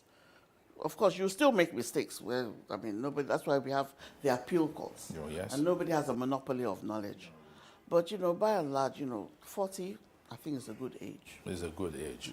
Now, see, one of the sacrifices, many sacrifices that judges make is almost like a loss of their social life. Yes. How were you able to cope? Because I know you're a very sociable person. It was difficult at first, but then I got to realize very quickly, you learn from experience. Like I went to a party, and somebody who had a case in a brother judge's court, just because they knew that that brother judge and I were close, came up to me, plonked himself beside me and began to tell him about his case, how I should please talk to Justice XYZ to do this and do this and do that. Then I realized that, I think I'm in the wrong place. That don't make yourself accessible to these people. Because either you shout at him to get up and don't talk to me there, or you just listen to him and say, okay, you see what you can do, and don't do anything about it. So don't put yourself in that position where people can come and, because this is Nigeria, they will ask you for favors. Okay. So I quickly learned to stay at home. And especially when it's family things. If I must go, it's just to pop in, say hello, I'm sorry, I'm very busy, but I just said I had to pop in and see you. Give whoever you want an envelope, and in 30 minutes you leave the place. And in fact, it is so bad that now that I'm retired, I still don't like going to parties. I've done so for so long, not going to anywhere, that now I find it difficult to get up and go, get dressed and go out. So it's like you are now used to the company of you, yourself and you? Yeah. I love my own company. I watch Netflix, I watch Showmax, I watch Amazon Prime, Amazon Video. I watch, programs. I have all kinds of programs on my iTunes. I love my own company, and I really don't like going to parties anymore because I've kept away for so long. And now that I'm in this political, atmosphere, all the more reason.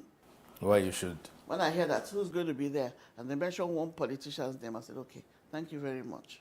I'll just stay at home. I don't go anywhere. Now, because of our society and the influence that the family has, the extended family especially has on us, you survived that. Yes. How? No scandal. Maybe I'm lucky. I never got caught. That's the 11th commandment. Thou shalt not be caught. Be caught. But I don't know. You have to be circumspect. You have to be circumspect, and you have to be sensible. That's why I said maturity. Before you're made a judge, you have to be, you have to know, have that sixth sense that this thing, if I'm caught, how will I explain myself? Do you understand? Yes. It's a sixth sense. I prayed for it, actually.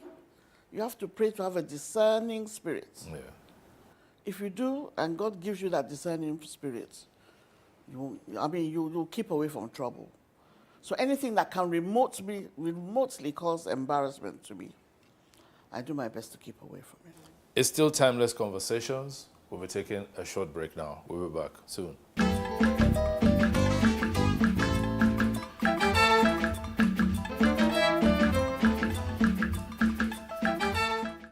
Welcome back to Timeless Conversations. My guest is Honorable Justice Ayotunde Phillips. You're a mother and a grandmother. What has that experience been like for you? Beautiful experience.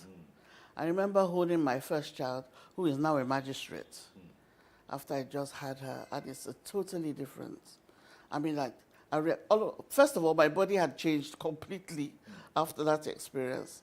And I now held somebody in my arms that was more important than myself. And of course, that's when I stopped waking up at noon. I've only started doing that now that I'm retired. But all my childbearing years, I mean, you're up at 4 o'clock in the morning or 5 o'clock in the morning doing one thing or the other. It's a beautiful experience. And I mean, like, it's something that every woman should experience in life. But you know, when the modern Nigerian woman experiences childbirth and she has a retinue of people around her, her mother, her mother-in-law, aunts, and all that. In your time, that was what it was like? Yes, I had my mother-in-law. My mother was working, so she couldn't. But she would come and pick her up at weekends. But my mother-in-law came to stay. But these days? I really feel sorry for my daughters-in-law, actually, and my daughters, because there's nobody really to help out. And they have to do it themselves. And even putting the children in nurseries is very expensive. So it's totally different. It's a totally different ballgame. And that's why they're not having so many children. I had 4 children. My son has, one son has 3, and another son has 2 children, and that's it. They're not willing to have any more.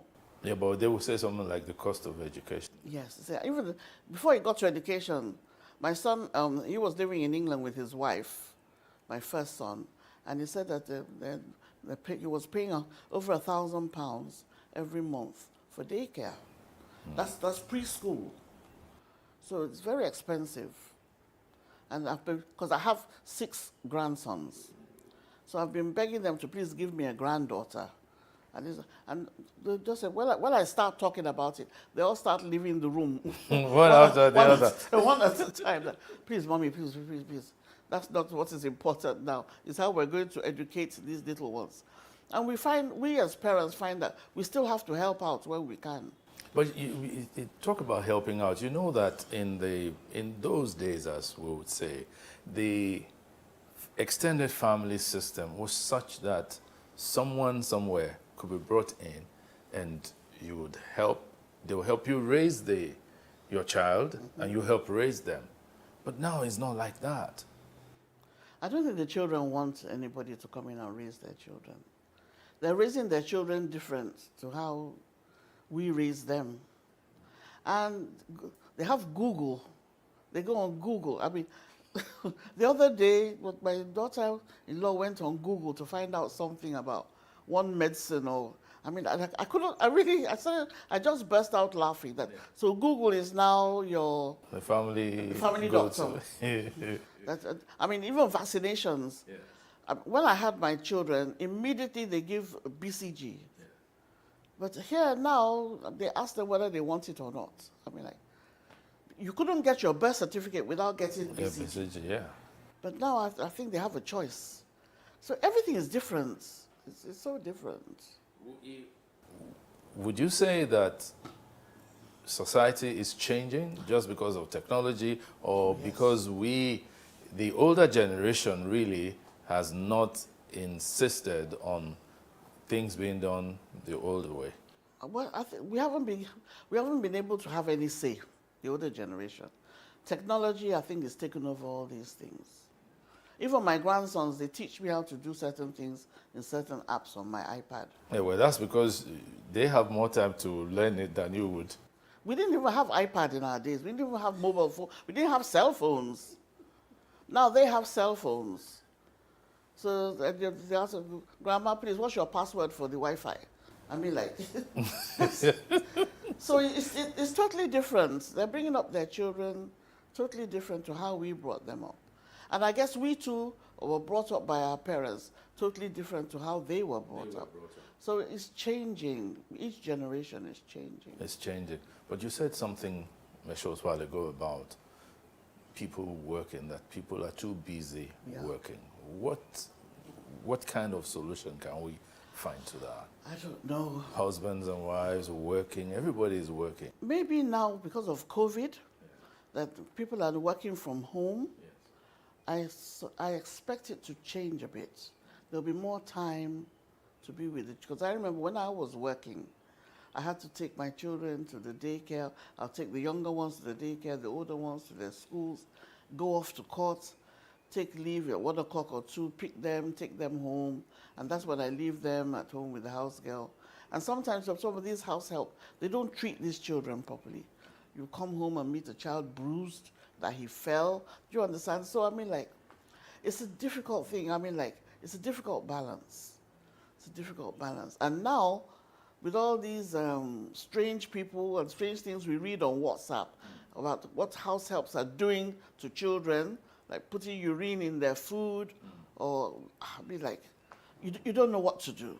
So now that people are beginning to work from home, I think it will change a bit. Parents will have more time for their children. More time for their children. I think so. Now, moving forward, social life for you in retirement, what do you enjoy doing? Oh, I told you, I'm glued to my television. Yes. And I've been trying to write a book. But I seem to have I've got writer's block because I'm still on the first chapter. And my people are on my neck like, where is this book? So that's what is keeping me busy. I do go out.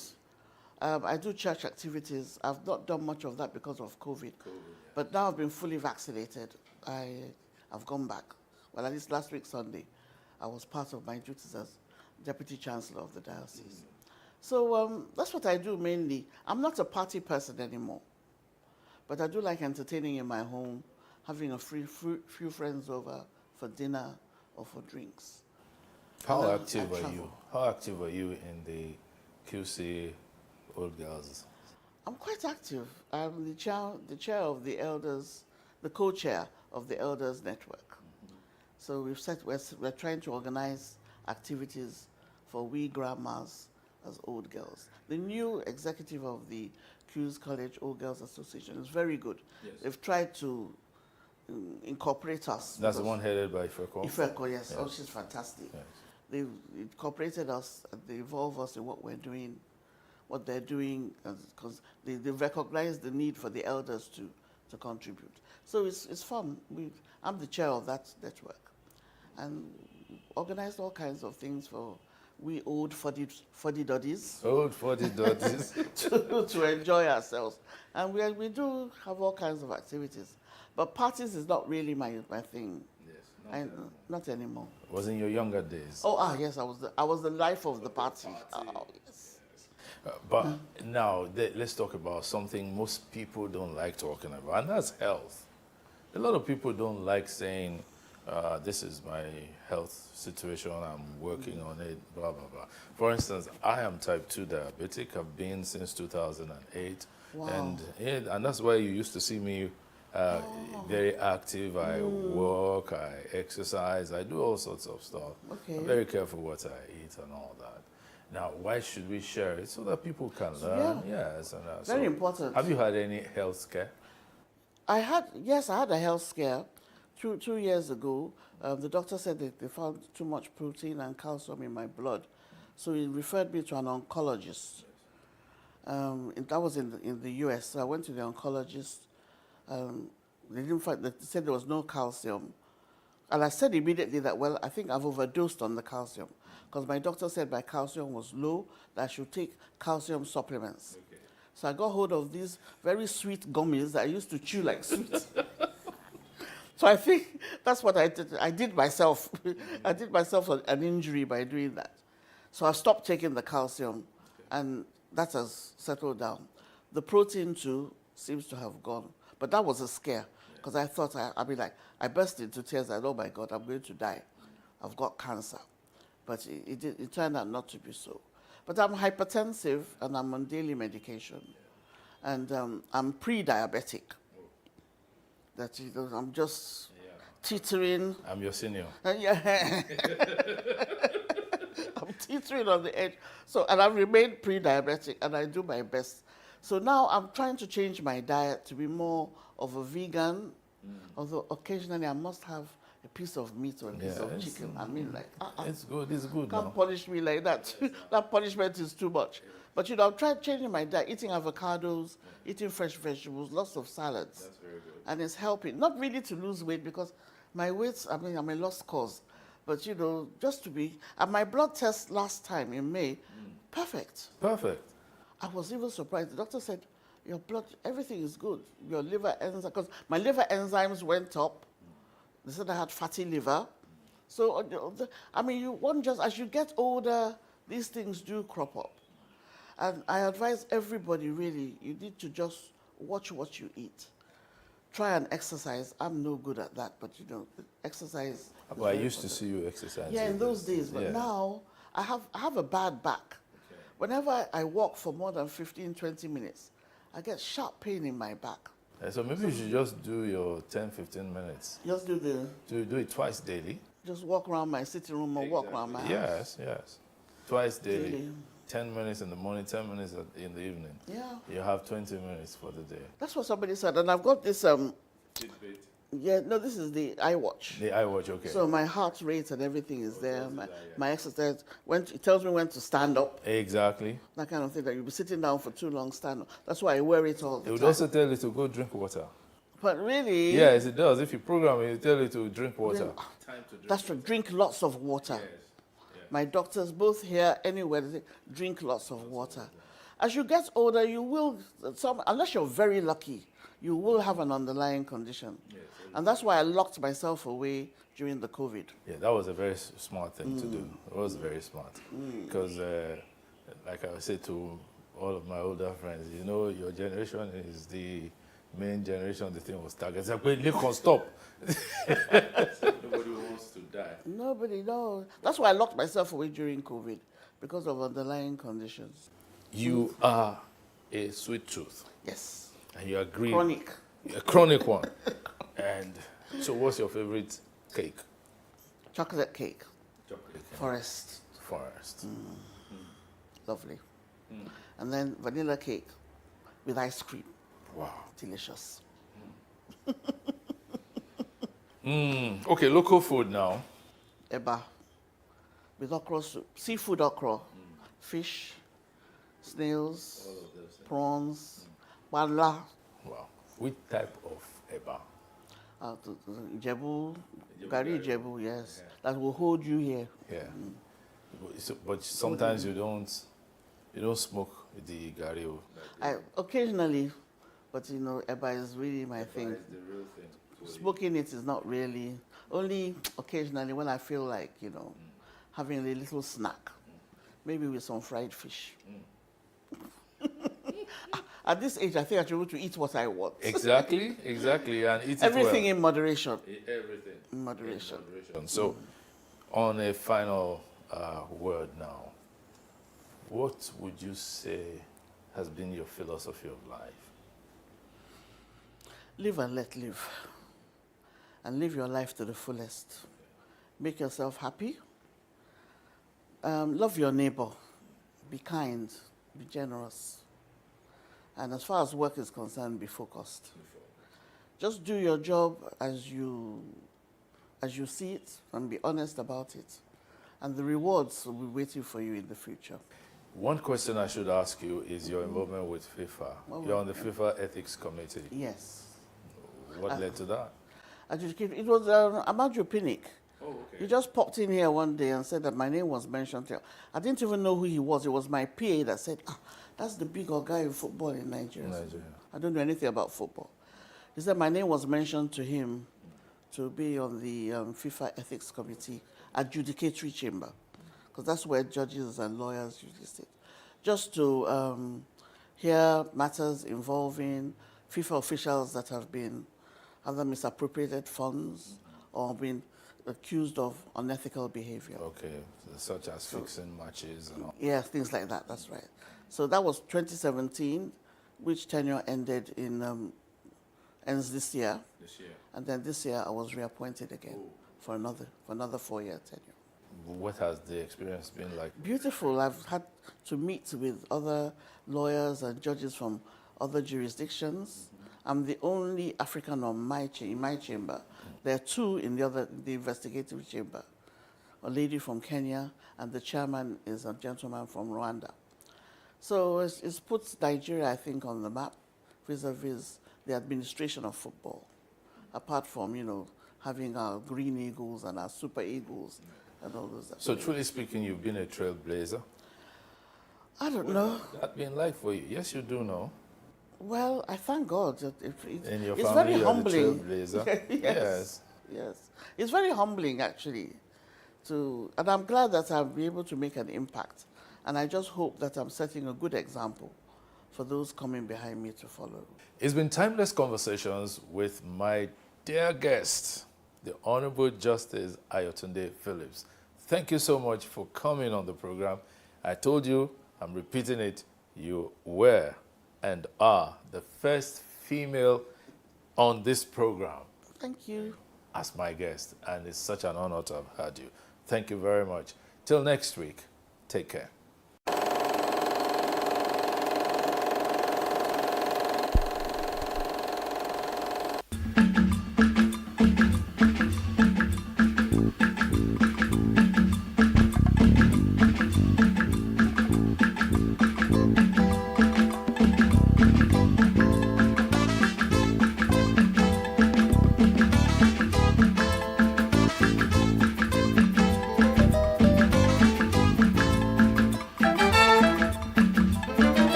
So what are the top decisions that the United States considers necessary that Nigeria must take? I like to think of my interactions as conversations, not interviews. And that's why I say asking questions is both an art and a science.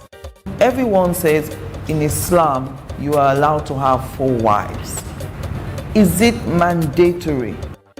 The right question enables answers that educate, inform, clarify, and help you, the viewer, to better understand the issue before making up your mind. Our goal is to reduce from 10 to 2 days the time it takes to register businesses in Nigeria. Join me every week on this station, PlusTvAfrica, and gain exclusive access to my conversations. I'm Angela Ajitumobi. The insecurity seems to be spread across. I was listening to plenary of the House of Representatives on Thursday, the 31st of March. A member of the House called for the dismissal of the National Security Advisor, Babagana Monguno. He says he's the only service chief that has not been replaced since 2015. Indeed, if all security agencies are accountable to the National Security Advisor, has he not failed? Join me every week on PlusTvAfrica and gain exclusive access to my conversations. I'm Angela Ajitumobi. Life can be fun and rewarding, but it also comes with some risk. As in business, you win some, you lose some. And that's why you need to be wise in the choices you make. It's like placing a bet.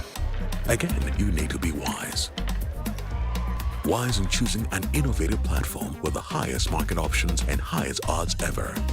That's why Winners Golden Bet, the leader in online, in-shop, virtual, and live sports betting, gives you enhanced platforms that offer you the best chances of winning. For betting on live soccer matches, live dog races, and virtual games. Winners Golden Bet is your best bet. Instant payment of winnings guaranteed. Play online or in any of our numerous shops nearest to you. Hey guys, be wise. Play on Winners Golden Bet. Winners Golden Bet, the wise choice.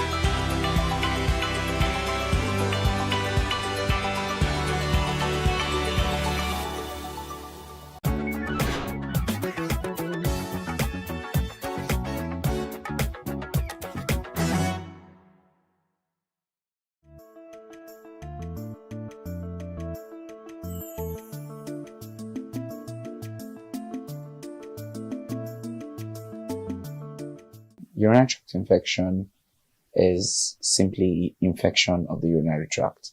So the body is divided into systems. And of course, you have, just like you have the digestive system, neurologic system, you have the urinary tract or urinary system, which is made up of the kidneys, the ureter, the bladder, and the urethra. Okay, these four parts form the urinary system. Any infection in any part of the system is what we simply call the urinary tract infection.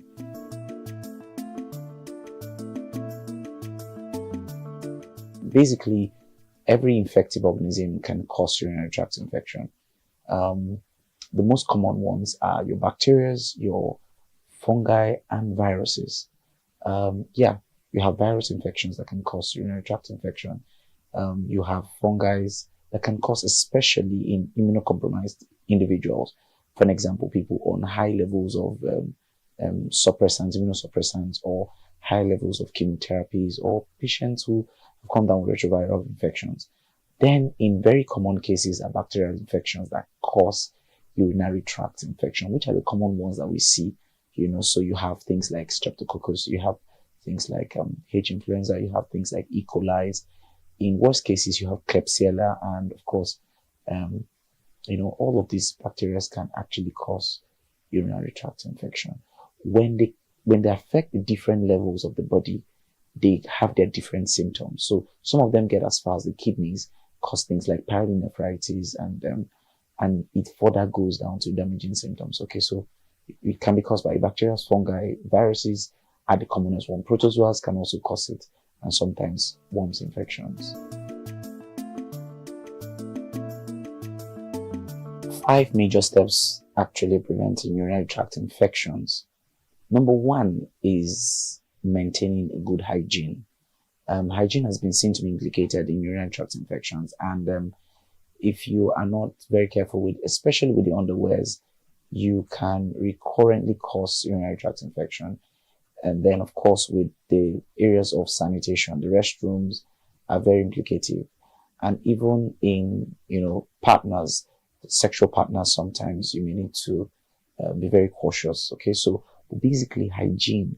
Oftentimes you see ladies not properly, use their underwears, or sometimes they not even use it or properly wash. So it's usually recommended that they wash recurrently with maybe a hypo, a sanitizer, as it were, or a jig, a detergent, and sometimes even iron. Okay, the reason for iron is to give the heat if you don't want to discard completely. All right. Other prevention mechanisms includes proper dieting. Okay. When we eat right, we prevent a lot of things. Sometimes when we do a lot of sugar, you provide a habitable environment for these microbes to grow. All right. A lot of sugar. Yeah. Sometimes people even think that high protein diets are very effective, but no, you further even provide, because you see, in improper dieting, you alter the pH of the body. This pH of the body is what is responsible for the maintaining a proper environment that organisms does not grow. When you distort it, certain organisms now begin to thrive in places where they're not supposed to thrive.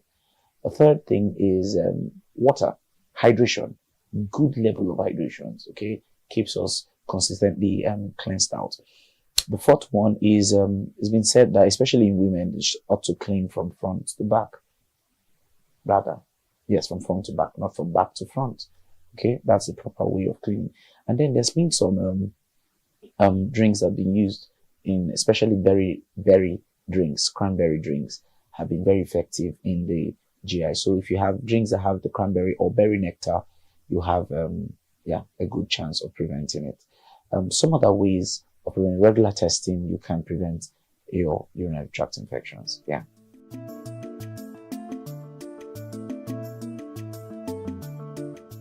The symptoms of urinary tract infections includes a recurrent urge to want to use the restroom. You have that recurrent, and sometimes it could be very little amount of urine that could come out. You could have burning sensation in the process of urinating. You could have, itchiness.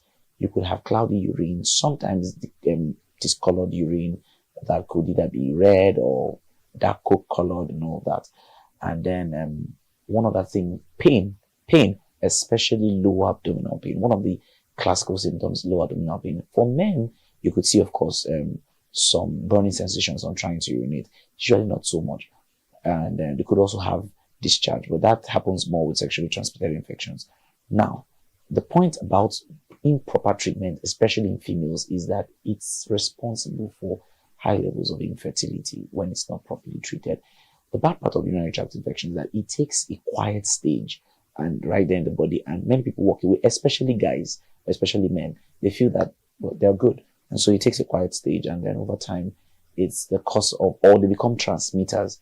Then the women eventually are the ones who come down with the symptoms, but they or never come down with the symptoms at all, and then life is good.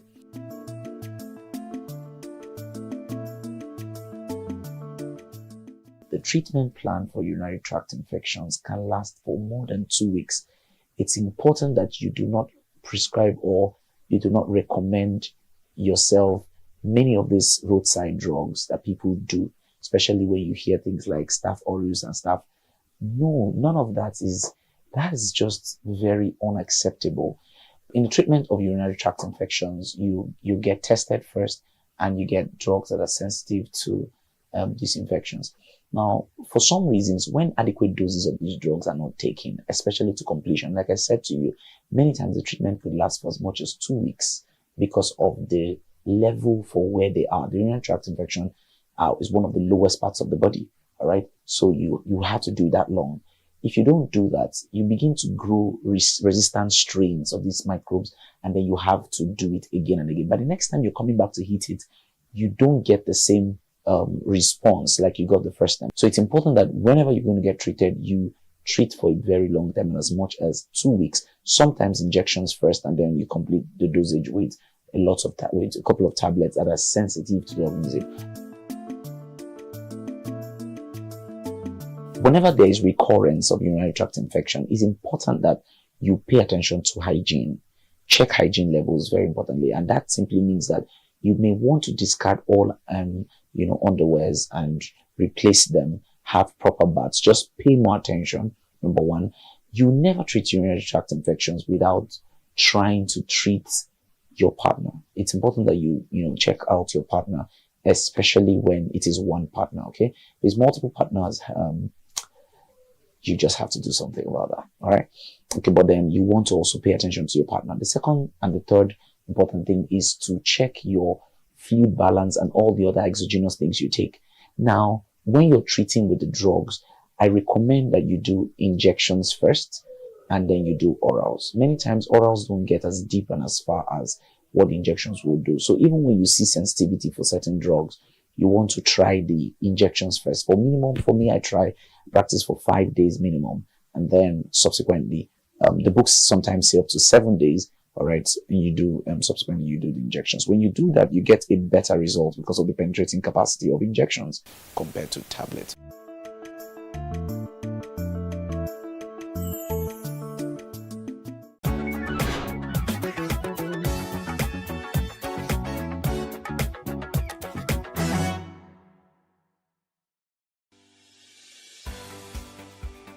Businesses in Africa can be very challenging.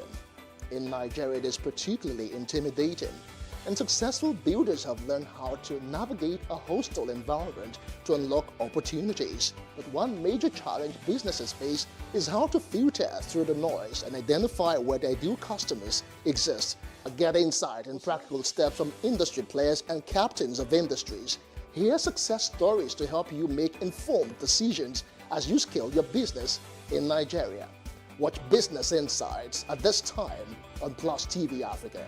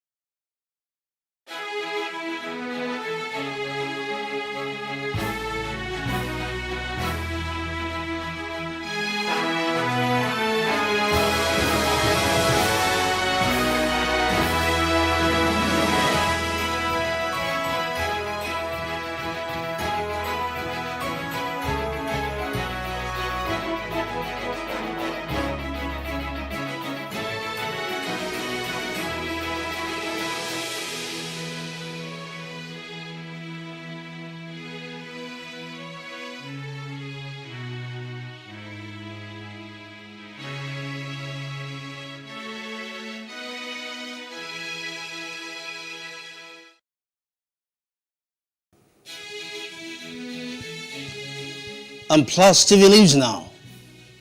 Minister of Transportation Rotimi Amechi joins 2023 presidential race. Gunmen abduct wife, daughter of Plateau State Commissioner for Environment, Usman Bamahi. 9 pastoralists killed, others injured as suspected bandits attack northern Kenya.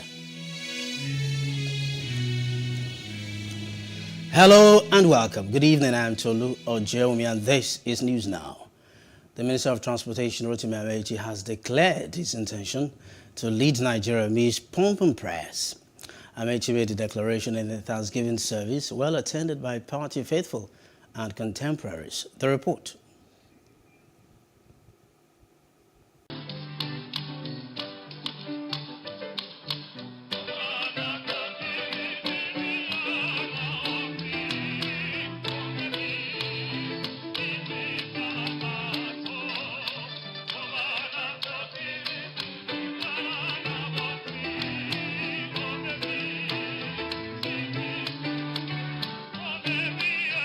It was a glamorous event as party faithfuls broke into tumultuous jubilation, even as the APC party leader in the zone took the rostrum.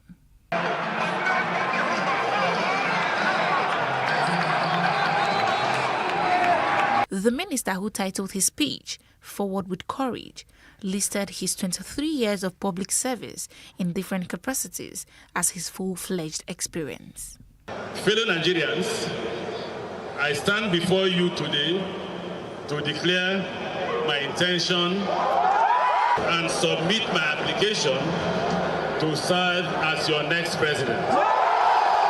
After more than 2 decades in the public arena, I had wanted to go on holiday and spend more time with my family before charting a new course outside politics. But at 56, because I'm 56 years old, and a member of the generation born after independence, who has seen the good, the bad, and the ugly of Nigeria, I'm compelled by the urgency of our present challenges to place my experience and proven capacity at the service of the nation at the highest level. Predictably, the crowd cheered to show their support for the man of the moment.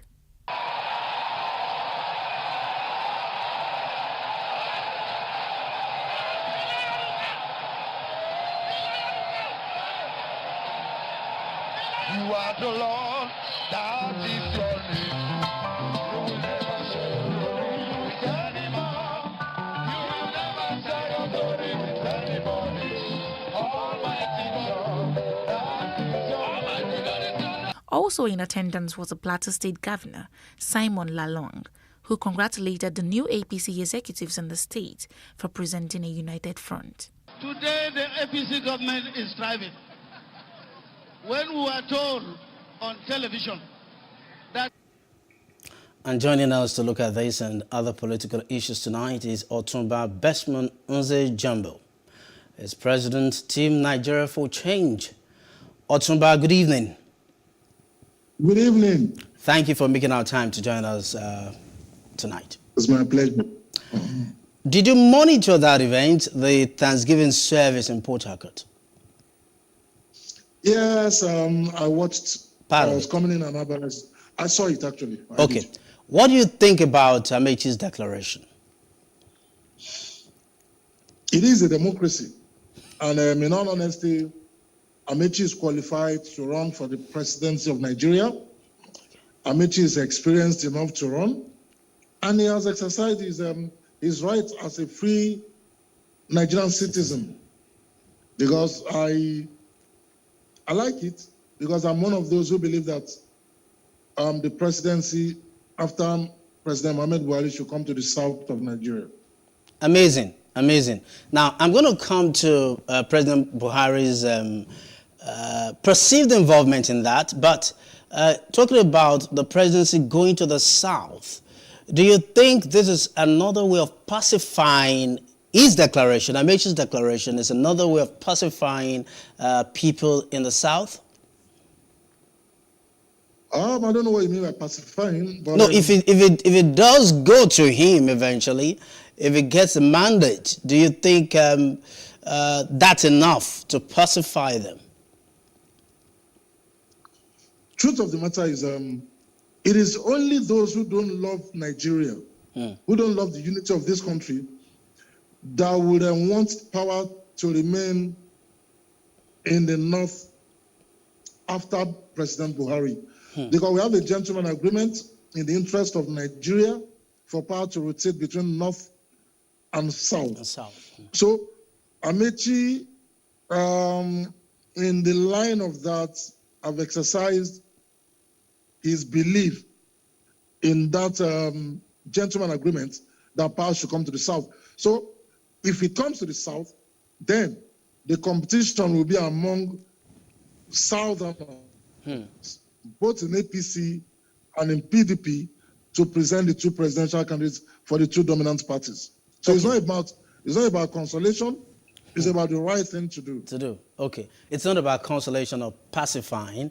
It's about the right thing to do. Now, there are insinuations in some quarters that the president's body language is in support for the minister's bid. Do you also think so?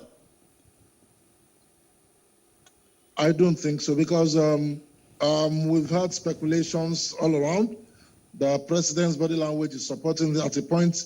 The president's body language was for Shiwaju, the president's body language was for Shibajo, the president's body language was for Umahi, it was for Amechi. So they're just conjectures in the realm of speculation. So I don't think it's true. But if it does ring true, what does that portend for Lagos, for Sanwo-Olu of Lagos? There's no relationship between Amechi's declaration and Sanwo-Olu's. No, this is what I'm saying. Otunba, let me make it clearer, okay? Now, if it's true that the president is supporting Amechi, or Amechi is his candidate or his surrogate, quote and unquote, then what's beginning to happen within the folds, the ranks and files of the APC that may trickle down to Lagos? Governor Babajide Sanwo-Olu will earn his second term on the basis of performance, on the basis of who he is, and on the basis of the Lagos developmental template, which up to 90-something% I think he has kept. Babajide Sanwo-Olu is not deterred by Amechi or by anything about body language supporting Amechi. Babajide Sanwo-Olu will earn his right for second time in office by virtue of his performance. And I don't see, APC does not also want to lose the presidency. So we are very careful who the party presents as his presidential candidate. Don't forget the PDP is still there. So the APC must do its homework well to present somebody who will be acceptable to both the North and the South. Someone whose performance will earn votes for the party. It is not about prejudice, it's not about sentiments, it's about retaining power as a party. So Sanwo-Olu, in his own stead in Lagos, I would say it's a foregone conclusion. You won't try, I don't think anybody would try to rock the steady boat that Sanwo-Olu is cruising in right now. Okay, why would you say it's a foregone conclusion, or it's a concluded matter, looking at other candidates from other parties who are beginning to gather and garner followership and momentum here and there? You mean in Lagos? Yes. Do you think that there cannot be any other formidable team that could challenge him? Is that what you're saying? A year to election, the only challenge it's going to have is probably within the APC. I don't think there's any other party in Lagos. I mean, realistically, it took a certain candidate that left the APC to PDP to try to waken them up, to galvanize them into knowing that there's an election in 2023. And I don't see that candidate as a formidable one against Sanwo-Olu. Truth is, If it's on basis of performance, it is only somebody who has other prejudice and other sentiments outside of performance, outside of sincerity and honesty, that will say Sanwo-Olu has not done well enough. Sanwo-Olu came into power, and by the time, look at it. The things that somebody started, he finished. What are we talking about? Is it education? Is it railway? Is it transportation? Is it even in his personality as a humane person? Despite all the problems that came along his tenure, he surmounted everything with grit, with tact, with diplomacy, and with that thing the Yorubas call omoluabi. So I don't see any opposition in Lagos for Sanwo-Olu, and I'm being serious about that. Thank you very much. I'll make that my last question to you. What we'll do is we'll have you again once he officially declares for second term. We'll have you again, and then we'll look at this and sundry issues surrounding this again, especially if I have money, I will buy his phone for second term. Thank you very much. Thank you very much for joining us on the news. We're moving on. A coalition of non-indigenes residing in Rivers State has said Minister of Transportation Chibeke Amechi is more qualified than other presidential aspirants. The group disclosed this at a briefing in Port Harcourt, adding that he is eminently qualified, having had a rich experience in government spanning over 20 years. Having X-ray his qualities, he has a very tall credentials. Most of the things that were moribund in the ministry, today they have come alive. He's a dogged and fearless fellow. And when you trust him with a position, he do his best. And we are calling him in a strong term, without any hesitation. He has the capacity. He is capable. Wherever you're looking for him, just be rest assured that you are going to get it 100%. Not just that, employment of teachers was great. I think he employed about 13,000 teachers here in Rivers State. We have so many reasons why we call him.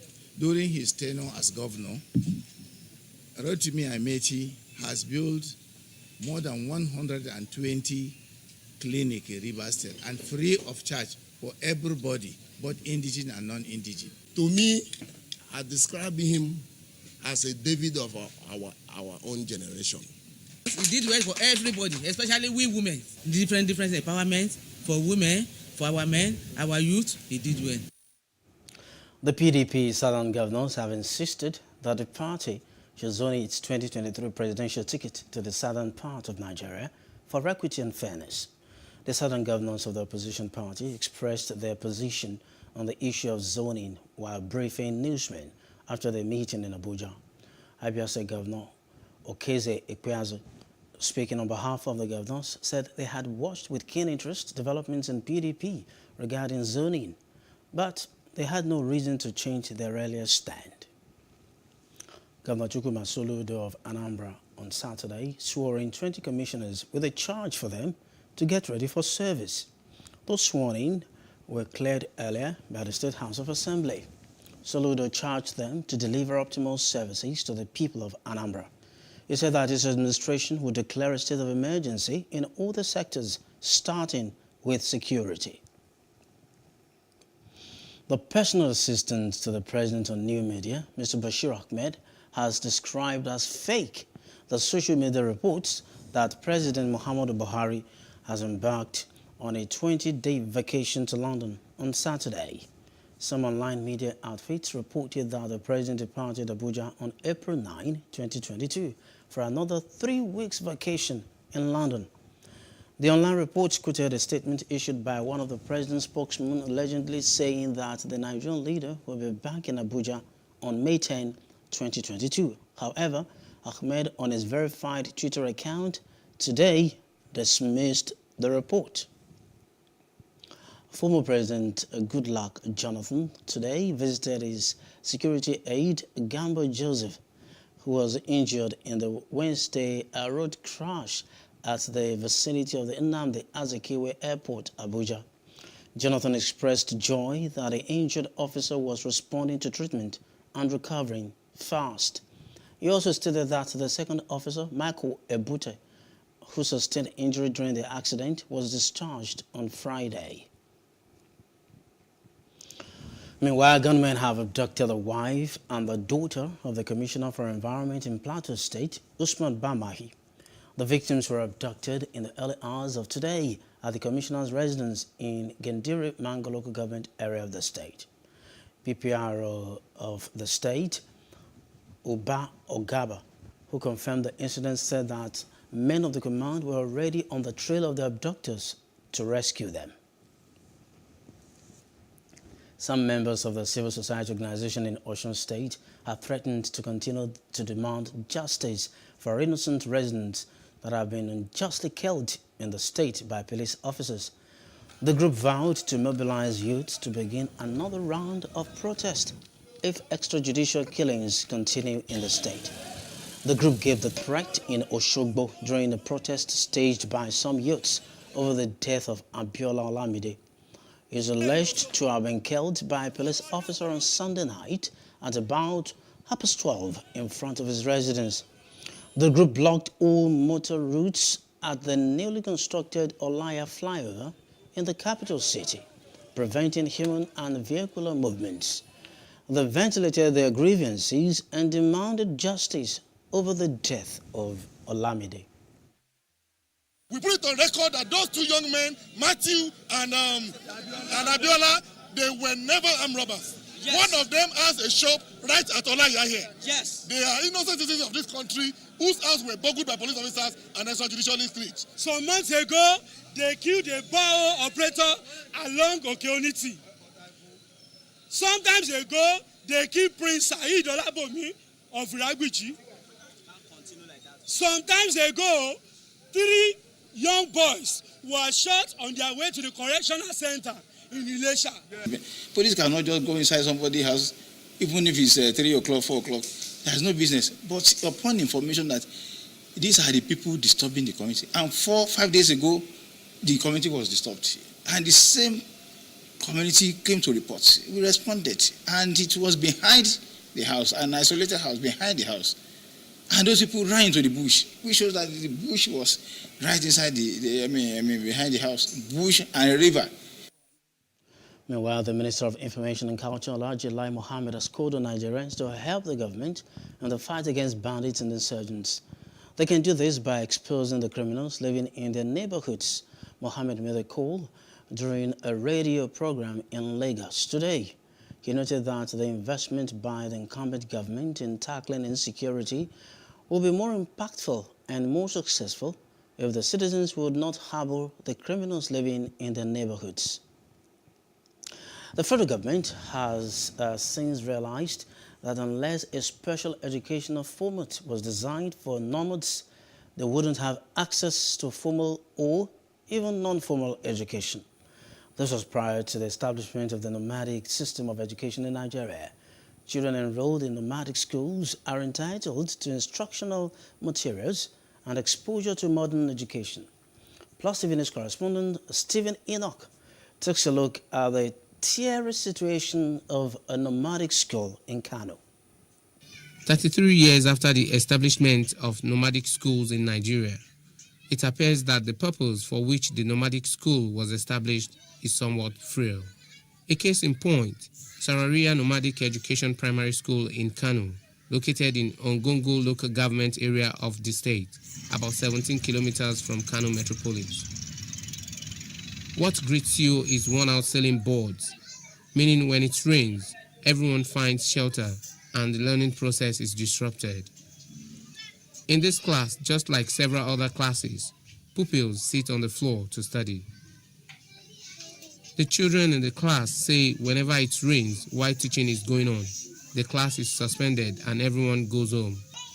They also add that when it rains before resumption hour, they stay back at home. Most of the pupils cannot communicate or comprehend basic instructions in English, even when one of the central mandates for nomadic education is to ensure that pupils are exposed to elementary forms of modern education. This is Primary 4 and the pupils don't know the difference between yes and no. No English.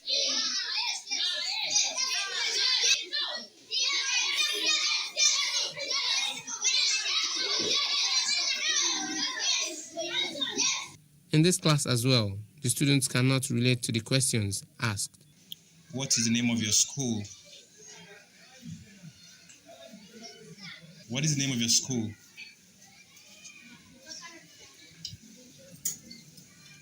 The lack of instructional materials seems to also hamper their learning process. In this decrepit staff room, it is easy to see that the teachers also bear the brunt of the neglect of the school. A community who feels this plight of the school calls on relevant authorities to get to work. The children in this school are suffering from so many challenges. They do not have instructional materials to aid their learning. They do not have chairs and tables, and their classes are in a deplorable condition, as you can see behind me. If it rains while the children are in class, they are usually sent home because the classes always get filled with water. Most of the parents in this community lack awareness on the importance of education to their children. We are calling on the relevant authorities to look into this. The absence of a perimeter fencing in this school makes it free to entry and exit by anyone in a time when insecurity is taking its toll on the nation, and Kano is not an exception. Another disturbing situation here is the lack of potable water. A source in the school tells PlusTV News that they have to trek about 500 meters to get water, and whenever students want to ease themselves, they simply do it here. Musa Wada, the coordinator of nomadic education in Kano State, hints that efforts are underway to ensure that schools like Sararia Nomadic Education Primary School is put in good condition. There are efforts on that direction. There are efforts, especially school improvement programs, projects. Schools are regularly inspected and monitored on quality control at the local and the state level. And even at zonal level, schools are inspected to see how teachers, how pupils are doing in classrooms. The irony is that in order to learn basic education, they have to be taught in their mother tongue, as any other language may seem an absolute waste of time.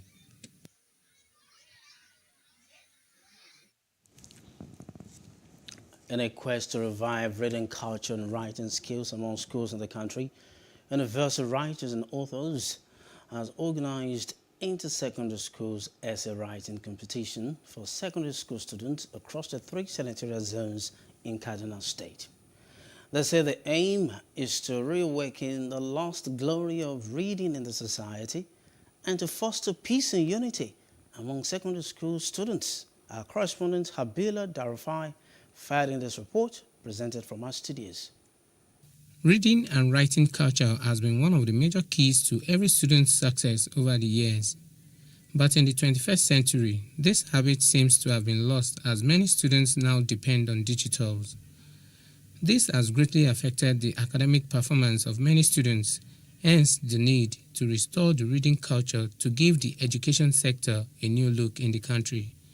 Speaking at the award and certificate presentation to the best schools in Angwandasa, Kaduna, the president of the Universal Writers and Authors, Abdulaziz Al-Hassan, said the aims of the competition is to foster unity among schools in the state and to improve lexicals, vocabulary, and daily usage of words by students. To revive reading and writing amongst secondary school students, because if you assign students to write, definitely they must read. There is no way that a student will write without reading. And we consider that, we also observe and consider that there were a lot of problems in terms of paragraph development, in terms of writing essay, in terms of grammar of the students. He called on the government and stakeholders to show greater commitment to growing the education sector in order to save the future of the country. Also, the Kaduna State Commissioner of Education, represented by the Deputy Director of Public Schools, Mercy Binta Kude, expressed delight seeing the female gender emerges winner of the competition. Study, let them value education with a passion, let them continue writing, because when you write and you write, you move towards perfection. So they need to write all the time. In essay writing, you brainstorm, you jot down your points, you make your drafts, you develop on points in paragraphs. The teacher is the one that holds the pointer, guides the learners. If the teacher does not do it right, the learners may not get it right. Some of the overall best winners expressed their joy. I've been studying, I've been learning more on essay writing, I've been prepping myself so that when I come on stage, I will deliver what I have to do. And that is how I ended up the winner, because I studied hard, I worked hard even at home, in school. I made people around me, they helped me. I emerged as the winner by reading, a lot of reading, also sleepless night, making researches, and also I make a lot of researches and reading textbooks also. My advice to my colleagues and friends is that they should focus on their studies. Very, very happy, even though it's not my doing. First of all, I thank Allah, then I thank my school, and then the organizers of the competition. Over 400 schools participated in the competition, with 3 schools emerging winners. Awards and certificates were presented to the winners. The Northern Group, under the auspices of the Arewa Youth Assembly, has called on the federal government and the NNPC to reconsider the plan of handing over the contract of pipeline surveillance of the Niger Delta region to the ex-militants, which they say is capable of causing more harm to the nation's natural resources. They said that this would attract other separatists and agitators from the north, southwest, and southeast to have a share of the national asset as a way to compensate them. Our correspondent, Habila Dufai, again filed in this report, and it's presented from our studios. Over the years, Nigeria's natural resources in the Niger Delta region have suffered many attacks of vandalism, oil bunkering, and thefts by the militancy, posing a serious threat to the nation's economy, causing revenue loss and also leading to loss of lives. Speaking at the press conference in Kaduna, the Deputy Speaker of the Arewa Youth Assembly, Comrade Abdul Salam Muhammad Kazim, says the ongoing plan to assign the job of pipeline surveillance to ex-militant, known as Government Tompolo, is unacceptable, as there are other capable Nigerians with expertise who would pay a supreme price to secure the pipelines and save the country from loss.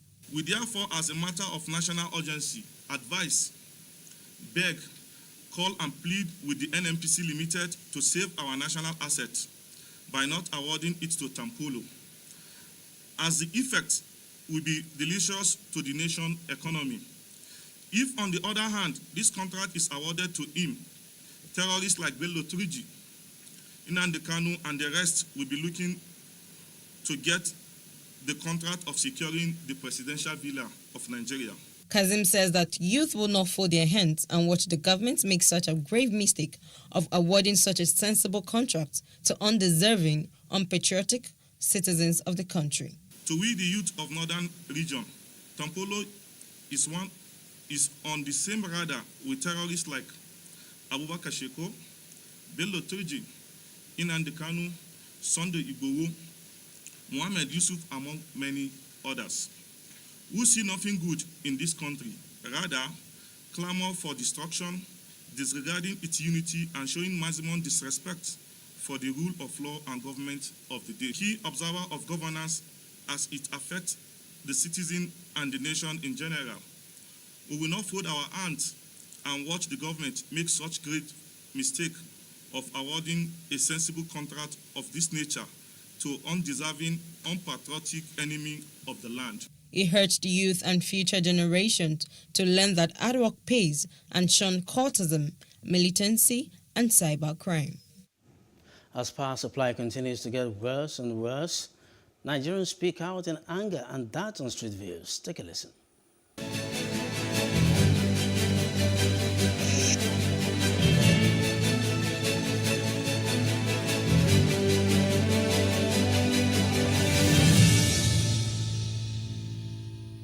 I burn generator from almost on daily basis. I mean, by the time I calculate the money I spend for fuel on daily basis, and I honestly tell myself the truth that this power issue is something else. It's really dealing with us Nigerians. This thing is affecting so many companies. My daughter has a company. I know how many fuel we run every day.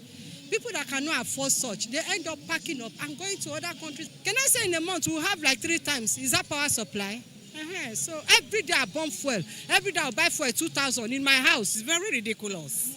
We are being cheated. There is no light. I live at Ikoyi. They don't give us light. Like 3 times a week, and it's about 2 to 3 hours, and it's gone. There is money in this country, but we don't know where the money is going to. No water, no light, no good roads. What can we do? It's affecting me. It's affecting me. See me as I'm sweating. If I bath finish like this, I begin sweating. In the evening, sweating. Midnight, sweating. All my children, they are sick now. No lights, and they are still bring the bill. Where is the money? And now, the bill is high. What are we using? Fan, television. So it's finished. I'm fit. I'm not using the oven. I'm not using washing machine. And they are bringing crazy bill. For what? And no light. We are suffering from this Nigeria. There is no light in my area. No single light. But we are paying for light, but we never see light. Sometimes, once in 2 weeks. Sometimes you will not even see it.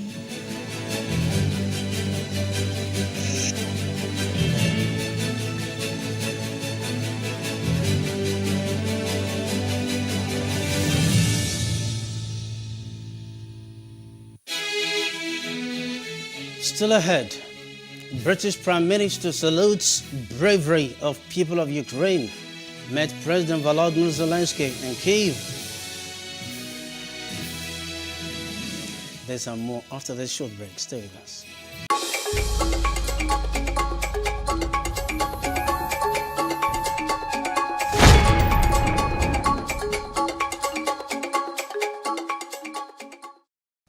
Now, other parts of Africa, 9 pastoralists were killed and several others injured during an attack by cattle rustlers in the northern Kenyan county of Isiolo. According to police and eyewitness accounts, the bandits killed the herders during midday on Friday and later drove a large herd of cattle, even as an elite security unit intensified crackdown on the criminals. Meanwhile, at least 17 people were killed when a transport bus carrying them overturned in Ethiopia's central Oromia region state. The traffic accident happened early Saturday when a transport bus carrying passengers skidded off the road and overturned. Police are currently investigating the causes of the deadly traffic accident. Now, more than 1 million cattle have died due to the ongoing severe drought in Ethiopia's Somali region. The drought is said to be the worst drought that has hit Ethiopia's southeastern Somali region in 40 years. It has severely affected the region's pastoralist community, as more than 1 million cattle perished during the course of the ongoing drought. The United Nations World Food Programme, WFP, had recently warned that the shortages of water and pasture are devastating livelihoods, forcing families from their homes across the regions in southern and southeastern Ethiopia. The Tunisian dinar fell to its lowest level against the US dollar in 3 years, crossing the 3 dinars per dollar mark, central bank figures showed. The dollar was traded for 3.003 dinars. The decline in the Tunisian dinar threatens to erode the North African country's foreign exchange reserves during a severe financial crisis. A Tunisian delegation is due to travel to Washington this month for talks with the International Monetary Fund, IMF, on pushing through unpopular reforms to avoid the collapse of its public finances. Let's now get outside Africa. Israeli forces today conducted a large-scale raid of the northern West Bank city of Jenin and its refugee camp, targeting mainly the residents of Raid Hazim. Hazim attacked and killed 3 Israelis and injured others in Tel Aviv on Thursday evening before he was shot and killed in nearby Jaffa 9 hours later. Israeli soldiers killed a Palestinian militant in clashes in the occupied West Bank on Saturday during a raid in the hometown of a gunman who had carried out a deadly shooting attack in Tel Aviv earlier this week. That's according to both Israeli and Palestinian sources. In these graphic images from a refugee camp in the city of Jenin, Palestinians carried the body of the man killed by Israeli troops through a crowd as part of a funeral procession. The Palestinian Islamic Jihad claims the man killed was a member of the militant group. The Israeli military said its soldiers were conducting a counter-terrorism operation in the area and had opened fire at Palestinian assailants who shot at them. It released footage on Saturday of troops raiding the home of a man who, on Thursday night, opened fire in a Tel Aviv bar and killed 3 Israelis. He was shot dead a few hours later in a firefight with Israeli security forces. Israeli-Palestinian tensions have soared in the run-up to the Muslim holy month of Ramadan. Deadly incidents have surged, and both sides have warned against escalation. Thursday's shooting brought the number of people killed in a string of Arab and Palestinian attacks in Israel over the past month to 14. It's the sharpest rise in such violence since 2016. Jenin is considered a stronghold of Palestinian militants, and Israel has mounted a number of raids in the city in the past 2 weeks. More than 20 Palestinians, many of whom were militants, have been killed by Israeli forces since January. Palestinians have also reported near-daily incidents of Jewish settler violence across the West Bank and East Jerusalem. Jewish settlements have expanded in areas the Palestinians want as part of an independent state. Peace talks between Israel and the Palestinians broke down in 2014.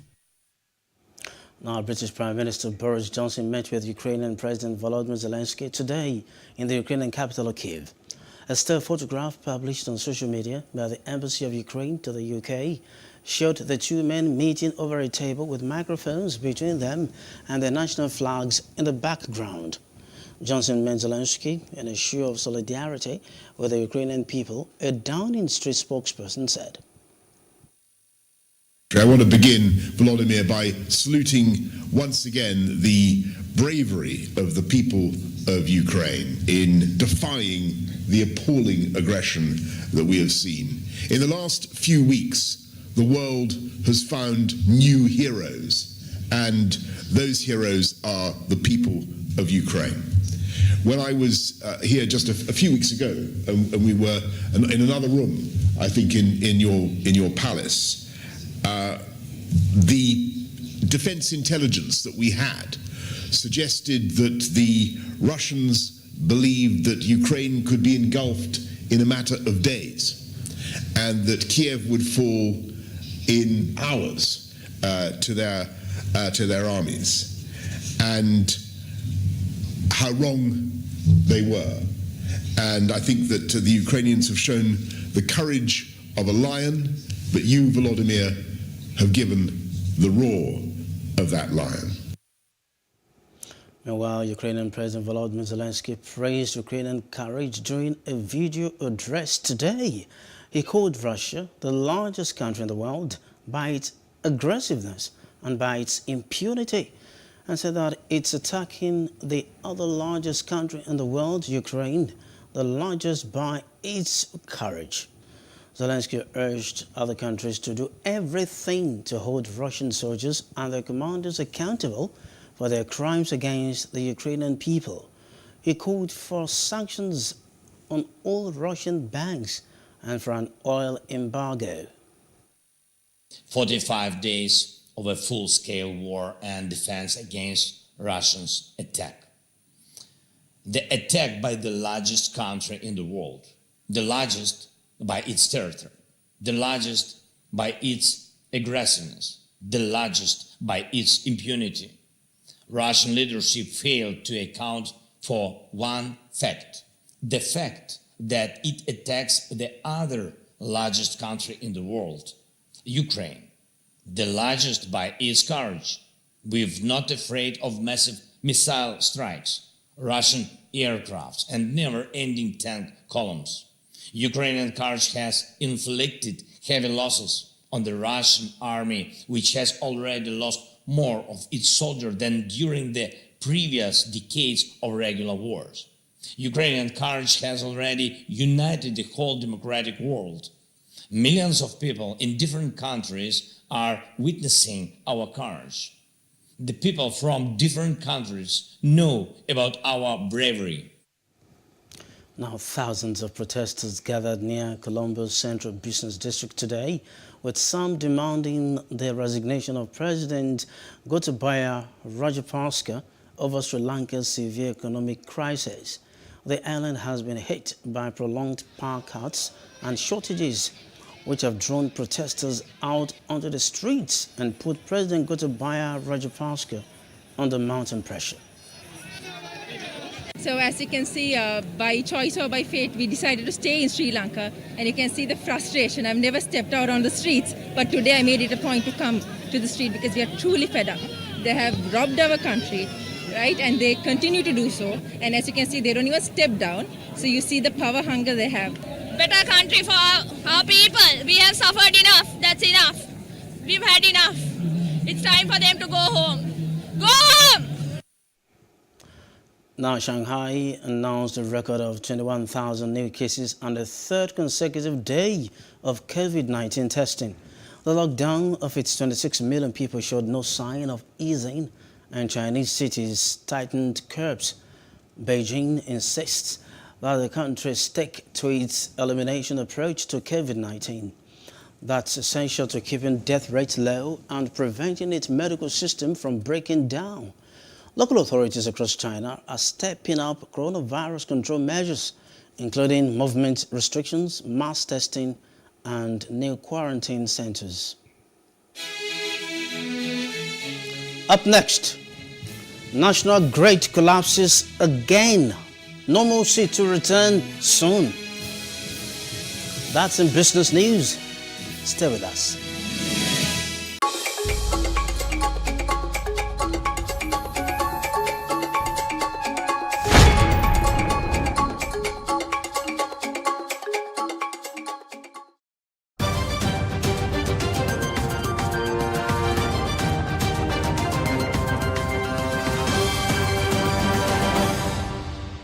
Electricity consumers have slammed Eco Electricity Distribution Company and Ikeja Electric PLC for the epileptic power supply being experienced in Lagos State in the past weeks.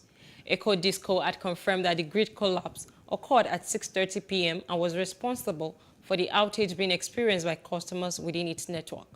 On his part, National Coordinator All Electricity Consumers Protection Forum, Adeola Samuel Ilori, said power generation was yet to peak in the country following weeks of instability, and that the drop in power generation was responsible for the poor supply of power to customers by the discos. The Semi-Customs Command of the Nigeria Customs Services, NCS, has revealed that its officers intercepted and seized 39,000 liters of premium motor spirits, PMS, concealed in 1,300 jerrycans along the various creeks around Badagry and Seme-Border area of the country.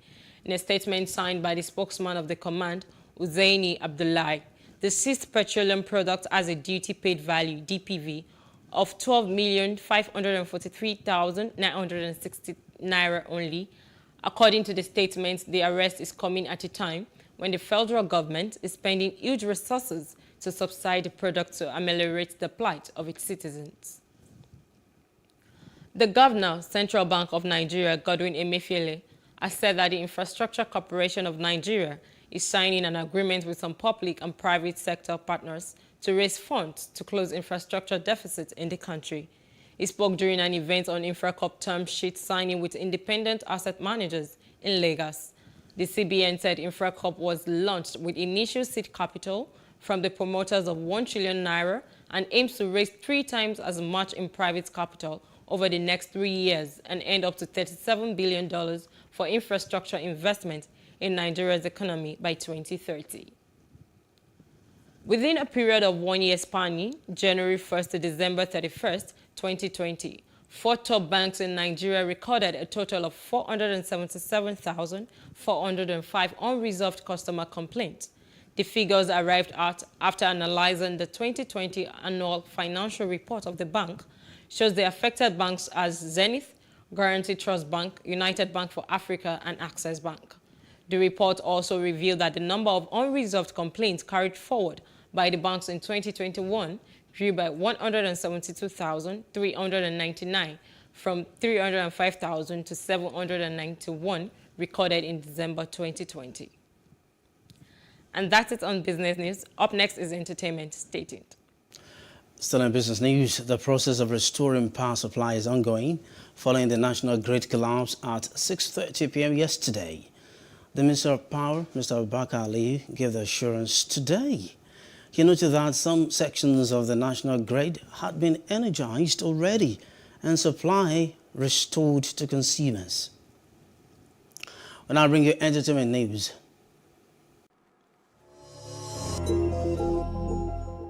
Rick Ross is set to return to Africa's entertainment capital Lagos next Thursday for a scintillating Easter concert. This is after stealing the hearts of Nigerians for over a decade for his P-Square Beautiful Onyinye collaboration, as well as several appearances in the homeland. It's an initiative of Global Music Power Players, Immensa Music and Stella International. The show is dubbed Rick Ross Live in Lagos and will see the rap Mervic share the stage with some Africa's finest art, including Davido, Tiwa Savage, Mayor Kun, DJ Obi and many more at the showbiz-friendly Echo Hotels and Suites. Nollywood actors Kanayo O Kanayo, Patience Ozokwo, popularly known as Mama G, and movie producer. Nollywood actors Kanayo O Kanayo, Patience Ozokwo, popularly known as Mama G, and movie producer James Ogwejofor have called for more researched scripts to further boost the development of movie industry. The filmmakers said this in separate interviews today in Lagos. Kanayo believes that Nollywood has done well over the years, but needs to do more in terms of research on movie scripts. Ozokwo also said that Nollywood should be applauded for coming this far and putting Nigeria at the forefront of movie production. She called for support for the industry, adding that it would go a long way in helping producers churn out great movies from good scripts. Stars of the hit TV show Severance took the red carpet in Hollywood yesterday to mark the final episode being released on Apple TV+. Directed by comedy legend Ben Stiller, the show tells the story of employees having their work lives and personal lives surgically separated in their minds while working for a mysterious corporation. For the cast, it's the first time they have all got together since filming wrapped. The show was shot in early 2021 as the COVID pandemic swept across the world, making it difficult to socialize. The series have been described as suspenseful and claustrophobic by critics, with many praising the use of anamorphic lenses to create an extra layer of cinematography. It's sort of based in the idea of these workplace comedies like The Office or Office Space that over the last 20 or so years have become a genre in American filmmaking and television. And that kind of comedy, I think, actually informs the show, even though it's, totally weird and dramatic. Also, there's that weird sensibility of the Office workplace banter comedy that kind of it's rooted in, I think. You kind of would think that you would want to make something the opposite of this lockdown.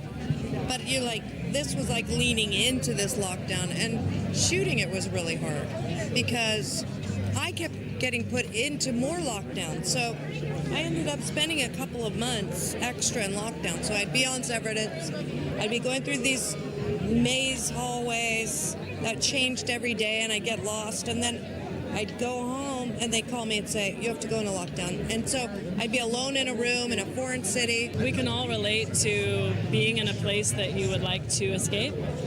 After, so many months being indoors, I really it was a real relief to tap into Helly's rebellious nature, and being in those very stark hallways. It was very inspiring to me want to get the hell out of there. For a lot of people now, like, their home is their office. They don't, people are working from home a lot more. So this world kind of anticipated that in a weird way. But it does feel even more relevant now, given that, like, changing work-life dynamic. So it's been thrilling, to get that news in recent weeks. And also, we all just took a sigh of relief because we were, wanting to see where it went story-wise as well. So. Popular gospel singer Osinachi Onwachukwu has died after battling an undisclosed alignment. The Ekwueme singer, who has been on a life support for the past 2 months, died in an Abuja-based hospital. 42-year-old Sinach, who is known for her angelic voice, is popular for the track. Ekwueme is survived by her husband and 4 children. The very best in sports news is up next.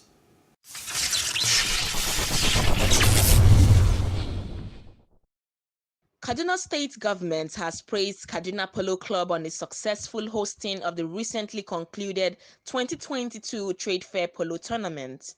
The government also acknowledged its enduring support in the promotion of commerce and tourism in the state. The prestigious polo tourney that attracted tourists and business gurus to the state in their droves attracted over 10 teams jostling for 3 major prizes. The biggest prize of the tournament was the Asokoro Island Cup that pitted 3 traditional rivals, the Trapco Ranch team, Profile Polo team and Dokaji team from Abuja. Anthony Joshua's promoter Eddie Hearn said the UK is among the venues being considered to host the Britain's rematch against Ukraine's Alexander Usyk. Hearn, who said the fight will take place in June or July, disclosed that negotiations were already ongoing. World heavyweight champion Usyk beat Joshua in front of a sellout crowd in London in September last year to claim the WBA, WBO, IBF and IBO belts. The winner could be in line for a unification bout with WBC heavyweight champion Tyson Fury of Britain. Everton secured what could prove a priceless victory in their battle to avoid relegation as lackluster Manchester United were beaten at Goodison Park. Frank Lampard's side were plunged into an even deeper crisis when they lost at fellow strugglers Burnley in midweek. That left them facing the prospect of dropping into the bottom 3 this weekend if results went against them. In a game low on quality but high in tension, Everton's victory came courtesy of Anthony Gordon's 27th minute drive. It took a heavy deflection off United captain Harry Maguire to leave keeper David De Gea wrong-footed. Everton keeper Jordan Pickford made 2 important early saves from Marcus Rashford and a vital late block from Cristiano Ronaldo.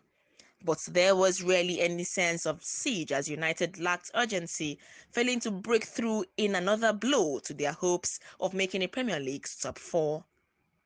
It's not easy. Two defeats in a week. Performance good enough to get points, we don't get it. But the general reaction to that is obviously 2 defeats in a week. So to go again against Saturday morning against a team that are fresh, a team that are full of quality, and show that level of fight and spirit and desire to join the fans into the equation, bring them in. So it was joined up, like it has been here for Goodison. All my games here, I felt that, to be fair, and we've been good here. But that's not a given until you put the effort in, and they did today, and they got what they deserved. I feel like we've been due one of those, a deflection, a goal, something to hang on to that gives you a feeling. And pleased that it's Anthony because of what he brings. He loves the club. Been here since a young boy. You speak to him and he feels it. He's mature for his age. He wants to score goals and make assists. He can't stop asking you that every day. It's what he wants to do. So for him to get that is just a culmination of all those things together. And no wonder the fans love him. Chelsea put a terrible week behind them to return to winning ways in devastating style with a 6-goal demolition of Southampton. Having been beaten 4-1 at home to Brentford in the Premier League and then suffering a 3-1 defeat to Real Madrid, Chelsea bounced back. It was in a manner that will give Thomas Tuchel encouragement that his side could salvage their Champions League tie in Spain next week. Tuchel said before kickoff that things are upside down after 2 damaging results, but his players responded by hitting the woodwork 3 times and scoring 4 in an astonishing first half at St. Mary's Stadium. Timo Werner hit the post and then headed against the bar inside the opening 7 minutes before Marcos Alonso fired the visitors ahead after Mason Mount's assist. Mount made it 6 from close range on an embarrassing afternoon for Ralph Hazen and his Southampton players. And the main news again. Minister of Transportation Rotimi Amechi has now joined the 2023 presidential race.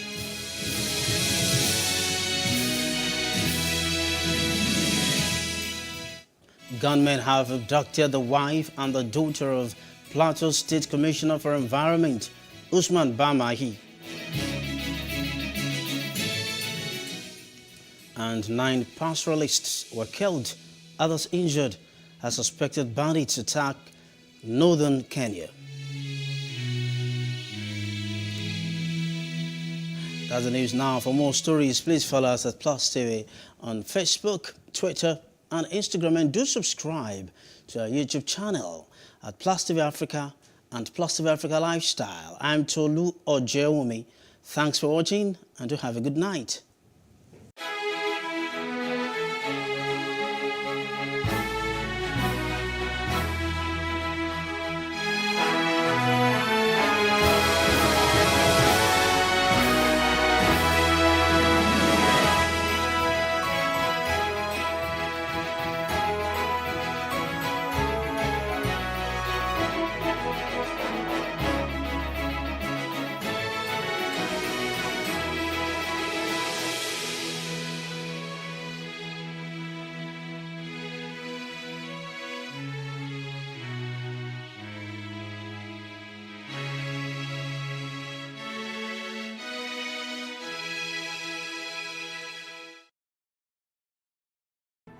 There is no voting on social media.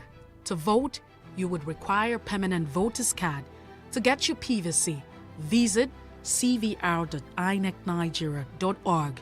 Create your account with a valid email address and start the registration process. An activation link will be sent to you. Click on the link and activate your account. Fill out the form, pick and submit a convenient date and time for your biometrics. Print the application slip, which should have your QR code. On the appointed date, go to the nearest INEC office for your biometric capturing. Thereafter, you will get a registration slip to pick your permanent voter's card when ready. Get your PVC today. This message is from PlusTvAfrica.